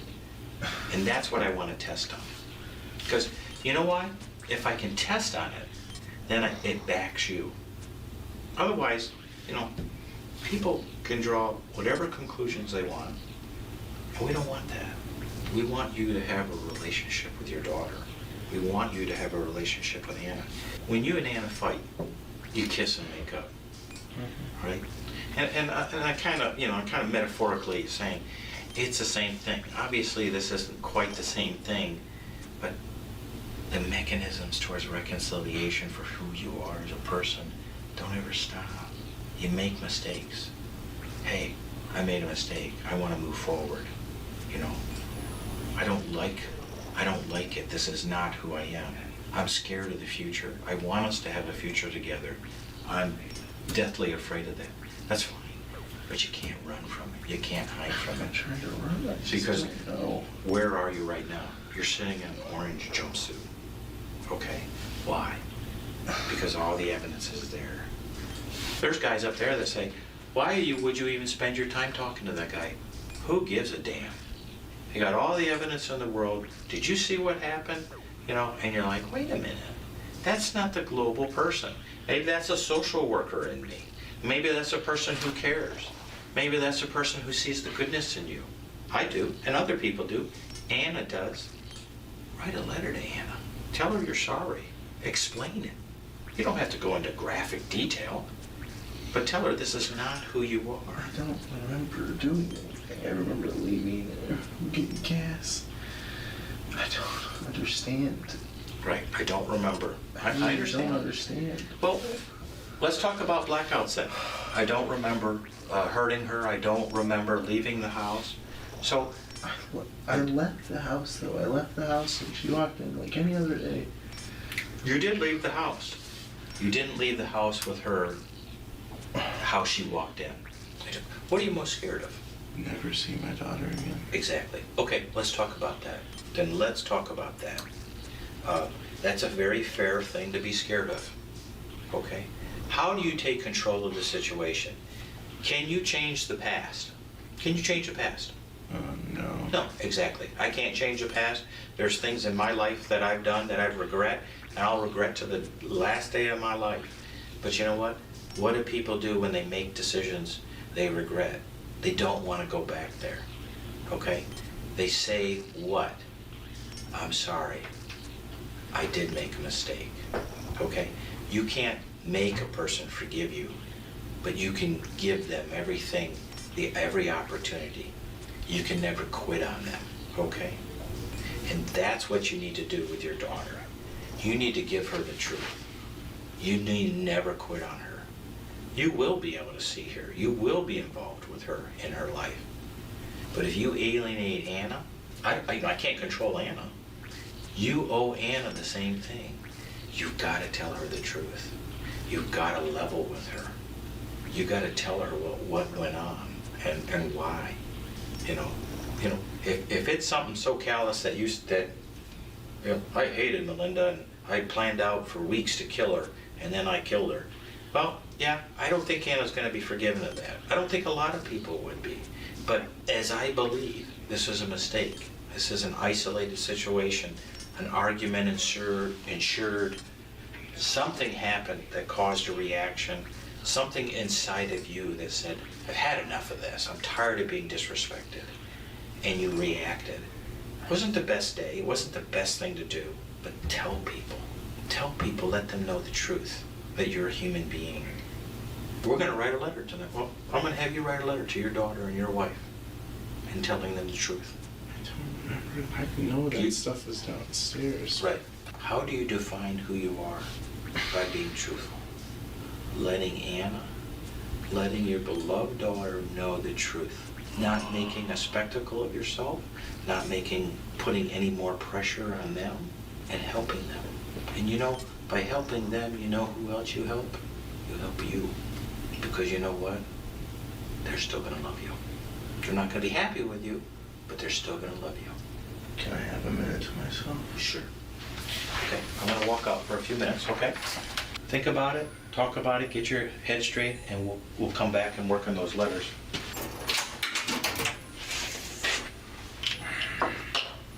Okay. My head's killing me. Yeah. What do we want to say to Aurora? What do we want to say to Anna? Let's tell them. Let's do a letter to them and let them know what happened and why. Dear Anna? Aurora, what's Aurora? Okay, dear Aurora, okay. I want to make sure I spell her name. A-U-R-O-R-A. Yeah. Is that it? Yeah. Okay. I'm so sorry. I love you very much. I remember being mad. I just don't remember doing anything else. Okay. In reference to Aurora. Dear Aurora, I love you very much. Do you want to tell her how you feel? Yeah. Okay. I love you so much. Is that fair? Yes. Okay. Do you want to apologize? I'm so sorry. You don't want to apologize? No, I do. Okay. I think I did do something bad. What? I just can't remember. Okay. Well, how about we phrase it that way and we'll talk about it. I am so sorry for doing something bad. In this gripping moment, the detective repeatedly brings up Jeffrey's fiancée, Anna, and his younger daughter, Aurora, to escalate the emotional strain. The strategy hits its mark. Jeffrey, who deeply cherishes his daughter, is overwhelmed with fear at the thought of never seeing her again. The love he has for Aurora is so profound that it drives him to the brink. Terrified that his repeated assertions of innocence might lead to him losing access to his daughter forever, he is cornered into a heart-wrenching decision. Jeffrey takes a long, anguished pause, grappling with the impossible choice forced upon him by the police's manipulative tactics. You would never mean for Melinda to die or to get hurt, right? No. Okay. Well, here, I would never purposely hurt Melinda like that. I never intended her to die. Is that fair? Yes. Okay. I don't know if you want to put this part in there. Ultimately, we got to talk about this part, and we can. You know, between you and I, we can. I don't know if you want to put this with Aurora, because that might be a little too graphic, as, you know, about the stabbings or the shootings. You know, we have to address that so we can move forward. Hey, look, you know, obviously you were angry. I get it. You never had any intention for her to show it's not a premeditated thing. It's not a planned out thing. You know, I got mad and I shot and stabbed her, or I shot her, or I stabbed her, or I pulled out a gun. I didn't think there was any bullets in it, and then it did, and it went off. You know, I didn't realize it went off, and it did. Maybe the gun just popped. It just went off. It went off because ultimately you pulled the trigger. You and I both know that. But if your intention was not to shoot her, I was just so mad when I grabbed the gun, it went off, and I didn't plan on shooting her. Then let her know that. Melinda got shot. That's never going to go away. That's never going to change. Tell her the truth. Is that a fair representation? Yes. Okay.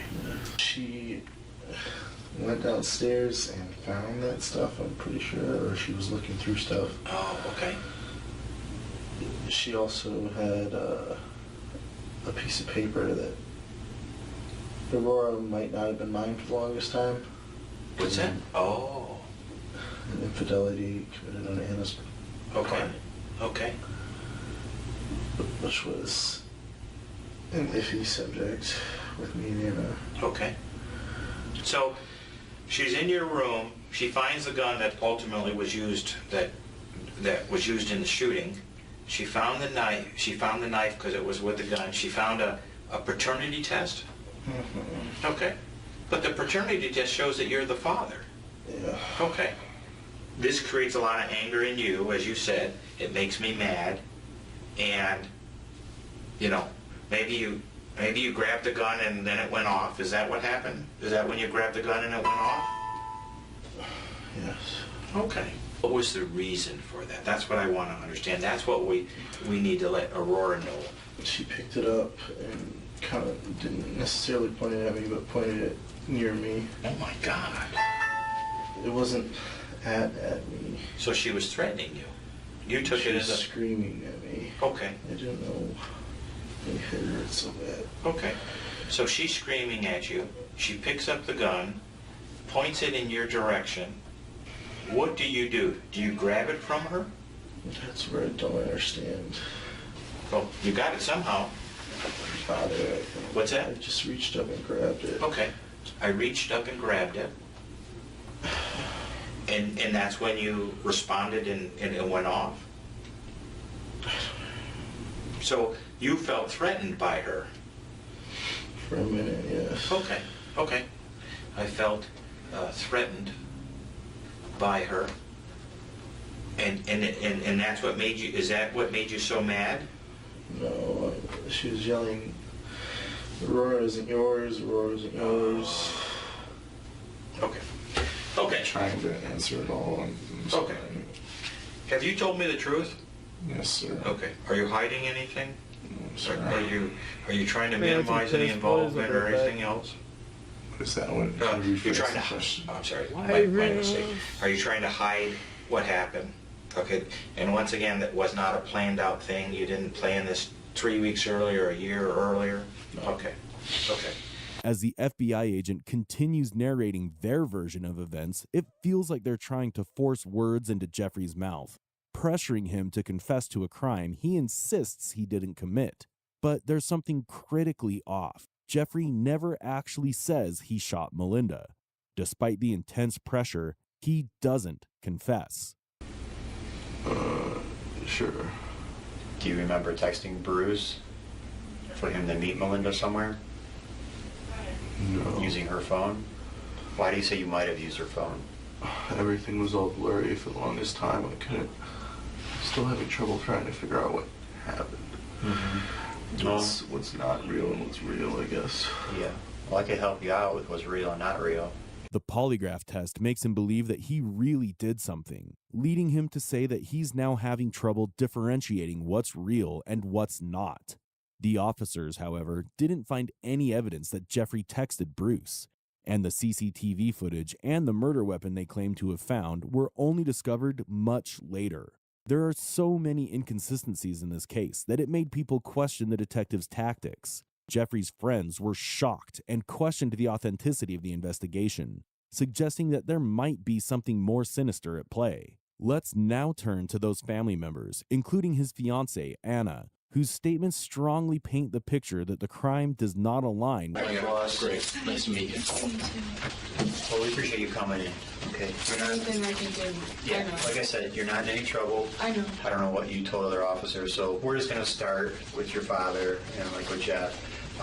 Just tell me about your day yesterday. We're going to start in the morning. Okay, and just go from the morning to Very when? simple when, with me. Okay, from what I understand, and tell me if I'm correct, living in the home. Okay, was your father, mother? Yes. Jeff was your fiance? Yes. And you guys are... There's like an apartment-style basement. We've been staying there. Okay, that was down there. Yeah. So, it's kind of messy, sorry. and you guys are scheduled to be married on Saturday. Now. Not now, I understand. And Kyle. And the baby. And the baby, Aurora. Megan goes off to college, so she's like, sometimes. And how long have you and Jeff and, well, now Aurora, how long have you I've lived? been together since we were like 17. How long have you lived with your parents? I've never stopped living with them. Jeff moved in when I got pregnant. So like end of 2015, beginning of 2016. Okay. Was anybody living with Jeff when he lived in Elyria? No, he didn't live in Elyria. It was just one of their rental houses. They owned a bunch of them.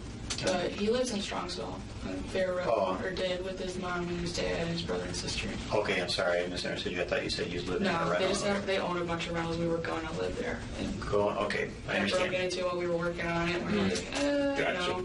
Yeah, and who, when you say, who does he own rentals with? His parents. Both of them? Yeah, they all own a couple. And does Jeff garner monthly income from those rentals? What's garner mean? Well, does he get money each month? Does he make money on I think he owns one or two of them himself now, so I believe paid so. off? You're supposed Do you to mean, bang or your just that fucking he, parents, you or- know, I don't pay some understand rent? finances, I'm sorry. That's okay. Does he make any money from it each month? Yes. Do you know? Okay. Do you know how much he makes? No. Okay. Anna met Jeffrey in high school in 2015. After she got pregnant, Melinda asked him to move in with them. They were supposed to get married the same week Melinda got murdered. In the interrogation clip, you hear Anna mention that Jeffrey has his own income from rental homes. Make a mental note of this detail, as by the end, you'll see how this crucial piece of information was shockingly disregarded by the detectives, potentially altering the entire course of the investigation. I understand you and Jeff were supposed to be married this Saturday. And where was the wedding going to be? Skyview Lodge in Brunswick. Okay. Expensive wedding? We budgeted pretty good. It ended up being only $6,500. It was originally going to be like Total? Yeah. Has that been paid in full already to Yes. Skyview? Okay. Did your parents or his parents help you out, or did you guys have to foot the bill? He had the money. in cash, but he couldn't give it to her because they had a water tank at one of their rental houses broke or something.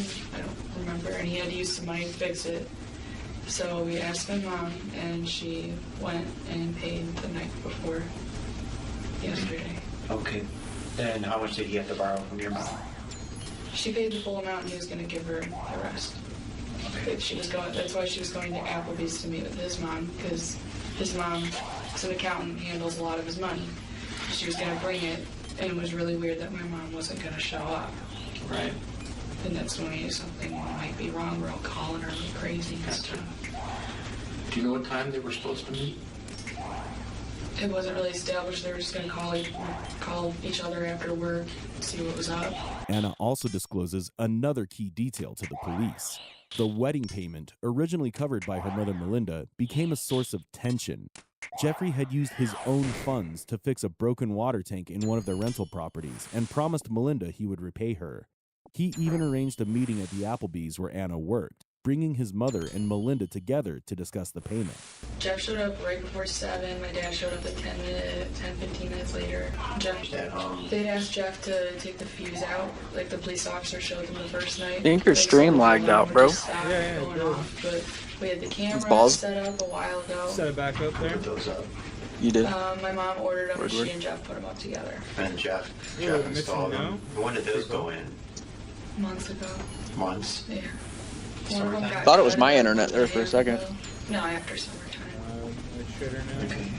So we got tired of people kicking the door and being weird. And did that stop things when the camera? You look bored, brother. No, continue. Sometimes they randomly be offline or just not working. Nothing big is missing. I mean, tools. Jeff. I'm gonna join up on this shit on my missing. Xbox. Give me a second. I try not to think about it because it pisses me off too much when stuff goes missing. So we had tools missing, we had money missing. Tools, my dad's bags, my dad's wallets, my wallets, cash, keys. Let's examine where the investigation may have gone wrong. After Jeffrey was charged, investigators assumed he was behind the burglaries at the house. But Anna revealed that during these break-ins, she, Jeffrey, and Melinda were all at home. If Jeffrey was responsible, why would he install security cameras and steal his own equipment and money? Did Jeff or your dad tell you that they had a hard time getting into the house yesterday? Yes. They did? And what did they tell you? He said all the doors were locked and the garage door wasn't working. Okay. And is that unusual if the garage door doesn't work? Yes. Usually the panel always works, but it wasn't yesterday. The code. So all the doors of the house were locked, and the garage code wasn't working yesterday? Yeah. Okay. And that's what I hear. Yeah. When I wasn't there. Right. So did they say how they got in then? Kyle let them in. Okay. Just kept knocking the cop key. Yeah. If somebody came into the home that Kyle didn't know, how would he react? He'd probably let them in. Kyle, the youngest Pleskovich son, has Down syndrome and is nonverbal. He was home when Melinda was murdered. Just assuming you're like the rest of us, the rest of our families, living under one roof. I'm sure you guys was there anything in the home unusual other than the normal? 4 to 8 living packs out of together banger, it's and 50% success rate. Let's go. You guys every once in a while. It's huge. You know, did everybody get along? My dad and Jeff were yelling at each other the other night, but my dad got really drunk, and once in a while he does. Sorry, you're fine. No, you're fine. Once in a while he does this, and he doesn't remember anything, and he'll go off on somebody through text or phone, and he went off on Jeff, and they're fighting all night. They got over it. Look at everybody and is. So that streamer yeah, baby. Do you have any feelings or any idea of maybe who could do something like this? Maybe the guy. Okay, and how so? He stinks, he's drunk, he's in everybody's face. Everybody's been talking about how he's doing lately. He shows up to parties and screams at people, freaks out, leaves, threatens people. And what kind of threats?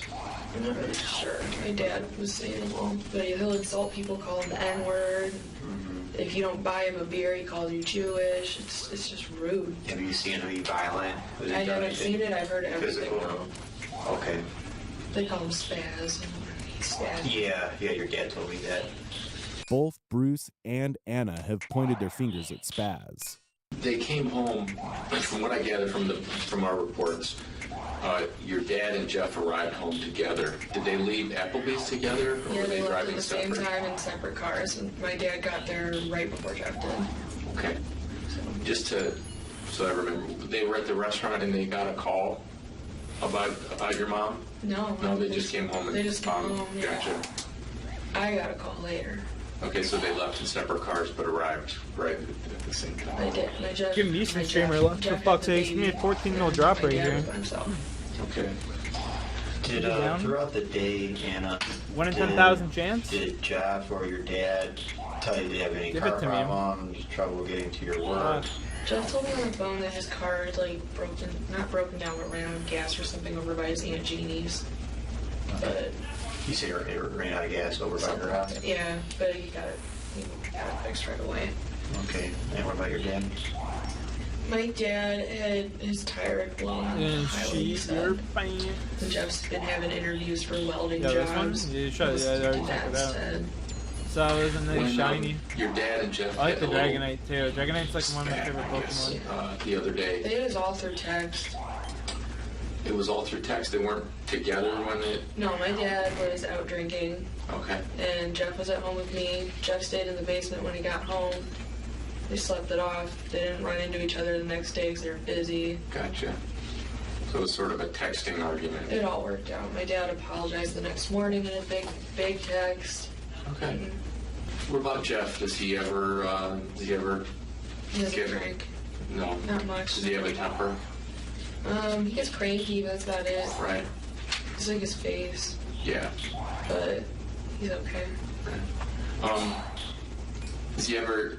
You and him issues ever? We don't fight, but we don't.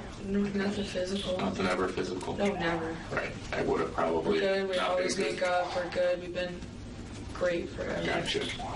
Gotcha. Was there anything in the house you would consider weapons? And I don't know. I heard he had some guns down there. Like he had just gotten them from his dad. And there's no ammo. Okay. But that's all. You said he had guns, but what about ammunition? Do you think no He ammunition? always said he never would have ammo if he ever had a gun in Sure. the house. Because he wanted to get one for when we move out and keep it in a safe just in case when we move out. And he's like, only use it if there's somebody in the house trying to hurt you. Okay. Anything else in the house that you would consider, unusual or outside of normal household things? I mean, like pepper spray, a couple pocket knives here and there, but they're just little. Lots and lots of people carry concealed weapons for protection. Now, you can get Yeah, I know for sure he doesn't carry one around. He's always in shorts and a t-shirt. It'd be impossible to hide it. Gotcha. Gotcha. As you heard from Jeffrey earlier, on the day Melinda was murdered, Jeffrey left the house early and got stranded near a gas station due to car trouble. Also, what the police overlook is that Anna already knew about the guns Jeffrey owned. His family had gun safes, and he bought them for protection after multiple break-ins at the Pleskovich house. What was the point of sharing all these details with Anna if he was actually going to murder Melinda? You mentioned that Dad was kind of up all night speculating. Last night. Last night is the word. Half crying, half just repeating the same thing. Yeah. He's stuck. Where would you say his mind's going as far as the speculating? What's he thinking? Shock. Right.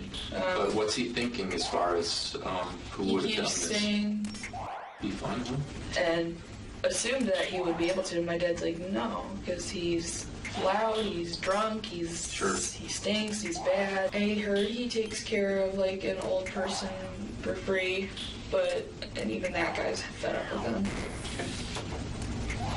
I'm not sure where though, but he'd always come over and be like, where's that baby? Sorry. He'd be like, where's that baby? I want that baby. I love that baby. And it creeped me out a little bit. Yeah.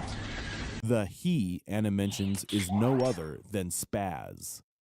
After the wedding, were you guys gonna just keep living at the house, or do you have plans? We are waiting on we actually bought a house at Crown Point. Oh, nice. Yeah. Seriously? It's a foreclosure, so it's taking a while to get the keys. Mm-hmm. Good for you. So. Did you, do you know who financed that to? Jeff. Jeff did finance it? And Do you know the address on Crown Point? It's right at the end of the street, and it's like where Hunt meets Crown Point. It's a fenced-in backyard. I like the house a lot. It's How long did Jeff work for Berea for the schools? 3 years, 4 years. Zombie, do your thing, bro. Did Jeff say where he got the money Have fun, to man. pay for the house? He made it with work and the rentals. Ungraded, Plus his $15 parents card. gonna Holy come for shit. money. Parents help him out.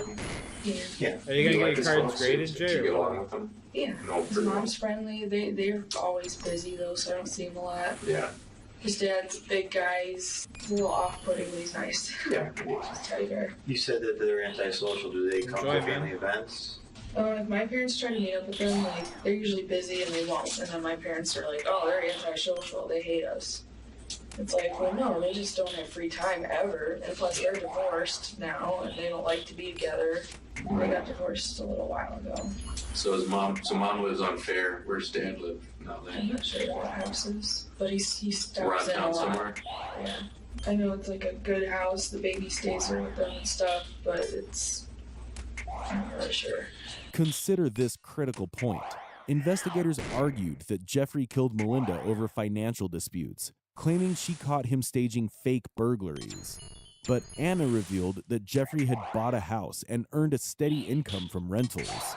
So why did the police insist on this motive? If this doesn't raise eyebrows, Anna's older sister, Megan's interrogation, definitely will.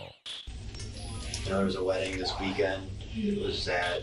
How was that going? The planning, everything going fine? Did they tell you? Or? It was hectic. Last minute, they had some issues with the reservation of the space. Jeff had said that he was trying to pay in cash or use his card, but that they rent out houses, and there's something broke in one of the houses, so he had to pay to fix that instead of put the money down. So my parents ended up helping out, and then his mom was going to pay it back my mom. So Is Jeff the type of person that would be upset or be physical or violent in any way? Have you ever seen him? I've never seen him get like that. And like just based off like people that I know from high school too, nobody's ever really seen him get like that. Mm-hmm. Usually if he gets, when you have that many people living in a house, arguments happen and stuff, but he would just go downstairs and shut it out. There was never really, nothing ever really got physical. Like actually it never did, so. Megan corroborates Anna's account of the burglaries, What? a detail left unnoticed. Anna had What's up? reported juveniles trespassing in their backyard before Melinda's murder. On one occasion, she was alone at home and witnessed two male figures attempting to break into the house. Has Jeff ever gotten physical with Anna that you've known of? No, I wouldn't even think that a little bit. I think he's capable of being physical. Does he? I've seen him yell, but I've never seen him like snap by any means. Like stuff that he yells about it's stuff that like I think anybody would really kind of get fired up about, but he doesn't like to be told kind of what to do a little bit, which is kind of what caused a lot of the rift, because my parents were like, we need help around like cleaning and all that kind of stuff, and he would offer to do things and then wouldn't do them and stuff, but I feel like that's kind of just, he's also 19, so. Why would both Anna and Megan defend Jeffrey? What motive could they have? Their statements speak volumes Zombie in and Canada, raise dude, as questions long that as are not hard tonight, to brother. ignore. Anna and Megan were not the only ones who took Jeffrey's side. There were others too who vouched for his innocence. Well, I could not see him as a murderer. I remember in high school he mentioned so much about how he was not happy with part of his family. So for me to find out that there was a murder on the other side of the family, it's just a little awkward for me. Hope for him is if he does know something, it's better to tell the police than to hide it, no matter what the secret is. In October 2018, Jeffrey Skolin Jr. was sentenced to life in prison without the possibility of parole. His lawyer said in court that the reason he had to confess to a crime that he never committed was because of the family and his daughter, whom he loved so dearly. Melinda Pleskovich was a loving teacher and devoted mother. Cherished by her students, she also served as the coach of the school's soccer team, inspiring young minds both in and out of the classroom. She had knee surgery after knee surgery, but she didn't care. She'd keep having done just so she could play one more. She'd bandage up, she'd be exhausted. But if they needed a player on the field, she'd find that jersey and go out on the field. She would walk into a room and she'd always smile and she'd always find that. Damn, that kid got life in prison for that. That's insane.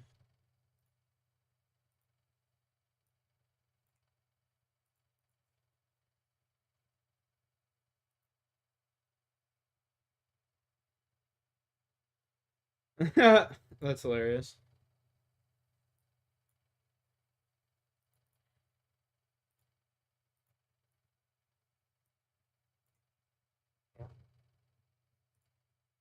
We've been engaged to the love of my life for about a year. We're getting married next June. We've had a beautiful baby daughter together since 2019. Love of my life, best friend. It's just she's a teacher. She's a middle school teacher, and she teaches in a very, very rough part of the city we live in.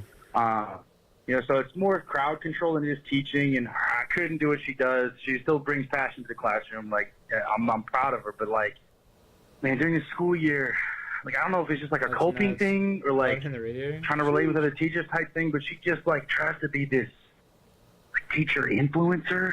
Like, she's like making like these like videos and putting them on her story of like what my lunch hour looks like as a middle school teacher, and it's just her fucking hammering a gnocchi casserole like on speed, you know, on those last videos, so a time lapse, so it's like her just like pounding shit and trying to type at the same time, and then she's making like all these word cringy, these like cringy like reels about like the lingo she's hearing her kids use, and I've heard her use the word demure, and it's driving me crazy. So like, even if my boys didn't give me shit for it, it would still bug me just because it's like, this isn't you, this isn't who you are.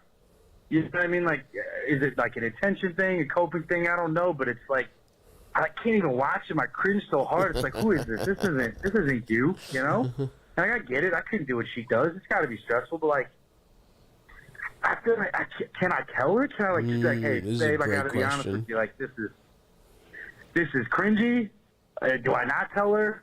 Do I just try to, you know, just not look or not notice or not, you know what I mean? But it's like, I don't know what to do, man. Because like, yeah, my family gives me crap for it. My boys give me crap for it. I don't really care about that because, you know, it's just, I give them crap too. It's just how my family, my friends are. Right.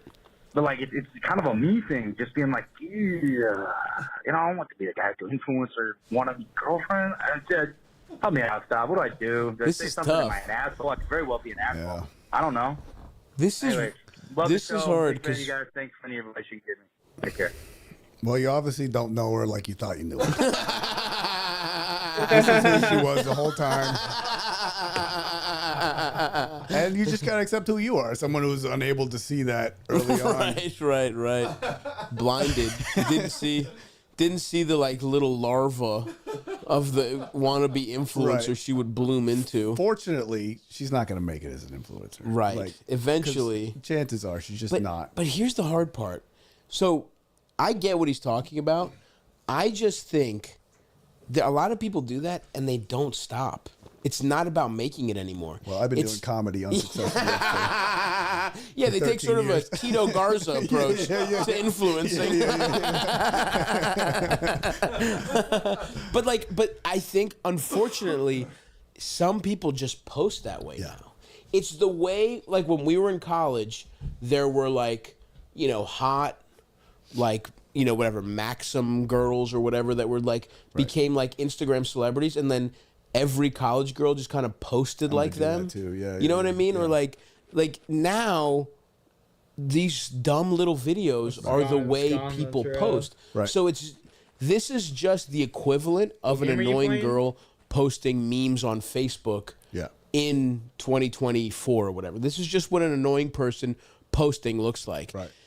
Even because, if she wanted to make it as an influencer, I think that's a different thing. I think this is maybe worse. Yeah. Because she's probably just doing this to blow off some steam. Right. She's doing a silly little video to blow off a little steam. Yeah. But it might it's get not attention good. at work, though. It might be like more ingratiating to do this with the other teachers. It might just be part of the... I think a lot of people probably see that and think it's fucking corny. It is corny. How do you... But I guess the overall question is, if your partner is doing something wildly corny, how do you fucking address it? Well, It's a good question. He said went to she teaches at like a rough school. So there's got to be some kids there that could roast the shit out of Yeah. Right, that's true. That is true. I mean, this might be getting sent around in some kid group text already. Like, who this bitch thinks she is. Yeah. That's tough, though. I mean, I get it. It's hard to see your spouse I wonder if she's cringy doing stuff. these kind of videos as a private account, because that makes it much worse. The fact that, like, you know, you're making video. Does it make it worse?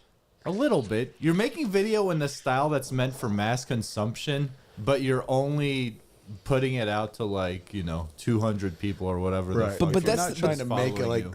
If you're not trying to get yourself out of whatever you're doing, then yeah, it is kind of weird to just be showing off for your friends and family. But what I'm saying is, like, I know what you mean. It's made for mass consumption, but it's not really anymore. Everyone posts like that. People with like 90 followers post like that now. Yeah. It's just the style of posting. Well, everybody with 1 million followers started with 90 followers posting like that. So that's what the hope is. Everyone thinks you're crazy till you're successful. Then they think you're brilliant. Right. It's true. That's how I thought about you until like a year ago. I was like, he's really posting. I guess that is true. I guess and it's like, no, I get the stuff's actually really great. Oh, believe me, Tito, I've gotten that quite a bit from people I'm not actually friends with. I have gotten a lot of those. No, I've always been a fan of yours. No, I've no, always I know. loved you, but No, yeah. we've legitimately been friends, but people definitely. Some people have, like, I've gotten some drunk, like, people being like, Really? I gotta be honest, didn't really see it. Yeah, I've gotten that. I've gotten that quite a bit. From other comics? Some comics, yeah. I know. I mean, of course, it's obviously people who would have to be that kind of person to even say that kind of thing. And they're not good or interesting people, but yeah, I mean, this lady, it's like I guess this is, I don't know. What would you're both married, right? What would you guys do if your spouses started doing some cringy online posting? I have a perspective on this just from, like, doing stops clips and shit for, like, several years. And I think, like, I mean, you know, we care about quality and shit, but it really is about just pumping bullshit out there. And if you just, like, consistently put shit out there, people will like it. People, there's so many people out there who like your corny ass, fucking goofy ass teacher swag and bullshit content and jokes. So I would tell this guy to, like, take a step back. He's fuming because it's, like, so cheesy he can't, like, stand it. But I would tell him to think about, is this an opportunity? Approach your wife constructively about this and say, like, what are you trying to do here? Do you care about growing a following?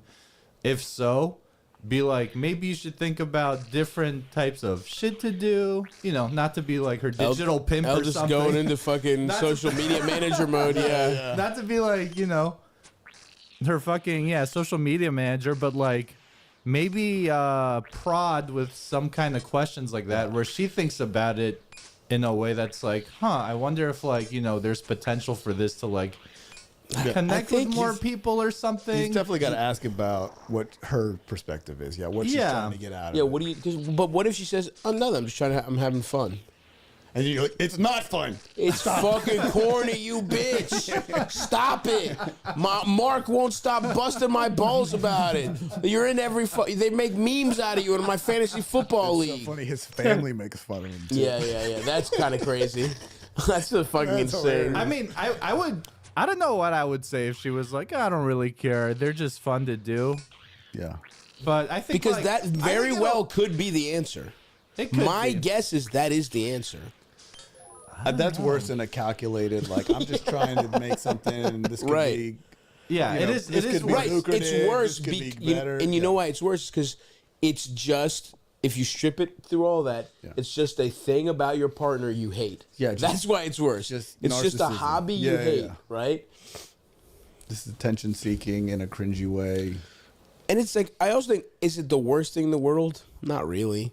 Is it the kind of corny you can live with? Yeah. I mean, what would you do? Legitimately, what would you do if your fucking wife was posting? Depends on the state of the relationship. Yeah. How's it going? What are you fighting about? Yeah, you give it a couple years. Pick your battles. Yeah. I mean, I don't know. They'd probably just say, you know. What's up with these TikToks? Just likes what she likes, and I guess it's one thing like if it's like, you know, if it's her showing her face, her doing stuff and just like completely random shit, if it's like, hey guys, what's up? Like if she's doing a live where it's like, hey guys, I'm gonna show you how I make an awesome dinner from Trader Joe's. Right. And you're holding up like products and shit like you're sponsored. Yeah, you're just yeah. fucking around or something like that. Yeah. That is pretty tough. That's what I'm saying. tough, yeah. What would you do? But what would I do? I don't know. For him, I would just, I don't know. For you, let's not even go for him. That's what I'm saying. That's why this is hard. I would be like, I mean, yeah, I would start by just asking, like, you know, what are you trying? Yeah, what's going on with these posts? What's going on with these? What are you, a fucking influencer? Like, yeah. I wouldn't say it quite that harsh, but Yeah. it'd be something like that. It's like, what are you trying to accomplish with these? I don't know. And I'd probably say it's a little.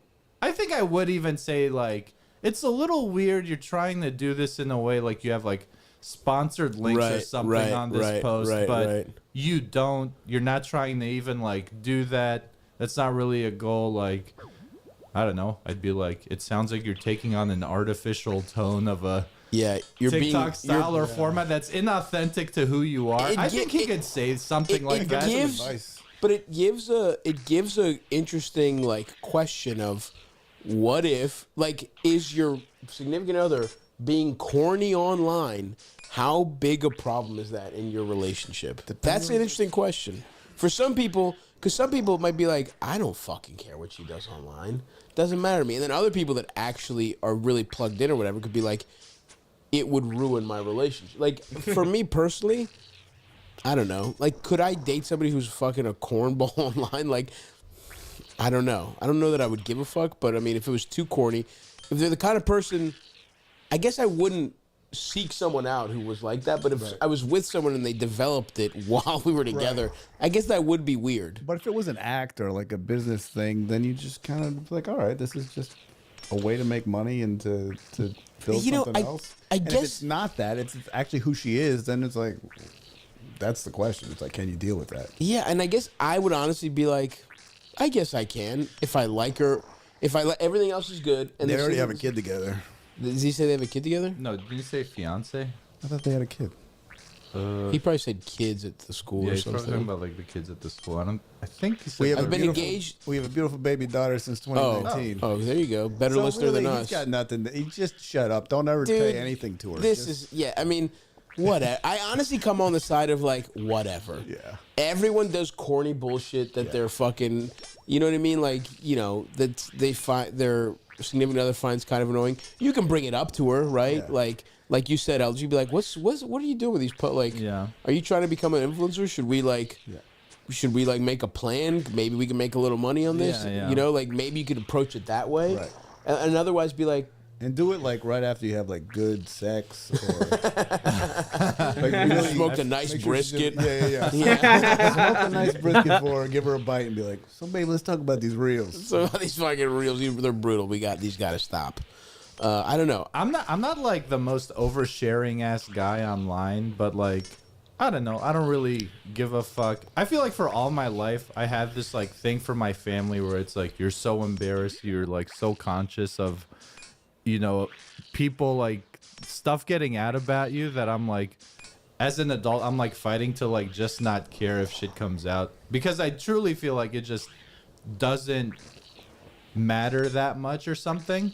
But this guy also could just be a very there's so many people who are yeah, I have an Instagram account, but I don't post shit. I don't ever interact. I just use it to scroll shit. And he might be so super closed off or removed from Instagram or social media in that it's a way philosophical difference that it's extra tough for him to see this bullshit.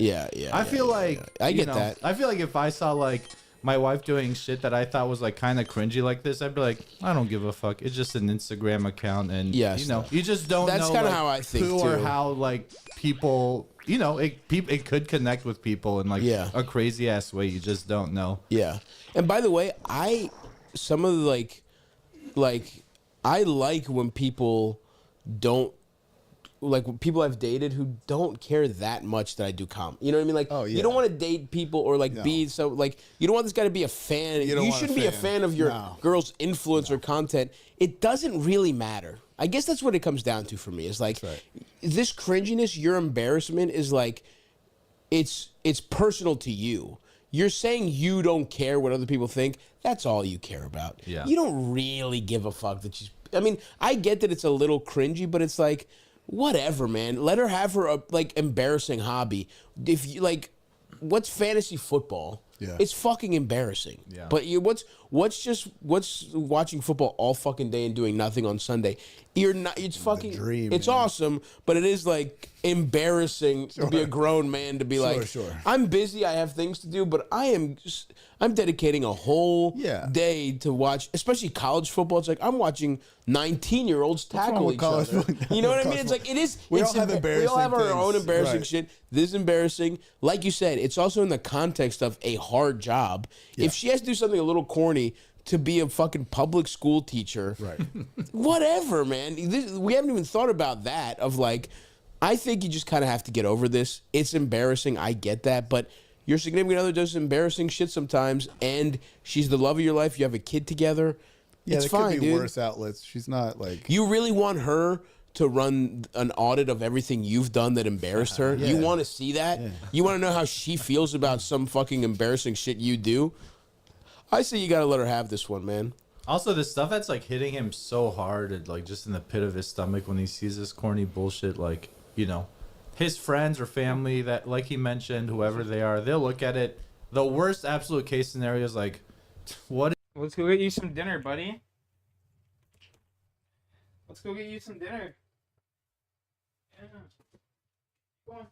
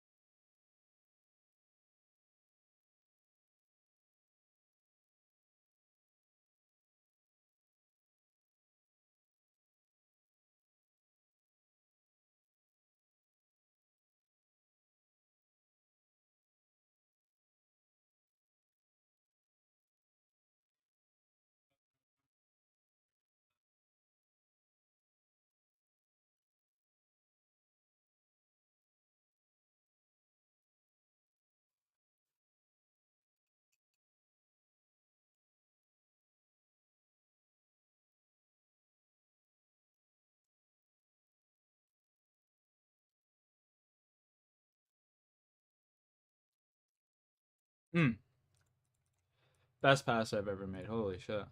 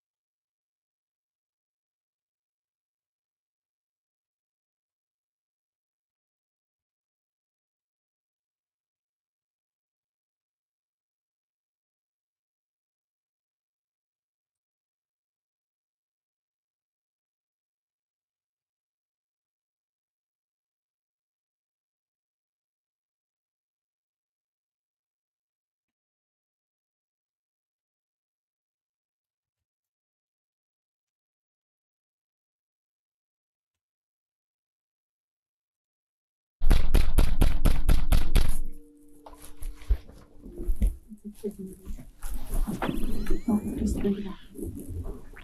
a mom, I would never go in the shower. Where are these kids? Like where? Yeah. It's playing down here.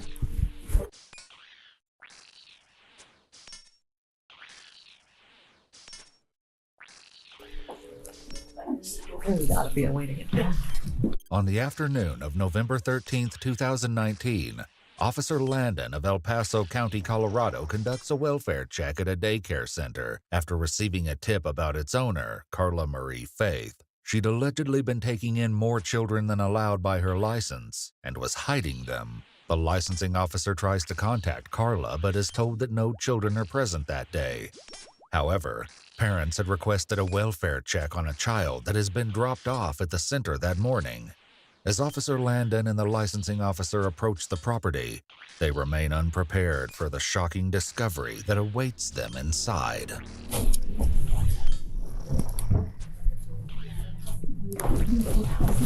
I'm going with Sarge. This is weird. I have a really bad feeling about what's going on here. The first officer on scene at the Play Mountain Place Daycare Center meets with two licensing officials. The daycare's owner, Carla Marie Faith, has told